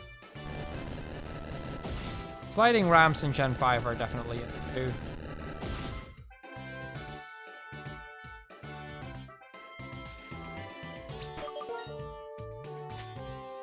I have enough, right? Do I have an elixir? I'm gonna just use it. I have a max... Oh wait, not fresh water. Is that fresh water? I mean, we have a max ether and an ether left. So we should be okay here. There's 3 more free heals left in the game. Because there is not, like, there's only, like, 1 between, like, the second town and just before Victory Road. There's 1 in the second town, and there's 1 just before Victory Road. Let me just say it like this. There is 1 free heal between the second town, and you're basically still level 6, and literally after the last gym, there's only 1. But then counter to that, there are 3 past the 8th gym.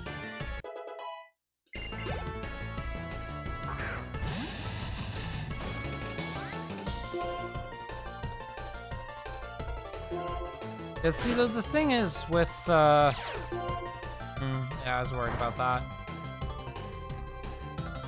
Like, the thing that makes it so tricky to say whether they would count or not, at least I think, is in big part also just, like, no matter how you look at it, a lot of the victory roads, they're just caves that people are going to traverse. And that is inherently dangerous, but those are not man-made locations.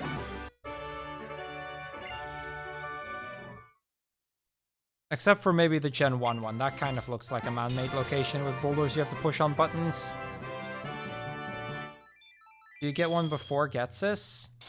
Yes.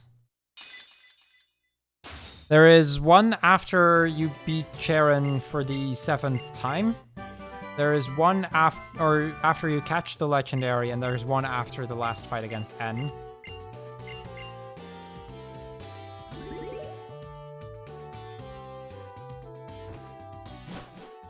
I will say I'm a little bit impressed that this run is actually still going to sub 5. Like, sub 5 hours for a no centers, no marts, and this is pretty decent.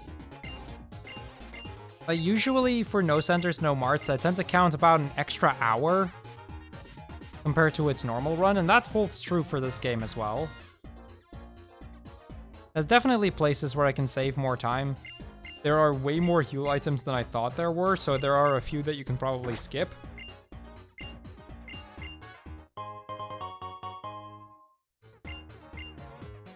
And it helps that I have a max repel for Victory Road still.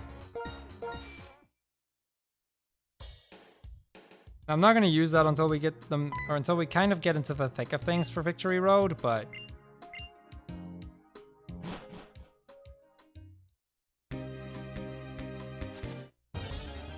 The rightmost ball here is actually a heal I'm considering still picking up. I'll pick up the full restore. I think I'll skip the max potion though. There is a max potion on this route, but you have to go through quite... Actually, no, that's not true. You don't have to go through... I'll just pick it up then. Right over there. And there's a full restore still that I can pick up.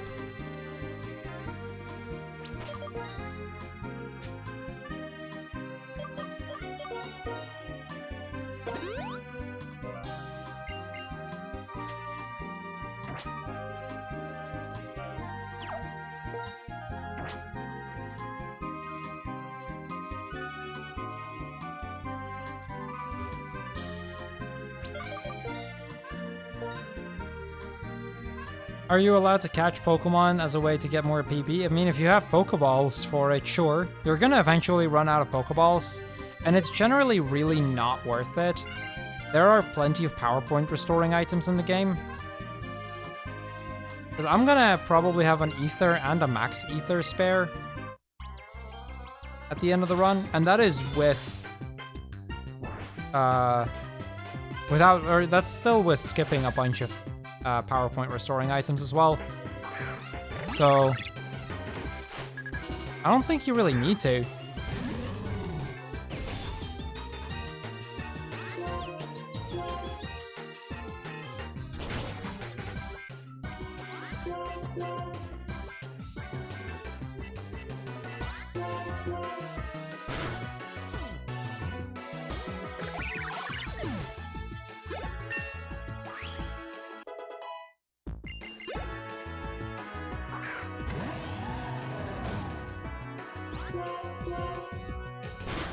So now, once we get to the Pokemon League, I am going to get rid of Strength.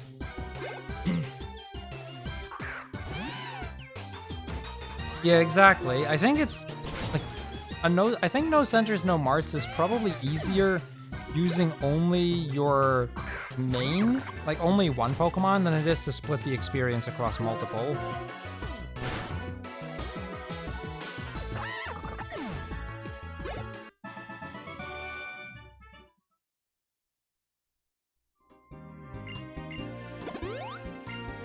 See, this is where my Pokemon get healed again to full. We also get 2 extra max revives. So I want to say we're in a really solid position here. I have plenty of heals. I don't even think I really need to pick up the full restore. I don't think I will, actually. I could, but I don't need to.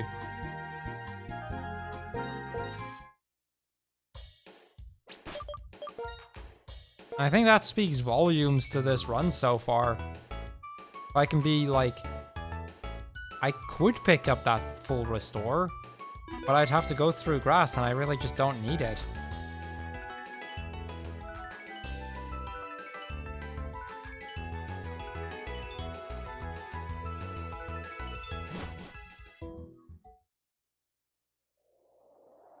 I want to say that this has definitely been... yeah, I think this has definitely been the easiest no centers, no marts.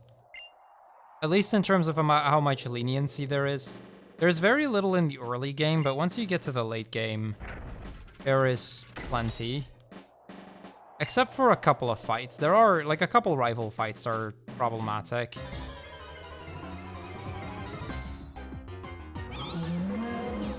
Amoonguss and Bouffalant.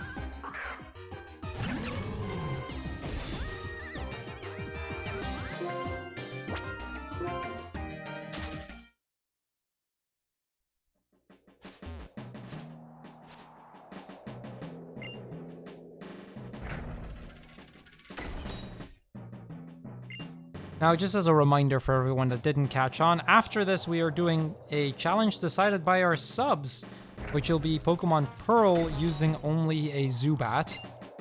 Well, entire Zubat line. I can evolve it into Crobat, which I will do.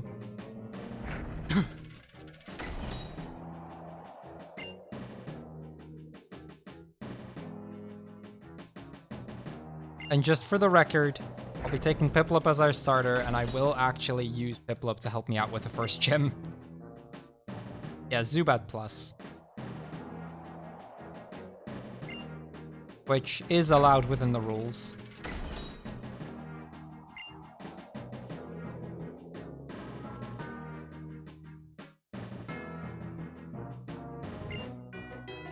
Yeah, random double encounters are a thing in Dark Grass.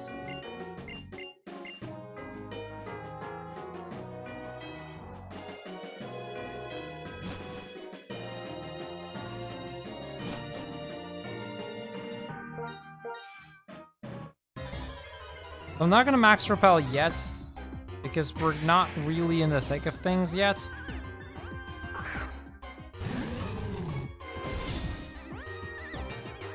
So you are doing rocket percent, basically. That is basically what we're gonna be doing.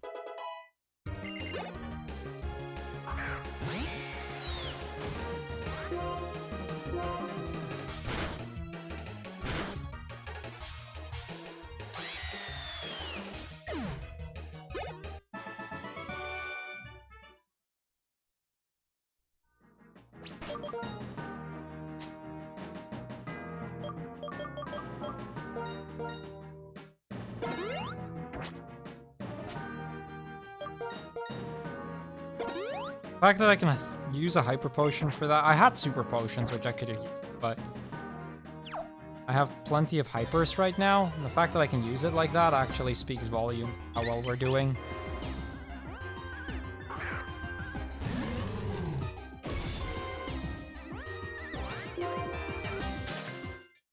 Yeah, I can imagine really late to still be working on schoolwork. Good call there, Weech. Here, let me set an example.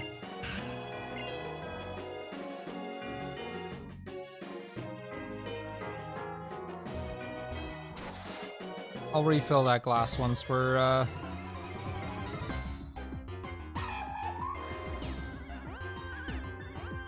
done with this run. There's only like half an hour left anyway.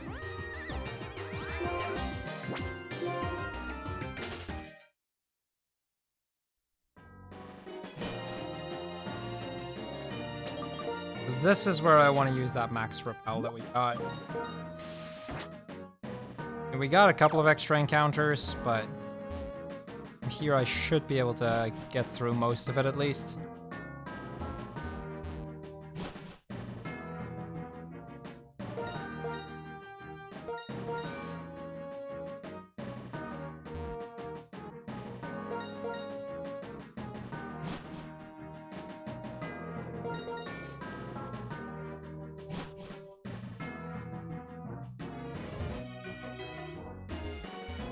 I think it's technically cooler today, but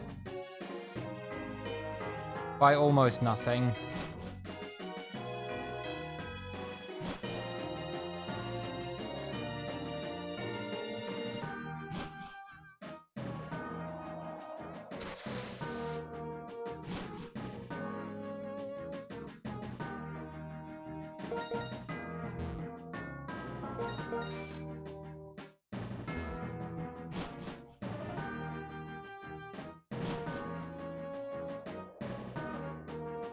See how well that repel works out?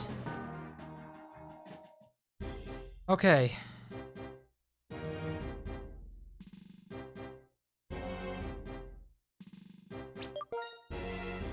Now that I'm here, I'm actually going to fly back to Astralton.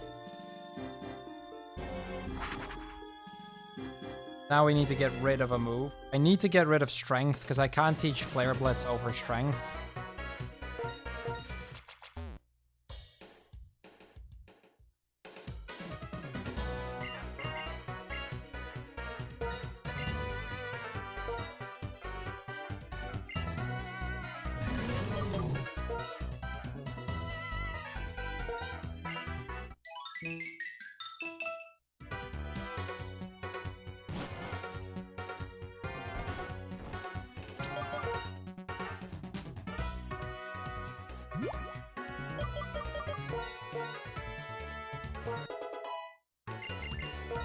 I gain a couple of levels as well here.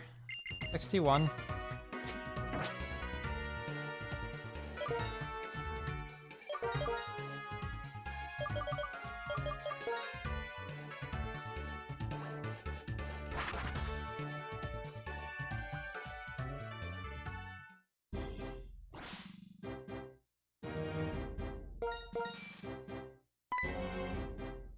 Hey, here we are, the Pokemon League. 6 battles left in the game.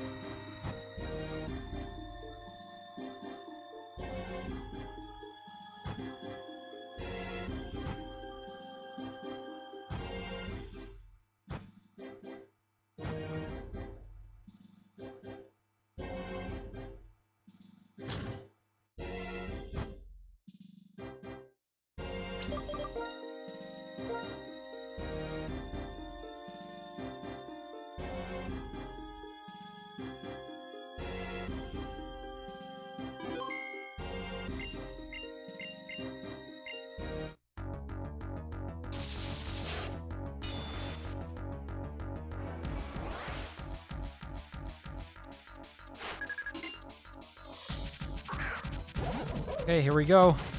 Brimsley.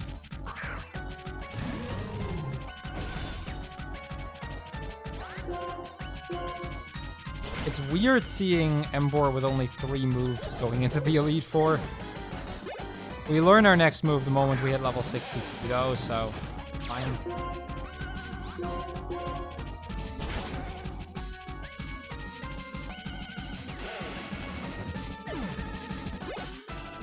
We're gonna be slower than Leopard.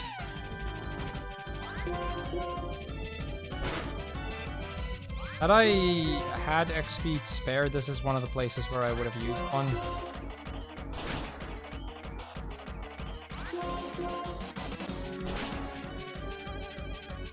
Especially with how much Attract is screwing me over here.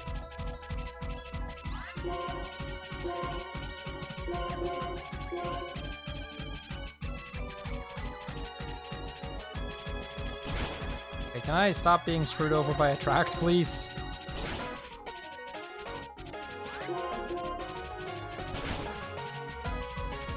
There we go. That took way too long.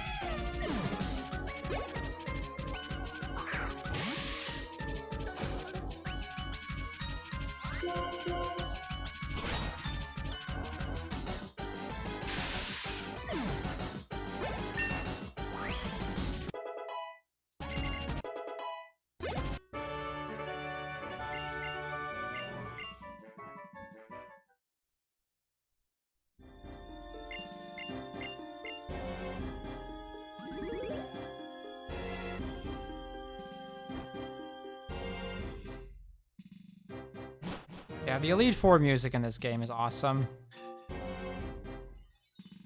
Yeah, Attract kind of screwed us over there.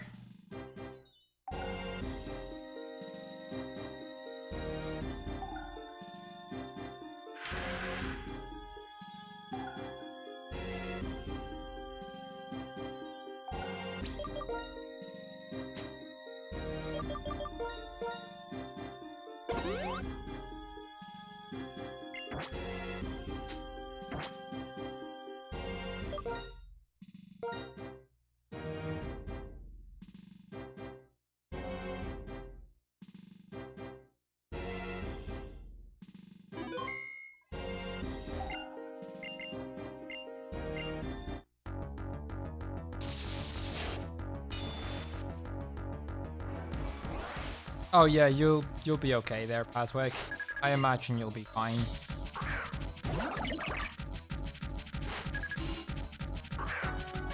In their levels, as you can see here, they're not that high.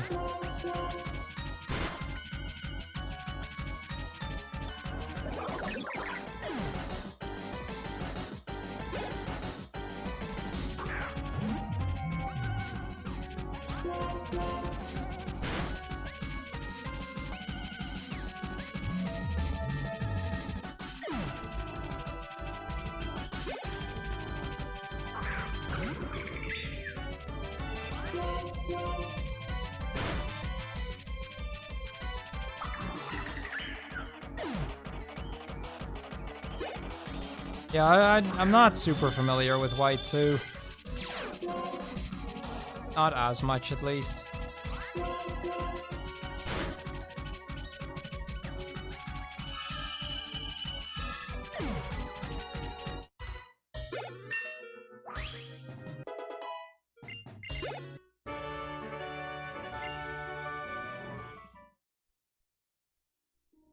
Marshall here, like the next two fights, those are gonna potentially be a bit awkward because I don't have Rock Smash.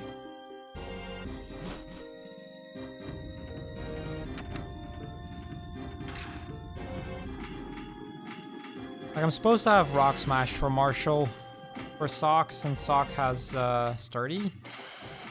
I don't have that. I'm gonna have to go Brick Break, because of which it's probably going to be forced into heal. Which isn't a huge deal.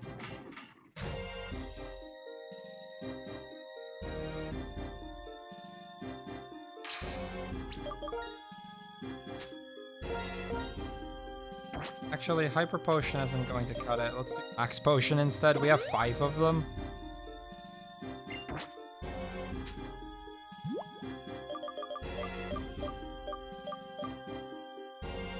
There's the charcoal.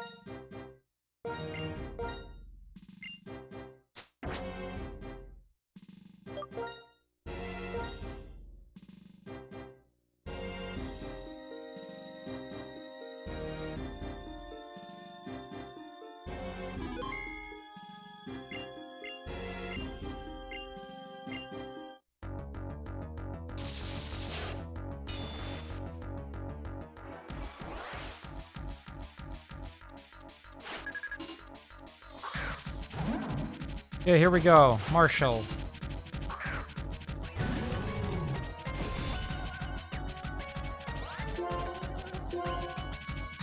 I almost tapped Flamethrower because that's the spot where it normally is. But I need to be in Blaze coming out of this fight. That's kind of the thing, because I need Blaze for the next trainer.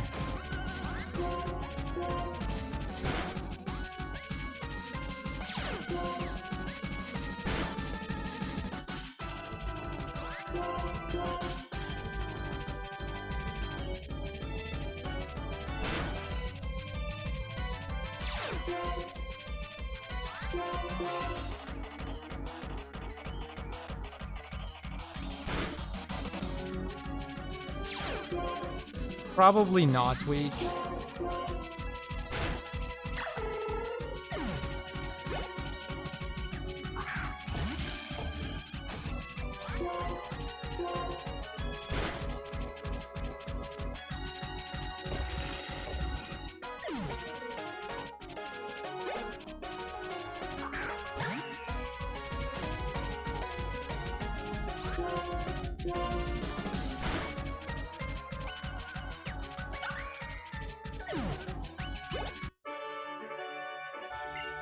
Also, do Ranger 3. I might consider it.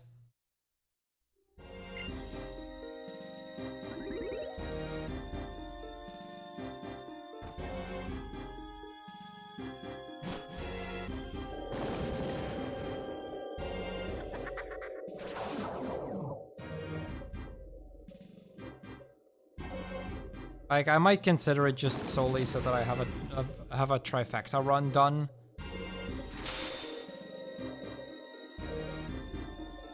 But admittedly, I'm not sure.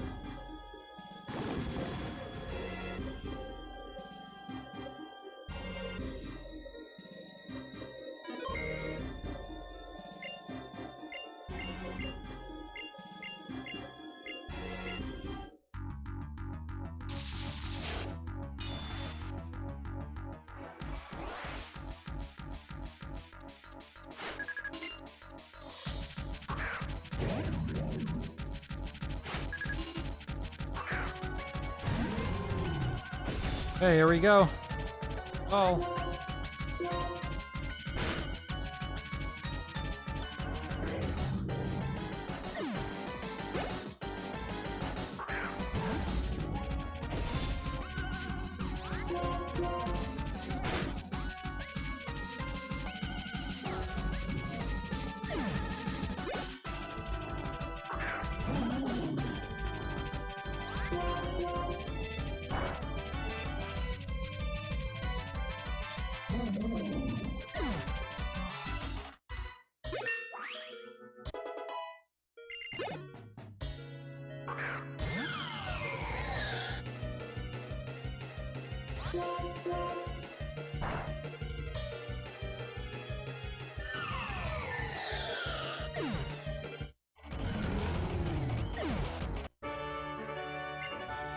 Golurk is Ground Ghost.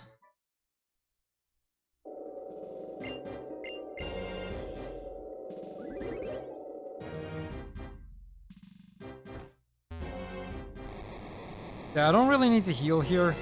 We're gonna get a free heal before the next fight. And that's an unskippable one. Also, I just noticed... Do it like that. It's a bit of a late split that way, but whatever. Forgot to split on Markville.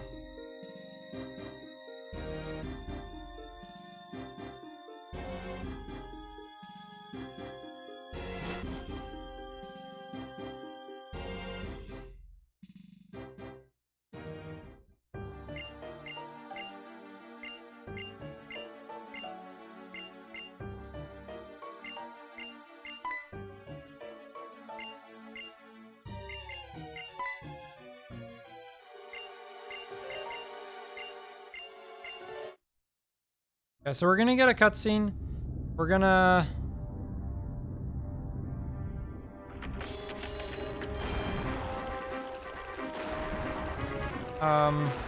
We're gonna go fight N. N is still gonna be a bit different from how it would normally be. I'm actually a tiny bit afraid of how that fight is going to go.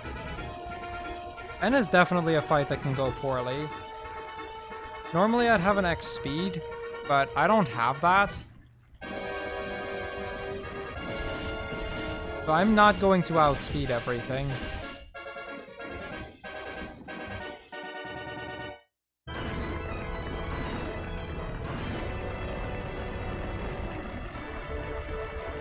I do have an outspeed, an X speed for Getsis.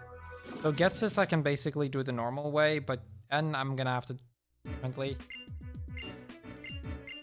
Yeah, there is one in my bag, but I need two. I'm gonna keep the one I have for Getsis. Because that fight I know I need it more.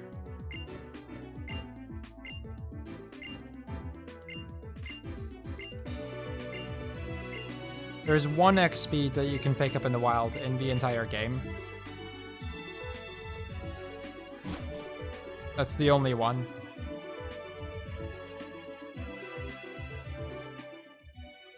You can pick up some X items, but not enough, basically. There's only one lying around in Stration. That's the only one though, so...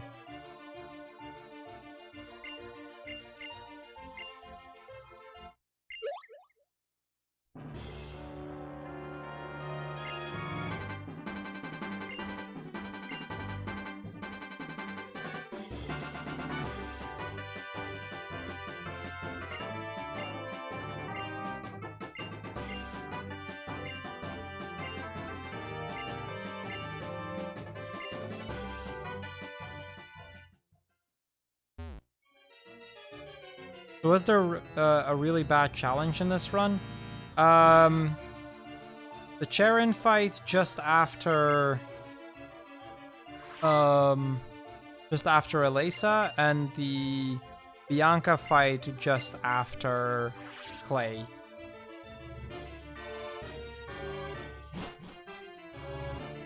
But really, it boiled down to just those two,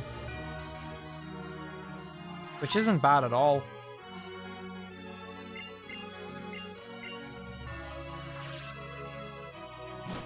Like, overall, I'm pretty happy with how this run was.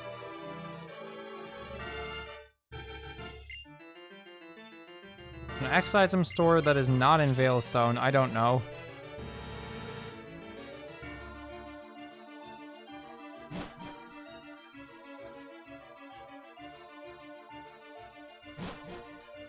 I honestly wouldn't know.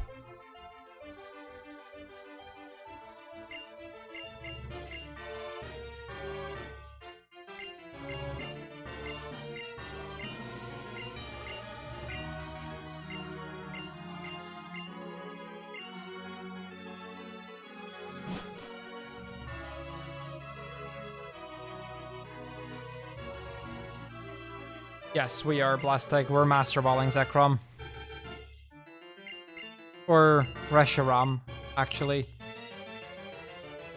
Reshiram in this game, not Zekrom.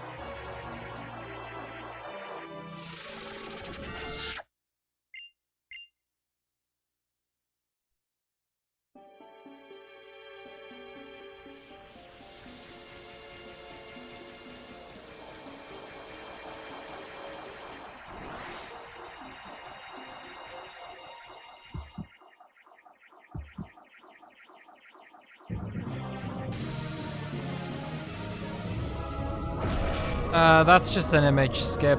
Izzy has barely been at home the past few days. I actually saw her earlier today, but really only because I locked the cat door one way so that she could go inside but not go back outside once she was in.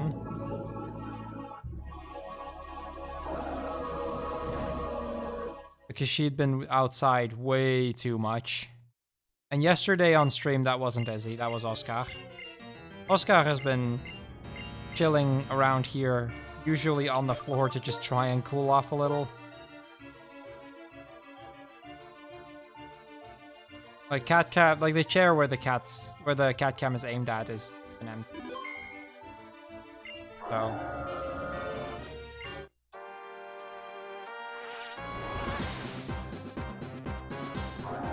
Don't know exactly where Oscar is right now. Izzy is back outside. Because as I unlocked the cat door again this morning.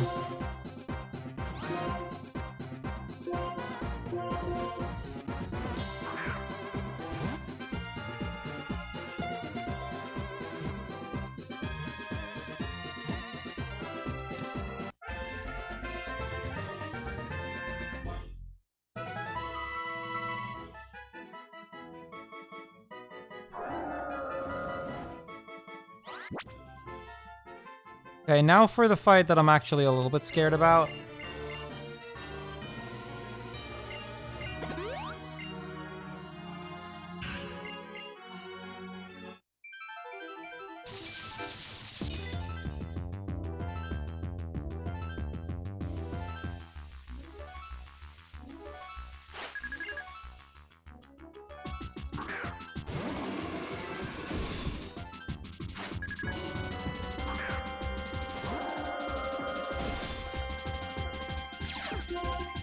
Zekrom we're gonna have to deal with Reshiram.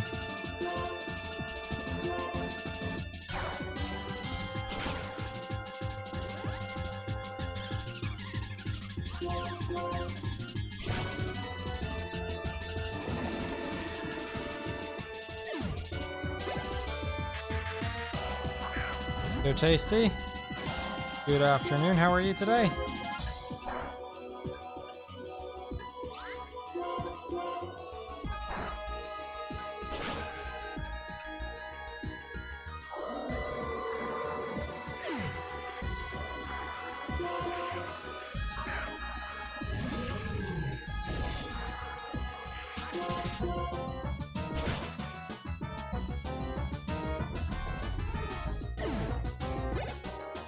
Okay, moment of truth. Let's see how Enna's gonna go here.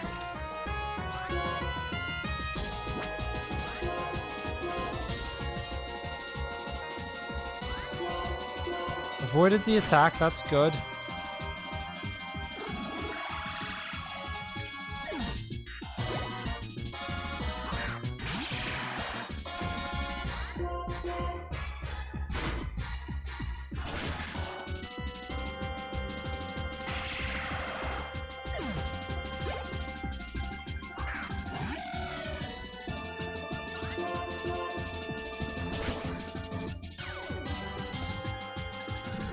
See, that's what I was worried about.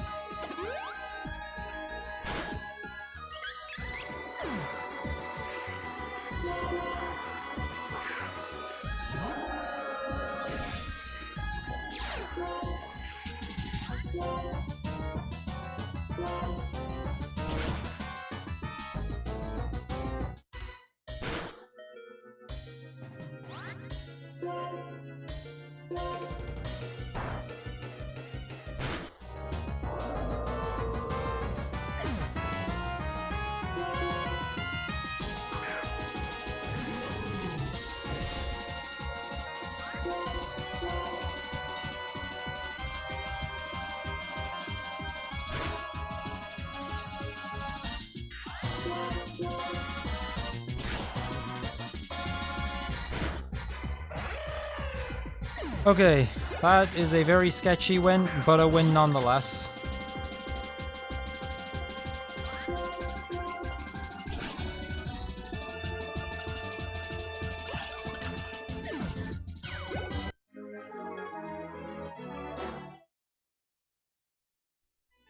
That paralysis definitely helped us there. I was right to consider this fight among the scary ones, that's for sure.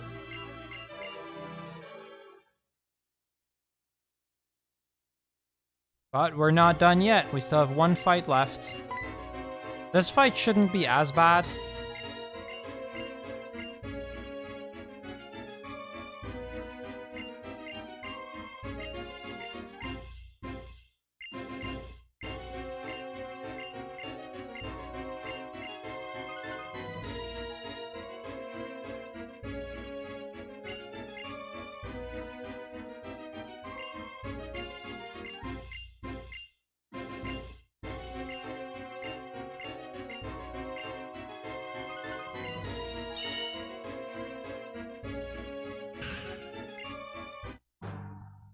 Huh, interesting, Leech. Okay, here we go. Gets this.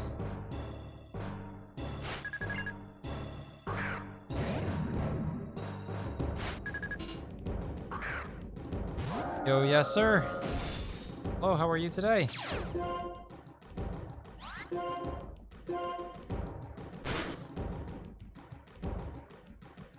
Well, Weech, for what it's worth, it's pretty easy to replace moves in Sword and Shield.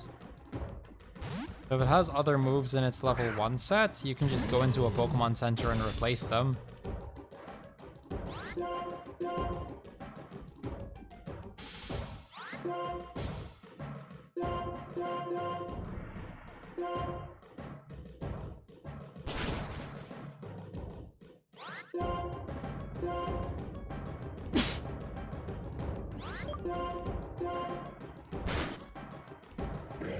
Oh, that's annoying, yes sir. That's annoying.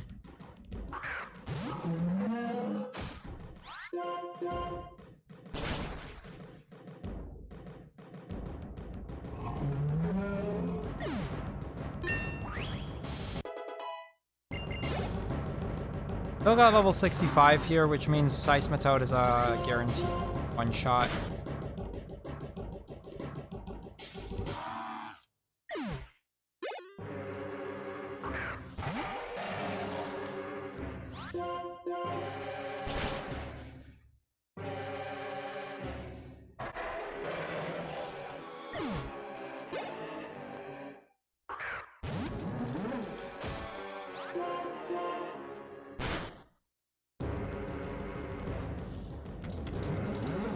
Okay, well that is the last... Well, he has one Bisharp left, but that thing doesn't really do anything to us. That is the last trainer for Pokemon Black. That's another no centers, no marts run in the books. That means that Gens 1, 2, 3, and 5 have now been proven possible to as a no centers, no marts run.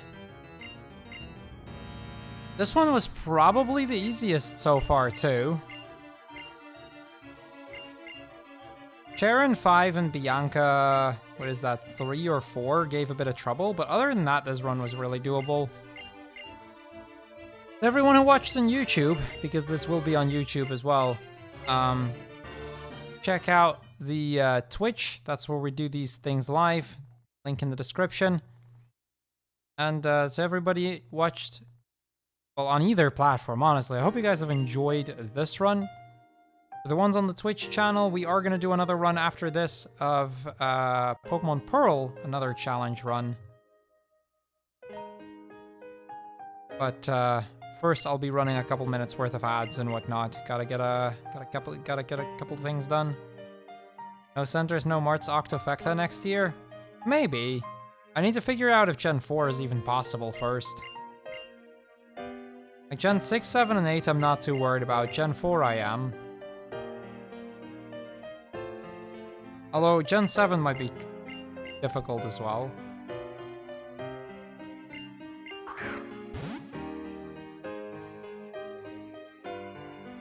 Thank you, Kata. Appreciate the good luck.